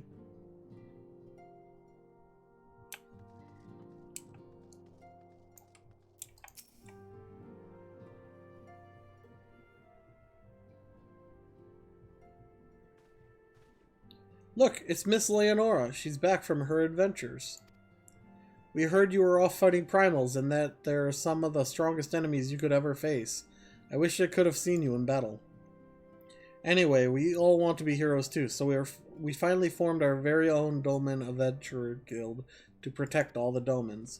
Oh, do you think you could train us today, Miss Leonora? Maybe you could show us how you fought the primals? What's all this commotion then? Mr. Boulder and Mr. Coltonet, do you know this? Did you know that Miss Leonora is back? So it would seem. Welcome home, Leonora. My companion and I but recently became full members of the Scions, and I believe proper introductions have yet to be made. I am known as Hoary Boulder, and this bookish fellow is Coltonet. Though we remain largely unproven as adventurers, we have taken it upon ourselves to instruct the Doman younglings in the arts of combat. Ugh, I told you, Mr. Boulder, we are not younglings anymore. We are adventurers. And we were just asking Miss Leonora if she could give us some special training. I think we're ready to hunt monsters alongside her, don't you? Well, you've certainly been diligent with your drills, but I'm afraid the fiends of Mordona are still ever so slightly too dangerous for you. I have a counter-proposal. What if I were to cross swords with Leonora? A demonstration of skill at arms, if you will. Rory, if I didn't know you better, and I do, I'd say you were merely seeking to test yourself against a legend. Well, mayhaps I am. But what matters the motive when the children stand to learn so much from the lesson? What say you, Leonora? Would you consent to spar with me? No. Hurrah! We're to have a tournament. Come on, everyone. We must prepare our gear for an outing.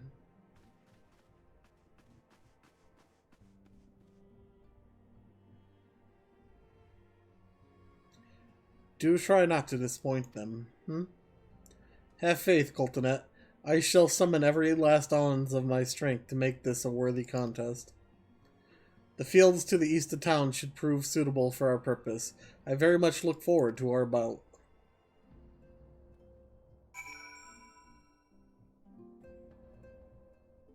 Can I fight him with just my shield? That might make it more...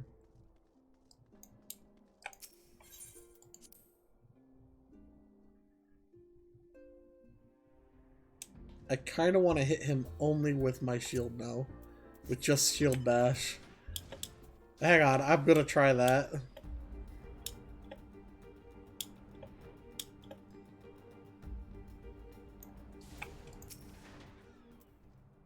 Twas good of you to agree to this, Leonora. I trust you are ready to begin. What do you think? Can I kill him by just hitting him with my shield? Very well, let us not keep the younglings waiting any longer. Ahem, Hori, are you certain you wish to fight her alone? That is Leonora you face. What better way to test my mettle? Pray allow me to attempt this first round unaided. After all, 'twas the hero's legend that led me to join the Scions to begin with. Without Leonora to inspire my efforts, I would not be half the warrior I am today. Your point is well made, but remember, for the children's sake as well as your own, should it appear the contest will end too swiftly, I shall add my spells to your blade work. Hello, you haven't begun yet, have you?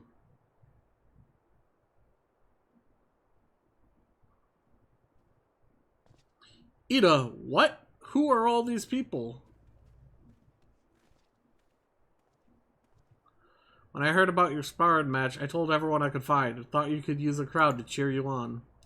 Yes, and there are still more to come. When I mentioned Leonora's name, the reaction was quite enthusiastic. Why, my own popularity seems but a sickly shade in comparison. You'd best claim victory, Bringer of Light. Your burgeoning reputation is at stake. Well, our teacher won't be beaten so easily. He's a master swordsman. You can win, Mr. Boulder. We shall soon see. On your guard.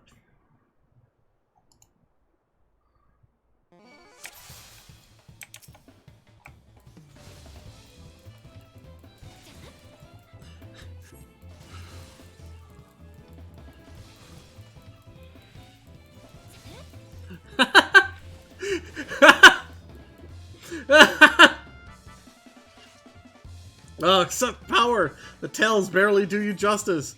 Mr. Boulder won't lose, will he? It's not over yet. It can't be. Aye, the children have the right of it. This time I join the fray. On your feet, Hori.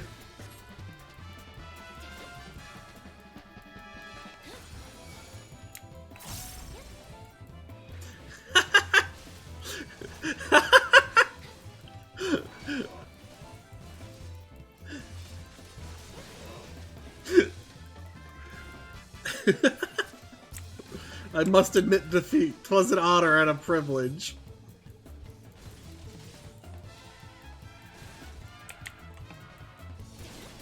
Don't mind me, just shield bash it away. Oh hey look, his shield or stun resistance. It's back. Oh no, he looks hurt. This Leonora is so strong, but you can't give up, Miss Boulder. Mr. Boulder.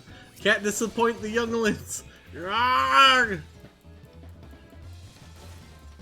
Never have I faced such strength, but the lesson must continue. 'Tis your example I follow. Surrender, not the implacable foe? No.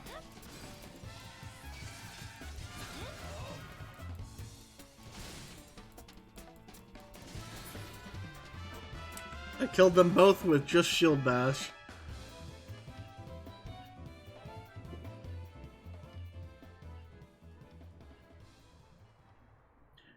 You gasp. You have bested me. Huff, I yield.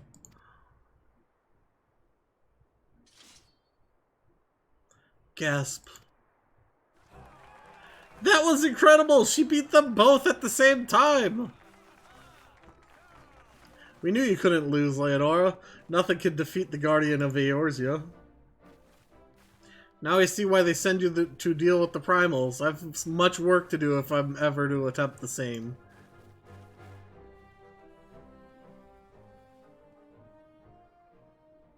Is that called bullying?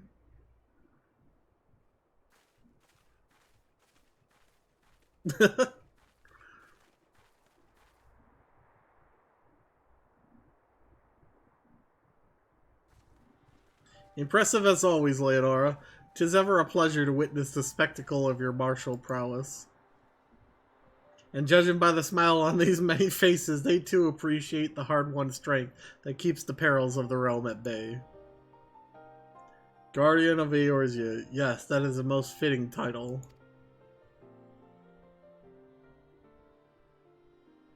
Do you recall when we first met? 'Twas at the memorial service for the Battle of Cartno. Actually, no, it was on the cart ride. At the time, I was yet attempting to understand this land of Eorzea. I sought to grasp the reason why Grandfather willingly sacrificed himself to protect it. I shall speak plainly. My initial impressions were less than favorable.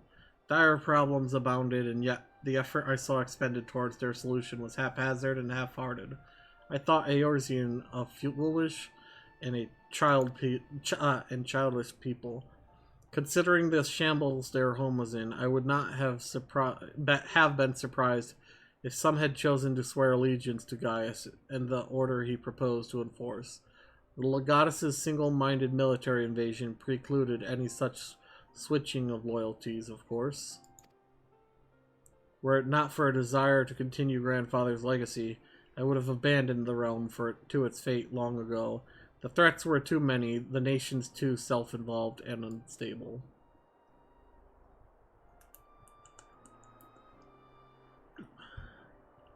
"'Twas you who convinced me the salvation of Eorzea was possible. 'Twas you who taught me, through countless acts of bravery, that what my grandsire sought to preserve was not the land, nor its history, nor any nation. It was the people, these wonderful, oft infuriating, stubborn people that suffer blow after terrible blow, only to drag themselves back to their feet to face another day. Though he never put such feelings into words, I believe Grandfather's admiration for this inextinguishable courage grew into a fervent wish. A wish to aid Eorzea and its inhabitants in charting a course for the future. A wish that has now become my own.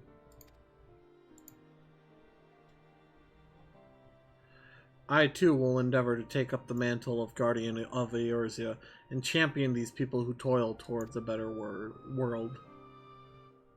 Our cause, however, is not a simple one. The troubles that plague us are of a scale that cannot be solved by the science of the Seventh Dawn alone. No, what is needed to tackle the root of the primal threat and effectively counter the schemes of the Ascians is a new expanded organization that operates beyond the limitations of nations and borders. If you would aid me in building such an organization, then pray let us continue this discussion back within the walls of the Rising Stones.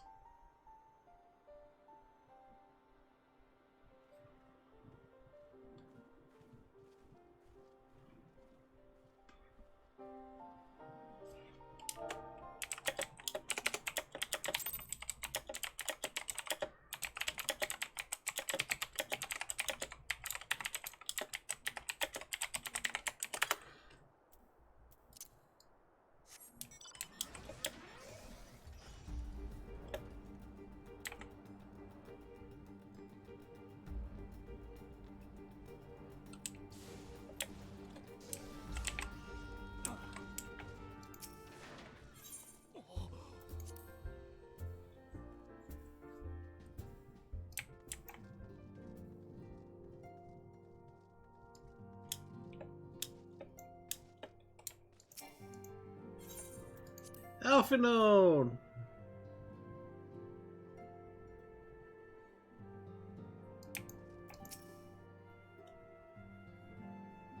Thank you for coming, Leonora. The world shifts and alters, and we, my friend, must ever be one step ahead of the chaos. What I propose is the formation of a new organization, a group that shall pave the way for a truly united Eorzea.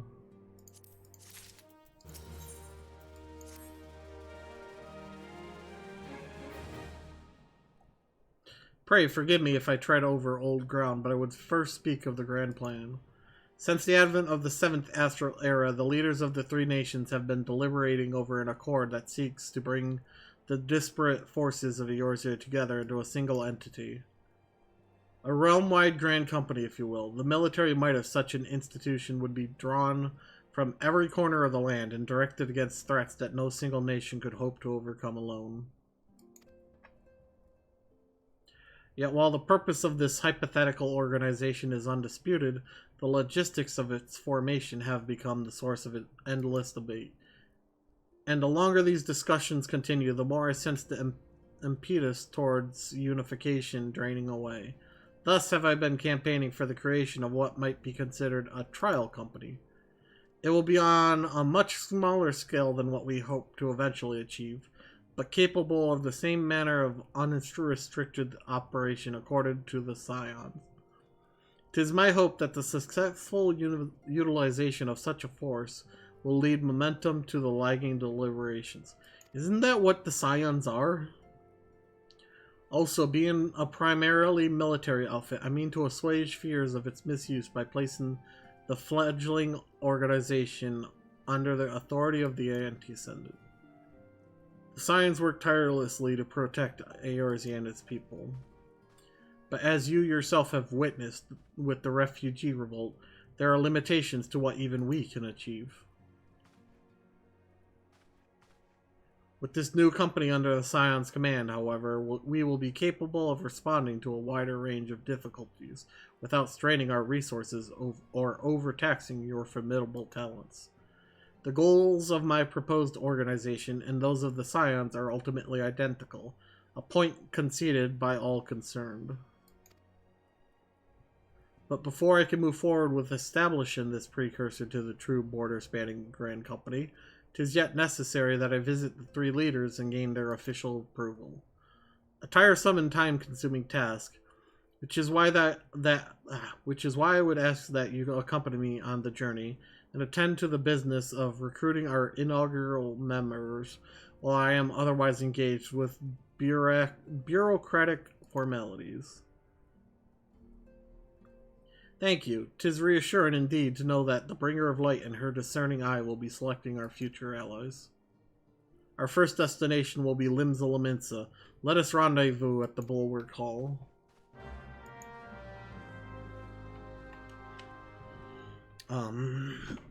Okay.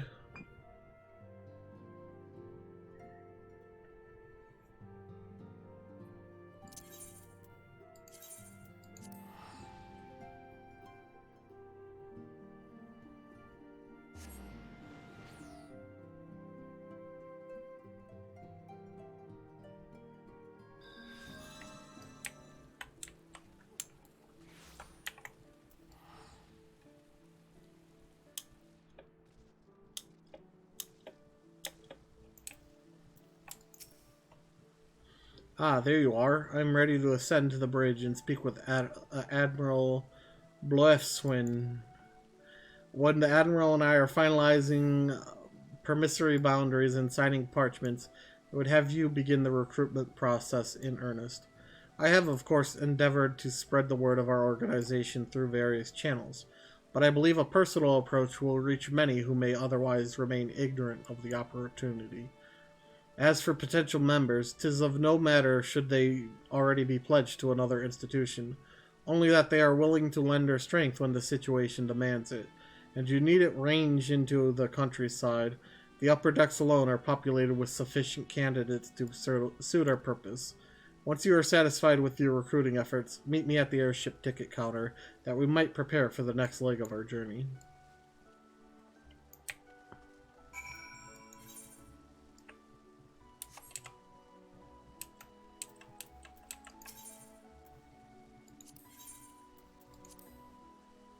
Okay.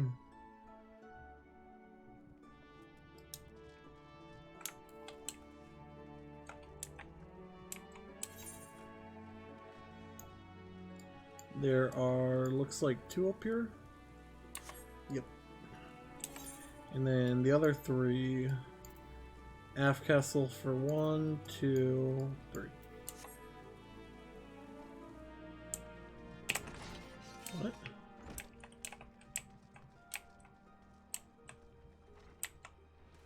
Hello?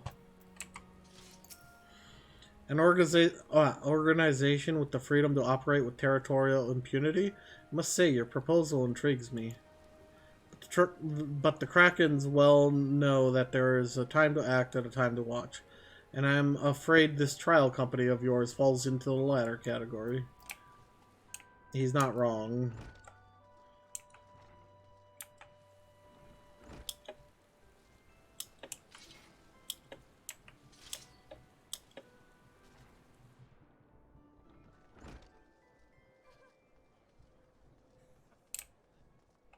Are we trying to recruit, like, the Marauder leader? Master Elfinode's new organization? Yes, I had heard of the formation of his trial company was in the offing. 'Tis with regret, however, that I must decline your invitation. As commander of the Yellow Jackets, the protection of Limsa Lominsa must needs receive my full attention. What? Yeah, why are we trying to recruit him?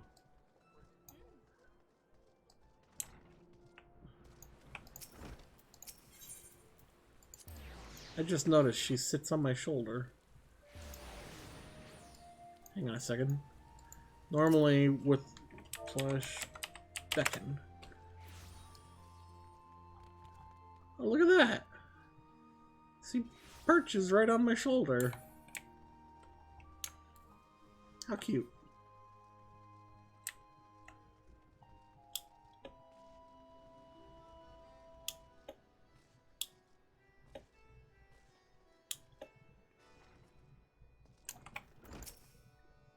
Who the bloody hells do you think you're talking to, Drylander? I'm a pirate, not some sodden knight in shining plate. If you're looking for a self-righteous fop, try knocking on that dainty Carvaline's door.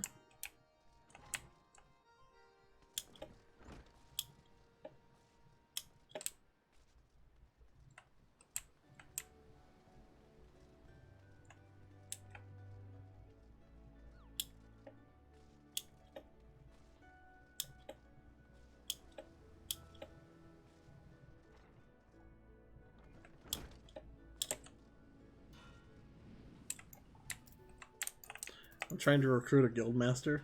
A precursor to the United Eorzean Grand Company? While I do admire the scope of your ambition, my responsibilities here at Naldic and their Meles keeps me close to the forge. I have not the time to be traipsing hither and yon across the realm. Should you require my skills as an armor, however, I might be willing to accept some special commissions.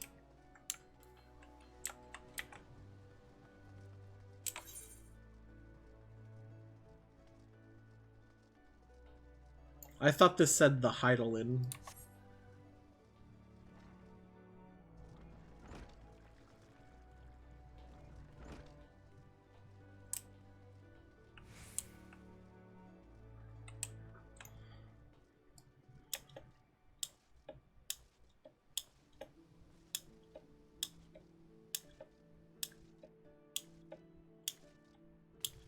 Man, this is going to be a long quest, isn't it? Well, if it ain't Leonora, I'd not forget a venturer brave enough or daft enough to seek the shortcut into Titan's bedchamber. You remember old Real, don't you? Formerly of the Company of Heroes? 3 whistles at Bronze Lake? Aye, it ain't often I drag me arse out to Limsa for a drink, but I'm right glad I did. How fare you these days? You're looking to put together a new crew? Top-tier work? Ha, sounds like a right lark it does. Alrighty, lass, count me in. The heroes may have gone their separate ways, but I ain't ready to climb into me grave just yet.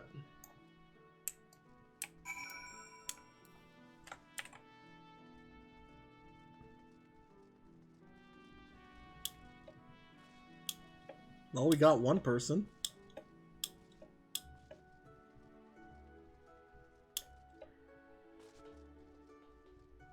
How many people did you get, Alphanel?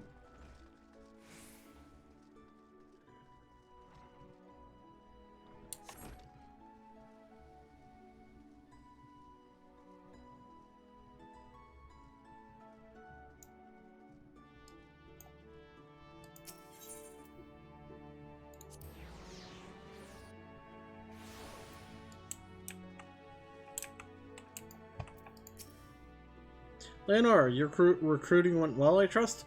I'm curious as to how my proposal was received by the rough and ready folk of Limsa.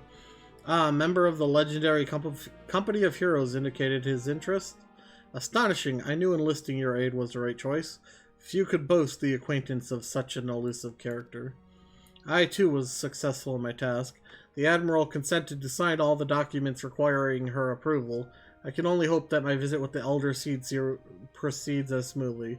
Pray continue on to Gridania at your own pace. I shall await your arrival at Nofika's altar.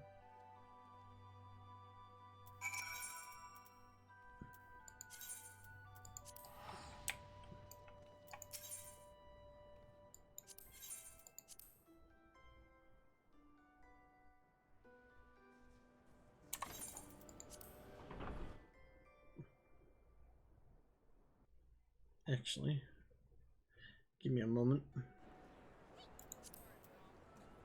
I think it's in here. Ah.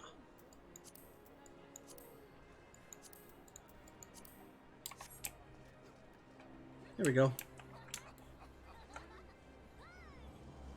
Now it won't play cutscenes I've already seen and such. Nofika's, yeah. That's the Conjurer Guild. Wait, Nofika. Hey, look, that's my guardian. Good night, Visceral. Thanks for dropping by. I hope your foot's okay.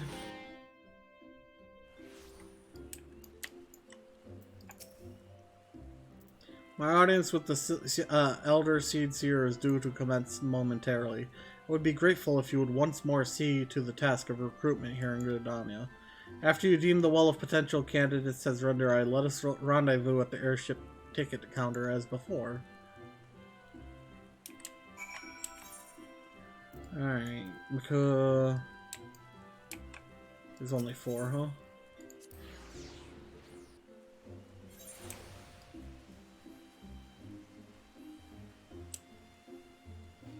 Hey, it's Laurentius.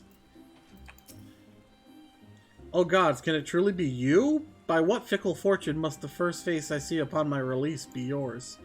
Eh? Could it be you don't remember me? It is I, Laurentius, the man whose crime you exposed. I was a whaler and a regular patron at Buskerooms. Yes, now I remember. Well, of course you do. I was beginning to wonder if Gal had changed me more than I realized. Not that I have any particular wish to be recognized after my shameful conduct. Humph. The less said of my past, the better, I suppose. And what of you, adventurer? What business brings you to this part of Gridania? Recruiting, eh? And what is your policy on reformed convicts? As matter stands, the wood whalers will have naught more to do with me. This may be just the second chance I was looking for. Revenant stole, you say? I shall leave at once. You shall not regret this. I promise you. I am a changed man.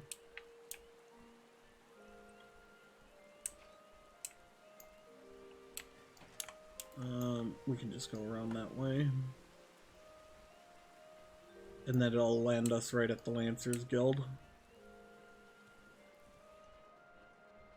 I wonder how many achievement token things we have now. Might as well check.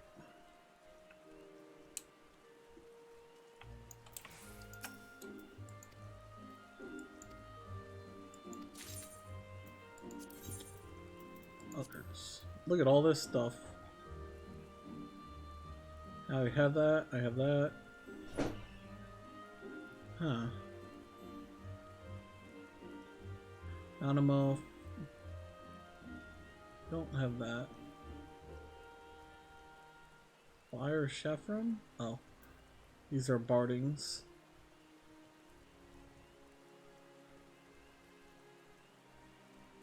Oh hey, the Magitech Claw. Do I have that mount? Hang on. I don't. And the Behemoth. I know, I'm pretty sure I have that. Yep, I have the Behemoth. We have the Ahriman. Don't we? I thought yeah, I'm on the Ahriman. Okay.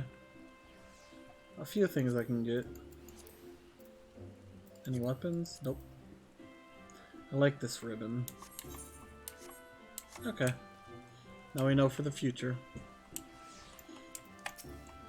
Grandfather, you must call it a day. Let us return to the guild and rest ere your tormented back gives up on you for good. I'm terribly sorry. We were just... Oh, Leonora, isn't it? It has been some time since our paths crossed outside of Copperbell Mines. Why, you were barely more than a novice adventurer then, but look how far you've come. Mother Mione tells me 'twas you who felled the fearsome black wolf. And now you seek stout-hearted souls to fill the ranks of New Order? Well, your cause is undoubtedly just, and my old companion here would be much relieved to see me in good hands. Yes, I'll do it. This is the very thing I've spent my entire adventuring career working towards. I shall join your company just as soon as I've seen Isildur safely home. Okay. I don't remember this person at all. Does anyone?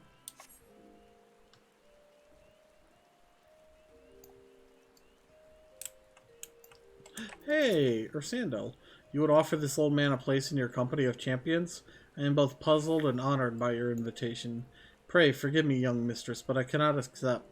I have sworn to abide here for whatever scant years remain to me, and bear responsibility for the evils my lady has wrought upon this land.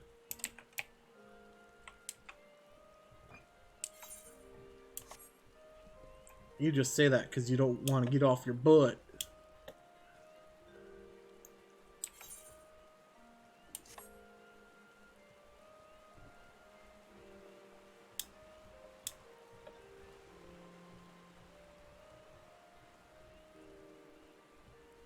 Sign-glid.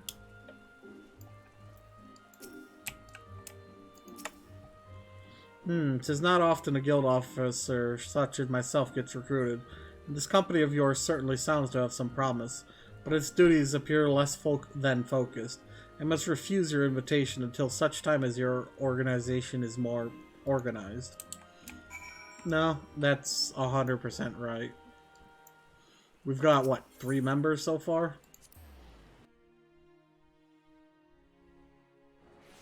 Am I a part of this What news, Leonor? For my part, the Elder Seedseer was most amenable to our requirements.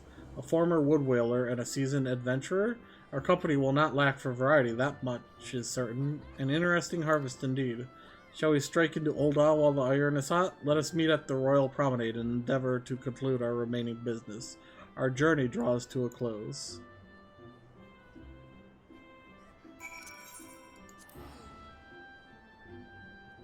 Free teleport to Ul'dah. Oh boy, this quest is long though. Well, we know where the Royal Promenade is. We've been here more than enough.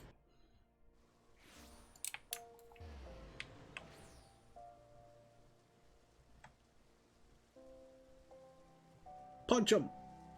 Ah, blap. Ul'dah, the Gilded City, where one's fortune defines one's worth. I hope some manner of fortune was with us, and that this final leg proves as successful as the previous two.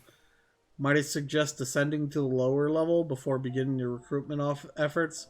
I do not think the Sultana will take kindly to us poaching from her personal guard. Let us meet back here at the promenade when our respective tasks are complete. Good luck hunting, Leonora. What's this? What is this supposed to be? Okay. Oh, lower level, huh? Look at that.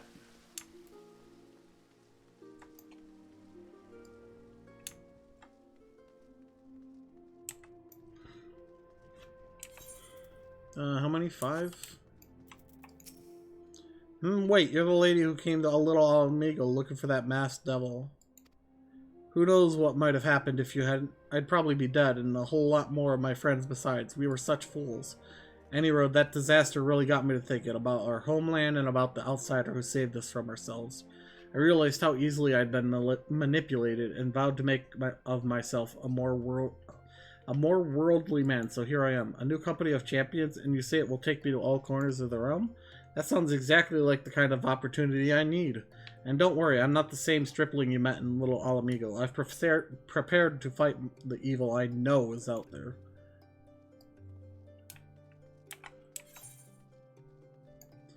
Okay, where's our next teleport? Miners Guild?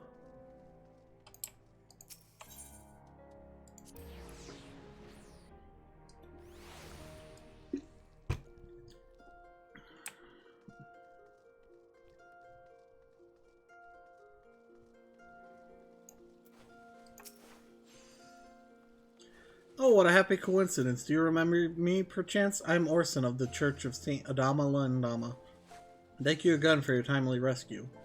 And I must also thank you for preventing that fraudulent priest from preying on Drybone's less fortunate. A most upsetting business. Are you here with your companion Thancred, wasn't it? Ah, 'tis new companions you seek, then. Your proposed organization sounds a powerful force for good, but my place is at the church with the children. Nevertheless, I will wish you well in this undertaking.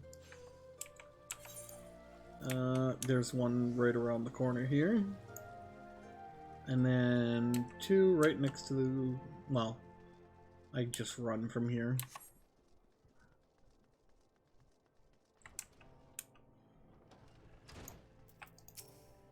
I'm sorry, you wish to recruit me? Is this some new fashioned manner of positioning on a lady? Well, I'm afraid you're wasting time. This lady is already spoken for. Good day to you, miss.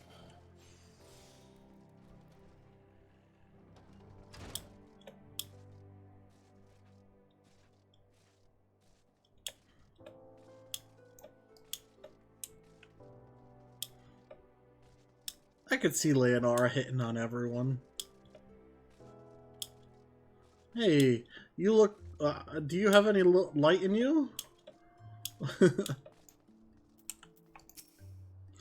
Have you come to tell me the news, soldier? Well, I've already heard it. Seems the would-be savior of Uldah's refugees went and got himself killed.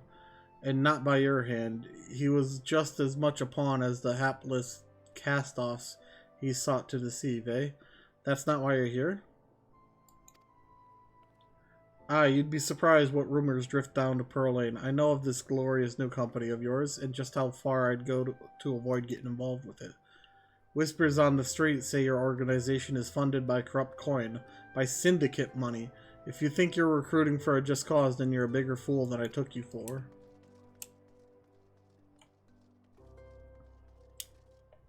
Elfino, didn't you say...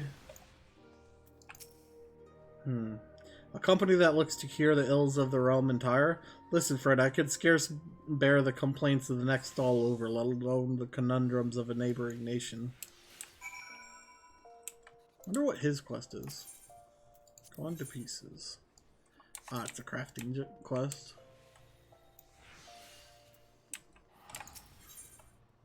Chamber of Rule.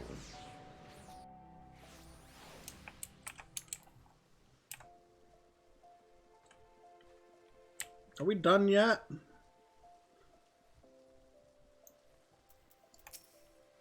My god, Elfino. How fared you, Leonora? What hidden gems did the streets of Ul'dah offer up to your unrelenting gaze?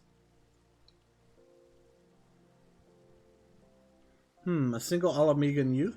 Well, you've certainly given us an admirable start, even if our ranks are yet somewhat thin. In these troubled years following the calamity, talk of Eorzea's salvation must seem akin to grasping at clouds. But there are those who have risen to the challenge nonetheless, and the hope that inspires these people was born in no small part from the victories you yourself have won. Thank you, Leonora. I will not squander the precious gift you have placed into my keeping. These recruits will become the foundation of a new beginning. And yes, we are free to begin. As you have no doubt surmised, the Sultana also graced my trial company with her blessing. Our first wave of recruitment is over, the documents signed and the finances secure. There is naught to prevent me from taking the next step. You are concerned by the syndicate's involvement? As was I. Thus was the origin of every coin of their contribution carefully scrutinized and recorded. This organization will not be built on corruption.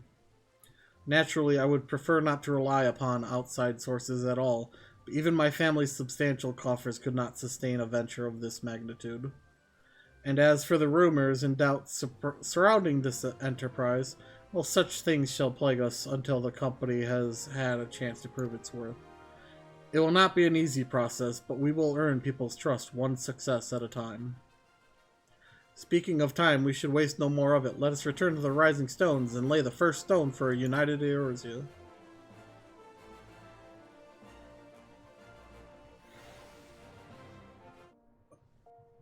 Oh.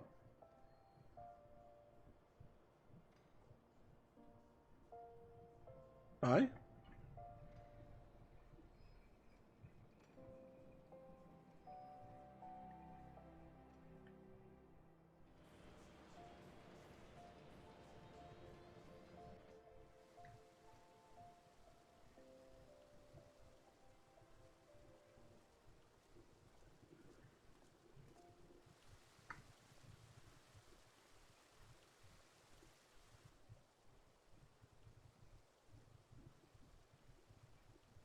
Tell me, General, what think you of Alfino's bold endeavor? I think it is more than bold, Your Grace. His organization would pave the way for a united Eorzea.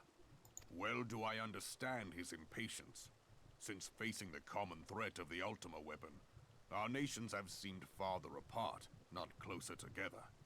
Considering the many problems we face, should we not be glad that someone else is taking the initiative? We have all pledged our cooperation, yet the grumbling continues behind closed doors. Ul'dah is not alone in her duplicity. I myself have doubts as to the good this organization will achieve. With the inclusion of the finest soldiers of the 3 grand companies, it promises to be a fearsome military body. But whom will it serve? Even under the watchful gaze of the Scions, it is not unthinkable that such a force could perpetrate a great wrong. Does it not concern you that a significant proportion of its financial backing came from the coffers of the Syndicate? That those unprincipled worms might forge this extraordinary gathering of warriors into a private army? I have trust in the Scions, Your Grace. They have spared us no end of trouble at the hands of the Primals. If they seek reinforcements, I deem it unwise to deny them. As for their finances, full many gave generously. And though our nobles proffered a sizable sum, their coin did not spill from the pockets of Lolorito and his cronies. And what of the presence of our stalwart adventurer friend in this endeavor? I doubt the warrior of light would betray our cause.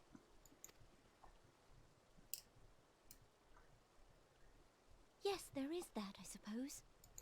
Yet I have known people to change. Whether we will or no, the events of the age hurl us this way and that, like a dust devil skipping across the sands.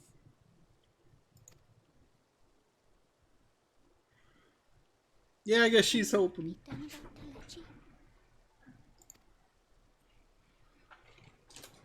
I have explored all avenues available to us, Your Grace. But as Ul'Dan law now stands, we lack the evidence to convict him of any crime. To arrest him on spurious grounds would only play into his hands. Spurious grounds? I've never heard that saying before.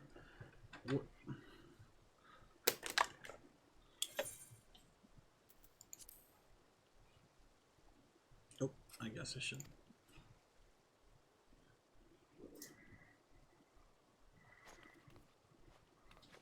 He has all but committed treason, and yet we can do nothing? Correct. That's what he just said. Then what good our government? What worth the royal house? How deplorable this mockery of justice! Correct. It is deplorable.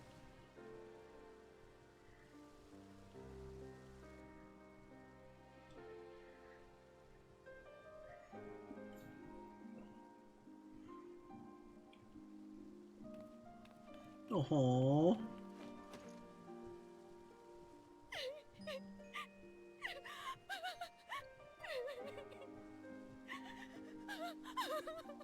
Have faith, Your Grace. It is not over.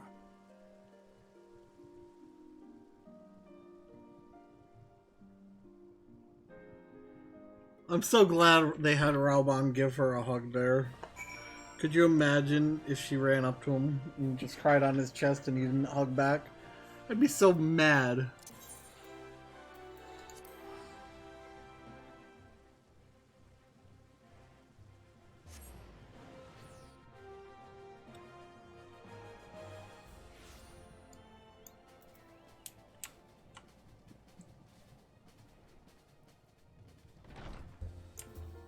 Yeah, that's Ixion.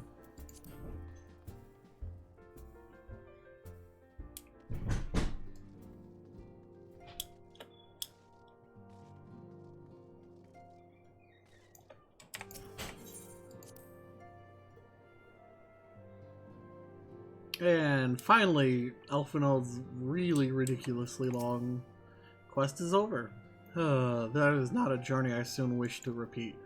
But I cannot pause to rest. The culmination of all our effort is at hand. I must see to the preparations for the inaugural ceremony. Thank you for allowing me to monopolize your services, Leonora. I am certain the Antisen will be relieved to see you free for other duties.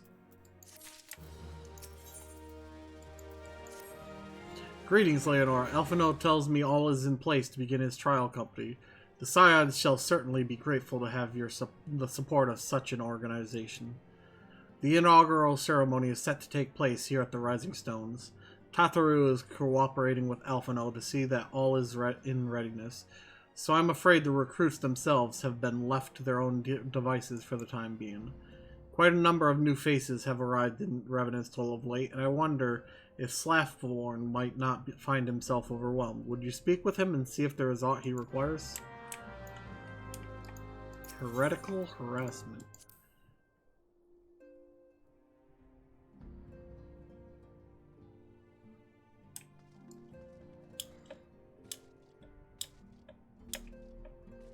I like how long that quest was. I got a whole 10, just under 10,000, not even 10,000. And that's with double XP. 4,800 for that ridiculously long quest is kind of silly.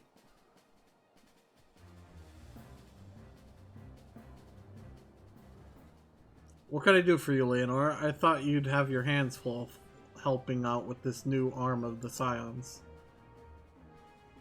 Ha, I barely noticed your recruits arrive. 'Twas barely a trickle compared to the flood of treasure hunters we have passed through here every day. While I appreciate your offer of aid, 'tis more your burden that concerns me. I'm told this trial company will answer directly to the antecedent, so I trust that means less work for you in the long run. Slaffborn, the shipment, we couldn't...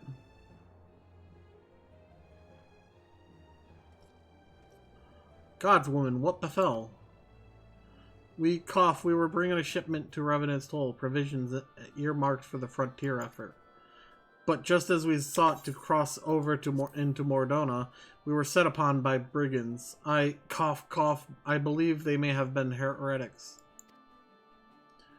They were too many. We've only just escaped with our lives by abandoning the supplies. Pray, forgive us. There is naught to forgive. Provisions can be replaced, but smart soldiers are hard to find. Take your rest, and I'll have someone along to tend to those wounds. What to do?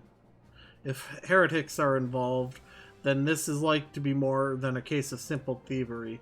Ishgard will need to be informed. Whence did these supplies originate? House Four Temps. We collected the provisions from Camp Dragonhead proper. Understood. I shall see that they are apprised of this development. Leonora, were you not on good terms with the Knights of House Four Temps? I would be sending them a missive immediately, of course, but I would also have you travel there and offer your considerable talents. Yes, I realize I contradict my earlier hopes to lighten your load, but I need someone who can help bring this incident to a satisfactory conclusion.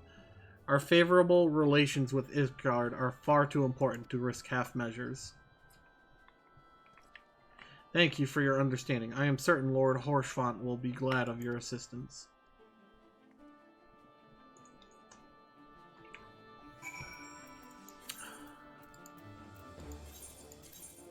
Hey.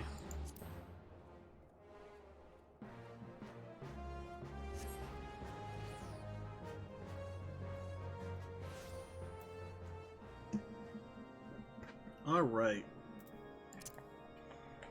Oh, why am I? Oh well.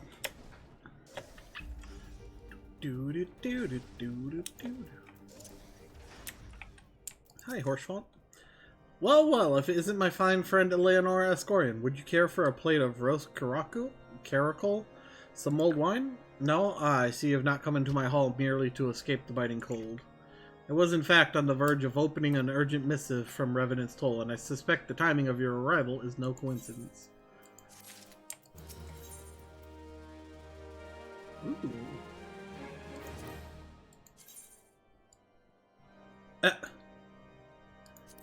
Let me guess.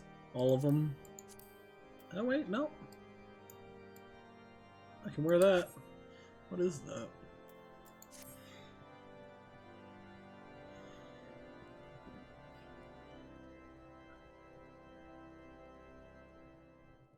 The incident with the new frontier hands?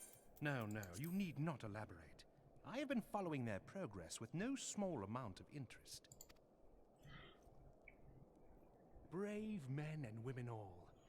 They do our nation a great service. The existence of a fortified outpost in Mordona will do much to dissuade the Empire from trespassing on Kurthus soil.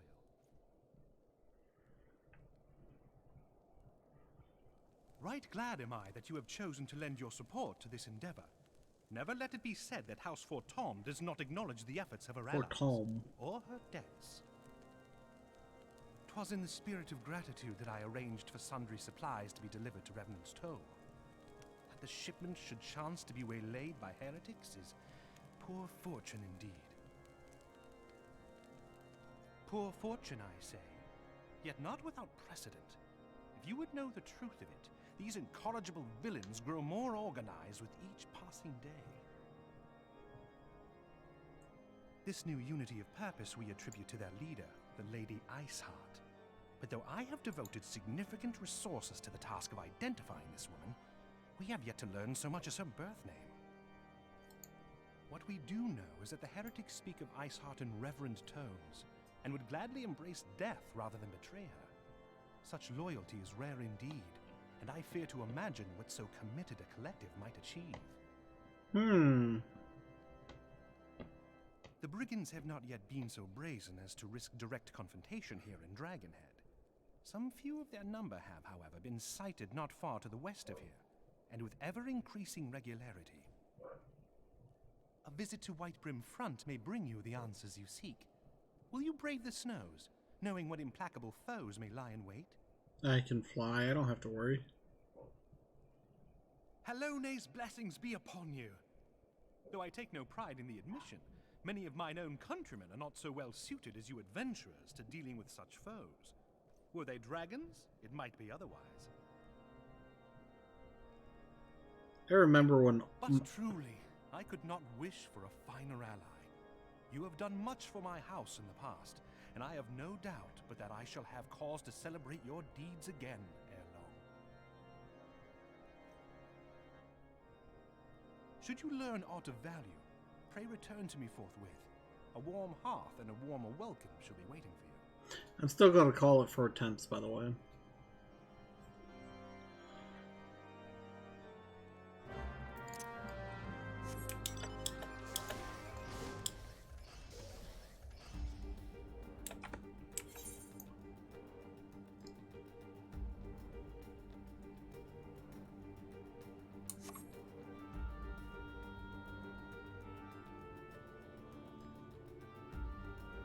Do, do, do, do, do, do, do.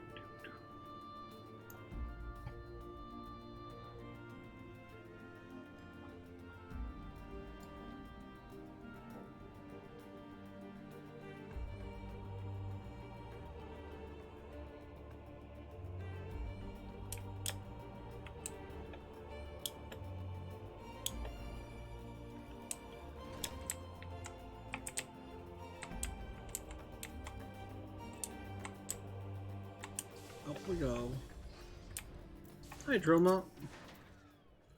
Leonora, is there aught you would ask of me? Pray, please speak plainly. I am a man of action and need no honey words. On the trail of a band of thieving heretics, you say? By the Fury, but you do seem destined to cross paths with those villains. I must confess, then, 'tis a sad truth that the wilds hereabouts have indeed grown thick with their number. They strike swiftly without warning, and are canny enough to evade our most able trackers. But 'tis not merely their newfound organization that confounds us. The heretics themselves seem somehow changed. I know not what manner of influence this Iceheart wields, but the men we face seem utterly lost in the grip of righteous fervor. 'Tis an unsettling and unnatural zeal. Mayhap you would care to question one of their recent victims? As fate would have it, your arrival came moments after a traitor was waylaid on the road. A patrol found the unfortunate fellow lying senseless in the snow and carried him to our infirmary. Assuming he has regained the use of his faculties, the merchant might recall some small detail that could aid you in your task.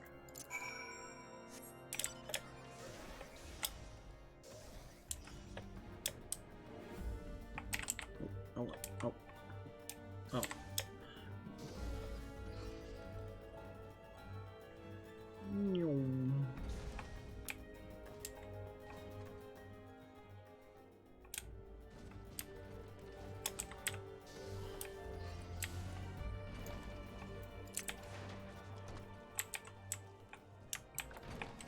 This is the infirmary, right?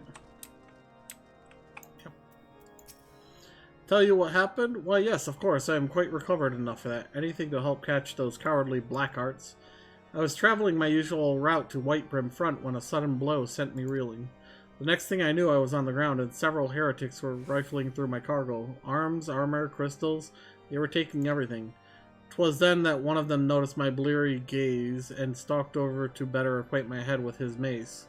Before darkness claimed me, however, I distinctly heard the words, "Return to Snowcloak." I dare say that is where they were hauling my goods, but you'll not catch me rushing off in pursuit. They tell me 'twas a miracle I survived at all, and I'll not trust my thick skull to save me a second time.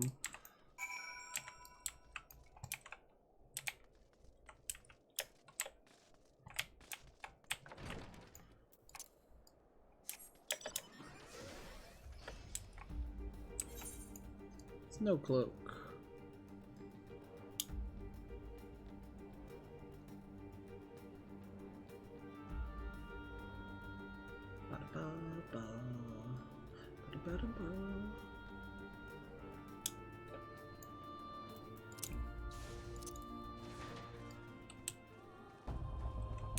The snow crunches under the tread of heavy boots.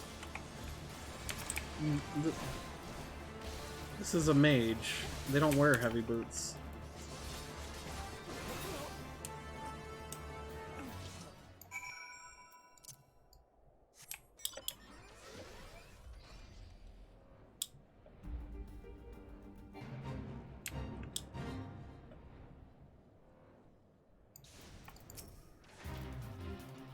Gah, draw your weapon, foul. Wait, I recognize you, adventurer.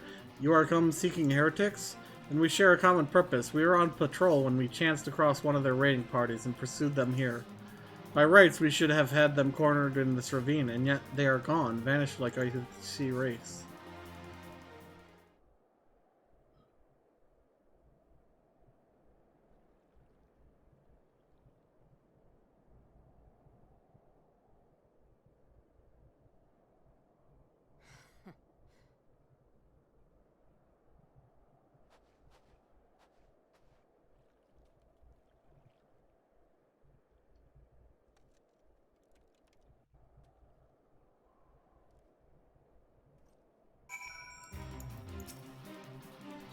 Glimpsed a woman atop the cliff? Could it be Iceheart herself come to sneer at our folly? And to where did she disappear? The heretics must have discovered a passage through the frozen wall, some hidden tunnel that escaped our notice. We have not the men to risk further investigation. 'Twould be best were we to return to Whiteburn Front and lay our suspicions before Lord Dromont.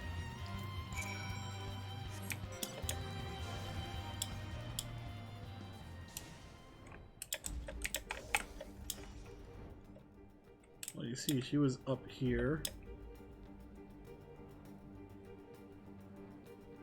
And voila! I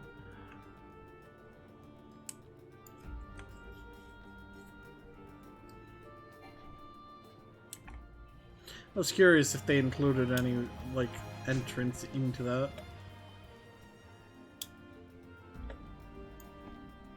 Yada-da!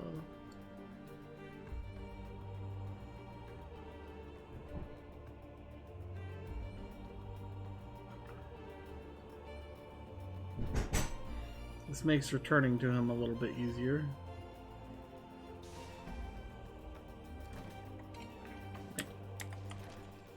Or not. I gotta be smarter.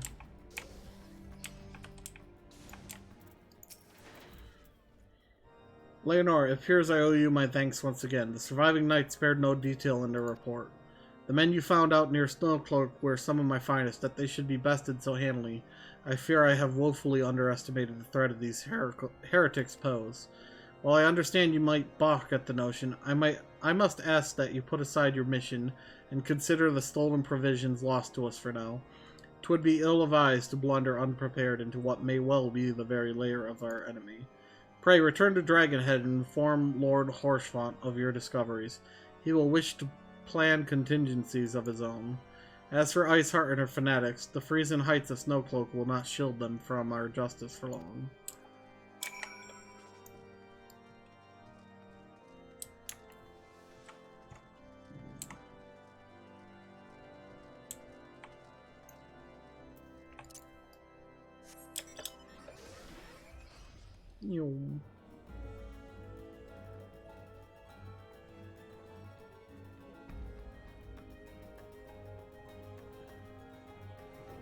Are we gonna fight a fourth or a third primal today?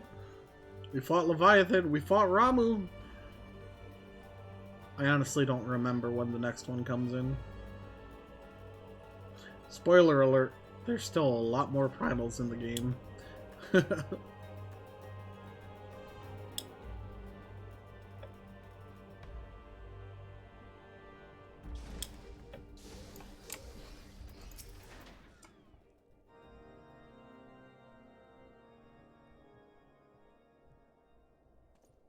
Your return is most timely. Of their own accord, my thoughts had turned to your task and the progress thereof. I confess, my imaginings tended toward the grim and bloody.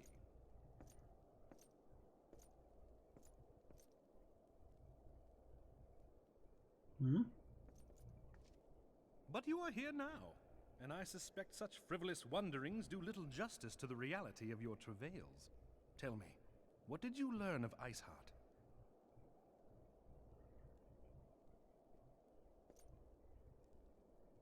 Indeed. And this transpired at Snowcloak? Of all the highlands, that towering wall has borne the worst of the region's brutal shift in climate. Is this supposed to be like an earring or armor so for inhospitable his has ear? Snowcloak become that we have still to survey the area in its entirety. Could its frozen heights conceal the heretics' hideaway? Mayhap a more robust reconnaissance effort is in order. Putting such considerations aside for the moment, we still know far too little of this Iceheart. That she is capable of commanding such a band of fanatics bespeaks natural authority, and no small measure of charisma. As much as I would like to fathom this mystery with you, the situation has grown beyond my personal purview. I am bound by duty to inform the Temple Knights and request that they bring this matter to its conclusion. Do it. Given the glowing reports the new commander has garnered thus far, I am certain that they can be relied upon to take appropriate action. Though Iceheart's true identity yet Unless eludes there's a us, heretic. you have provided us with a point from which to begin. Sometimes it takes but a single stone to prompt an avalanche. On the matter of the stolen provisions, I have already made arrangements for a second shipment to be sent to Revenant's Toll. I could not well allow such an honorable venture to be undermined by one miserable setback. Just don't let it get stolen again.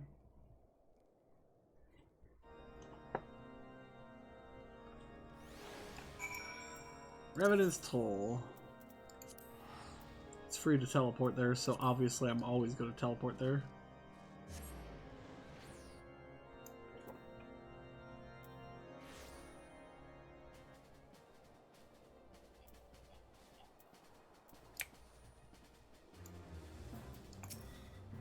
Leonora, 'tis good to see you return to the Toll. How fared you in the frozen wastes of Coerthas? House for Temps is to send us a second shipment. Must send thanks to Lord Horfont for his continued generosity. Yet even as our town grows in prosperity, I fear it will attract ever greater numbers to those who would do us harm in the name of greater power. All of us, Alpha Node's new recruits included, must remain vigilant against such threats.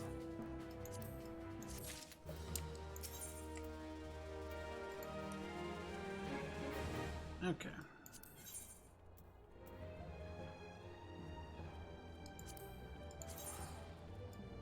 Ooh, I like that.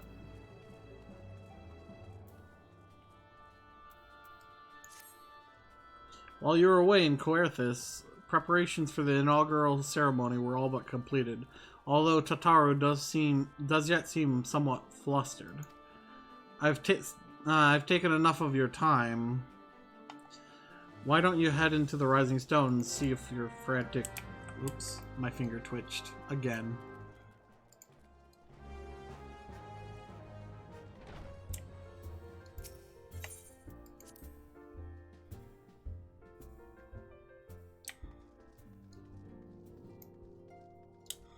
Tataru. These parchments need to be sorted, and these documents, why are they even here? Ooh, I'm sorely tempted to file the lot in my waste paper basket. Ah, Leonora, you startled me. You wish to lend a hand? Splendid. Would you be a dear and hand these uniforms to the new recruits? They're scattered about Revenant's Toll, and I haven't the time to track them all down. The recruits noted on their garbs immediately and assemble here in the Rising Stones. You'll want to report directly back to Alphanode if you don't wish to miss the ceremony. I wonder if the Scions will ever have matching uniforms. A well-funded organization is a well-dressed organization, I suppose. Oh, looks like there's none in here.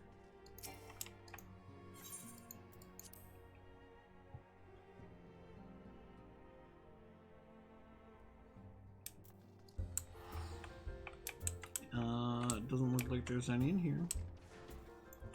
Yu Hase. Those who believe this company will see no riches are short-sighted fools. The giving of oneself 'tis an investment in the future. Thus did I sign my name to the cause. These uniforms were a splendid idea. Once our organization has made a name for itself, there shall be wealth aplenty in selling replica costumes to the adoring masses.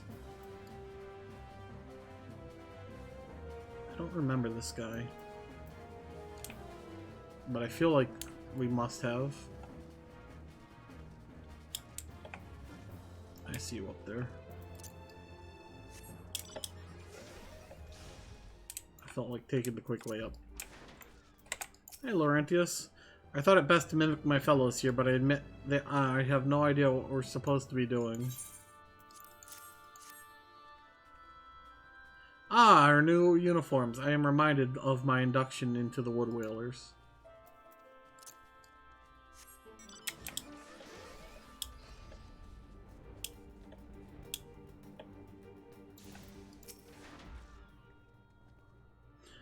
Isildur has at last retired from an adventurer's life. Though I shall miss his wisdom and irrepressible spirit, I am excited to forge my own path forward. Ah yes, the uniform, thank you. Truth be told, the thought of pledging myself to such a lofty organization is somewhat intimidating. Okay, it is a lady. Wasn't sure.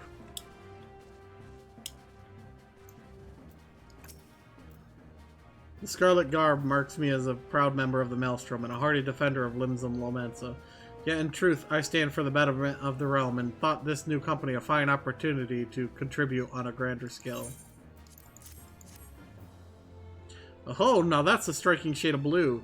Put alongside my Maelstrom uniform, my wardrobe will certainly not lack for color.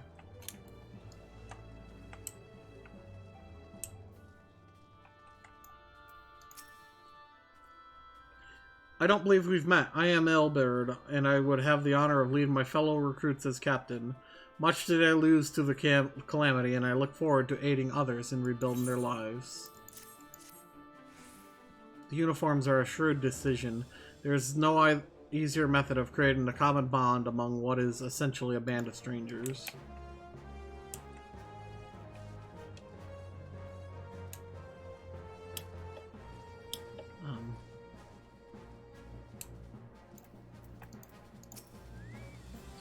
Leonora Escorian, gods, I did not expect to meet you strolling about town.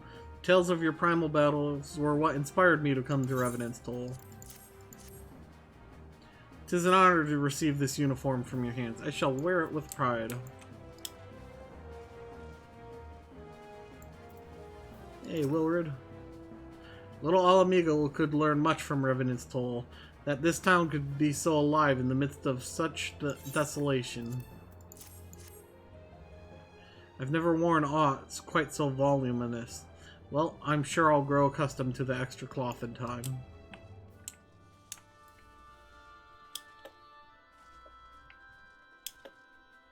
Where?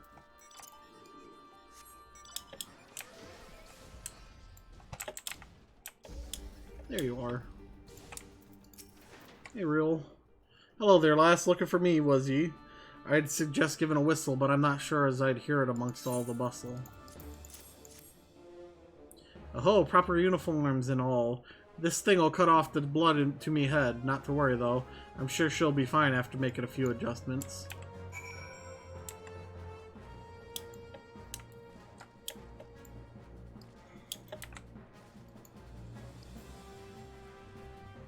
Alphino.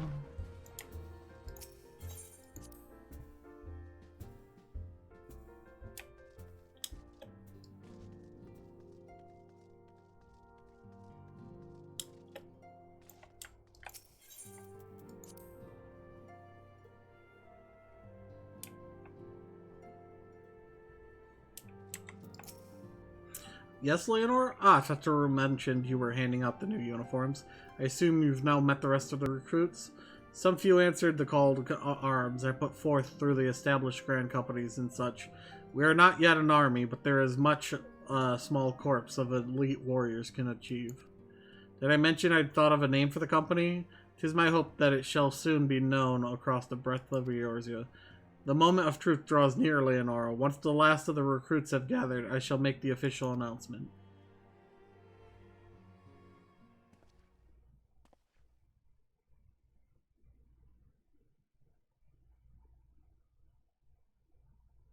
Comrades, your presence here this day signifies the momentous choice that each of you has made. With your strength now pledged to the scions of the Seventh Dawn, you are beholden to no single nation. You stand as the vanguard for a united Eorzea.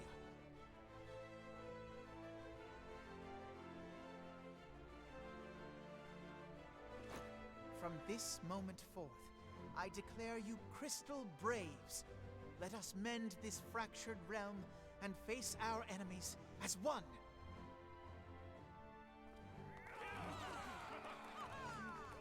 Whether it be the Beastmen and their primals, or the conflict in Carteneau, it is plain that the nations of Eorzea cannot solve the problems which plague the realm. Thus does it fall to some few heroic souls to succeed where they have failed.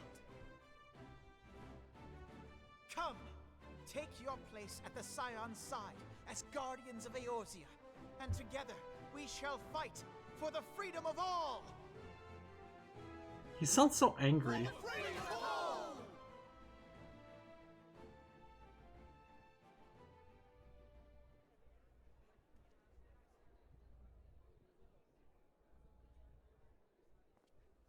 There's 11 people here and we only handed out 8 uniforms. A rousing speech, Alphino.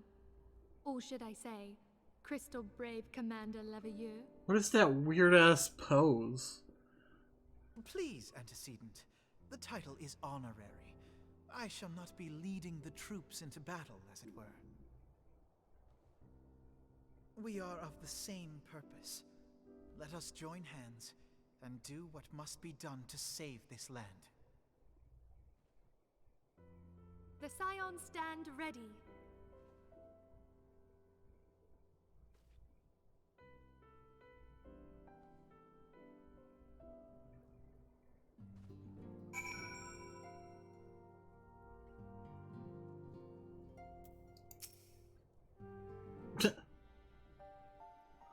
I'm eager to see what the Crystal Braves might accomplish. This shall prove an interesting time indeed for the Scions. Yes, I'm listening. So our worst fears are confirmed. The entire Isle. Such power defies comprehension. Truly? Kryl is alive? Thank the 12. I see. Pray, inform me if her condition changes. Yes, I shall pass on your words to Urianger. My thanks. I shall contact you anon. When I learned of the loss of the Isle of Val, I dared not hope that my friend had survived. Yet, by some miracle, it would seem she has. She's still to regain consciousness, it is true, but better that than death. Putting this happy news to one side, we must now endeavor to make sense of the readings taken by the survey party. It appears the etheric disturbance which accompanied the Isle's destruction is of a magnitude alarmingly close to that of Ultima. Could the Ascians be responsible for this devastation as well? I wonder, have you heard aught from the Mother Crystal since the battle with the Garleans?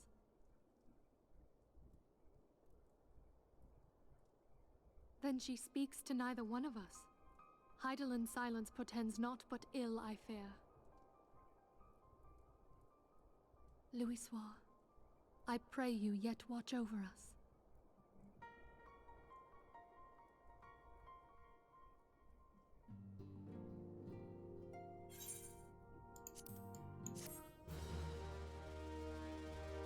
Okay. Now what?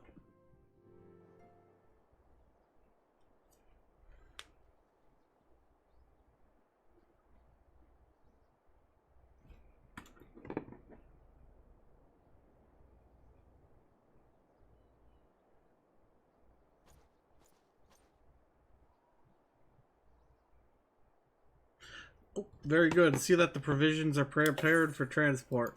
Let us hope that this shipment is spared the fate of the last.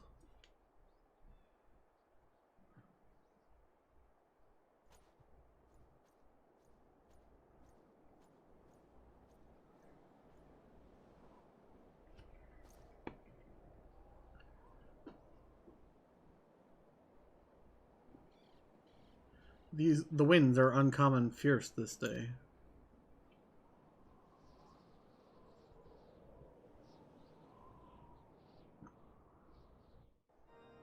Huh.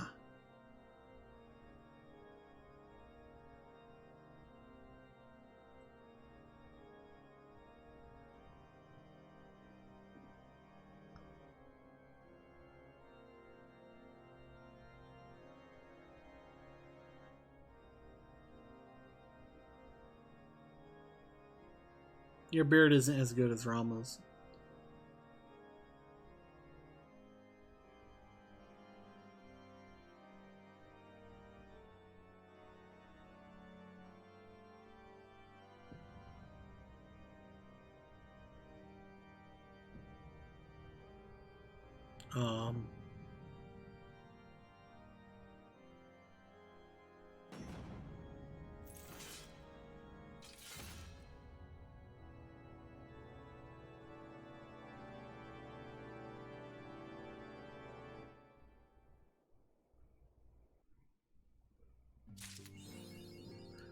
Wait.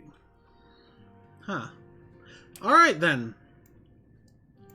With that, I'm going to call the stream here today. That leaves us off at patch 2.4 now. And that only leaves 2.4, 2.5, and 2.55. And then we're on to Heaven's Ward, which is what? That's 34 or 24 plus